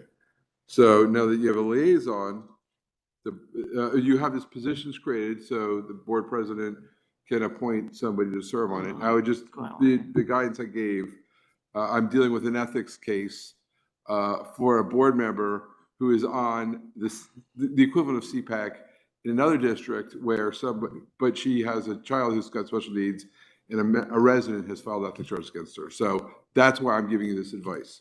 I actually just filed a motion to dismiss, but you can avoid a headache. The other one, you can ask a question, Mr. Gifford, or Trustee Gifford. What was the other group we're talking about? It's MAPSO Freedom School. They're a nonprofit. Okay, but what do they do? So they help with professional development. They actually used to do professional development for a new teacher orientation from 2017 to 20, but they were abruptly that was taken away from them. But they give a lot of classes for students. So the reason I'm asking that is when they were here from 2017 to 2020, did they receive any remuneration from the board? No. For performing this, or was it purely voluntary? I'm not sure. I'd actually like to look into that. Yeah. So before you create a liaison to something like that, I would just double check that, because you don't want to have a situation where you have a liaison, and if they have a contractual relationship with the board, then you don't want to have them be a liaison, because that could preclude them. Let's hypothetically say that you have some type of training that they could do, and they could get even though they're not for profit, they can still be paid for their not for profit work. That's true. So I don't want to create something where we jeopardize them or this entity, because if they're doing good work, we don't want to put them in a situation where. So can we hold off for that? Yes, I would. No, I will. Yeah, so if you look into it and talk to, then at your next meeting, you can create that. That's not a problem. I appreciate it. So we have a hand carry resolution. Dr. Taylor, you want to? Thank you, Madam President. Board members, we have a hand carry. I want to read it into the record. Resolution 4408, subject, residency hearing appeal, student ID number 851-5209655, whereas on January 26, it's now 27, 2023, a residency hearing was held by the full board in closed session. And whereas at the hearing, the board heard from administration and the parent guardian of student in the aforementioned ID number, who filed an appeal on behalf of their child. And whereas the board carefully considered information presented and based on the evidence presented by the parent guardian, now therefore be it resolved that the board hereby finds that the aforementioned student is domiciled within its school district as required by NJSLA 38-1A and may continue attending its schools. And be it further resolved that the board secretary is directed to notify all individuals affected by this decision of the board's determination. Do I have a second? Second.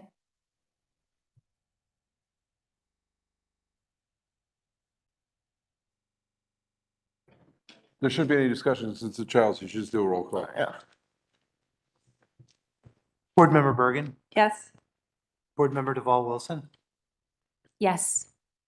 Board Member Eckert, Yes. Board Member Gifford, Yes. Board Member Malaspina, Yes. Board Member Telesford, Yes. Board Member Vadlamani, Yes. Board Member Wingfield, Yes. Board President Whitletter. Yes. Motion passes. Are we done that? Do we have any other new business items this evening? Okay. Let's see. So with that, I make a motion to adjourn the meeting at 12. Madam Oh. President, future meetings, Pardon? future meeting Oh, announcement. sorry. Oh, Yes. gosh. Yeah, right. Okay, sorry. The Board of Education will meet in public session on Thursday, February 23rd, 2023 at 6:30 PM in the district meeting room, 525 Academy Street, Maplewood, New Jersey. Immediately following the opening of public session, the board will move to go into a closed session in the superintendent's office, 525 Academy Street, Maplewood, New Jersey, as well as using an online video conference platform to discuss personnel matters within the attorney-client privilege, legal negotiations, and other matters that may arise and require discussion to be announced at a later date. Immediately following the closed session, the Board of Education will meet in public session, estimated to be 7:30 PM in the district meeting room, 525 Academy Street, in person and utilizing an online video conference platform, which will include hearing of individuals. The community can view the meeting by following the steps which will be listed on the agenda. If there are members of the community who would like to attend the meeting in person, please note that masks and social distancing are optional in accordance with the guidance received from the local DOH and the CDC. Action will be taken. And with that, I'd like to make a motion to adjourn again at 12:20 PM on, what's the date? The 20, oh, it's AM, sorry, 12:20 AM, and it's January 27th. Okay, great. Do I have a second? Second. Wonderful. Thank you, and thanks to the community members who stuck it out with us. You guys deserve a prize.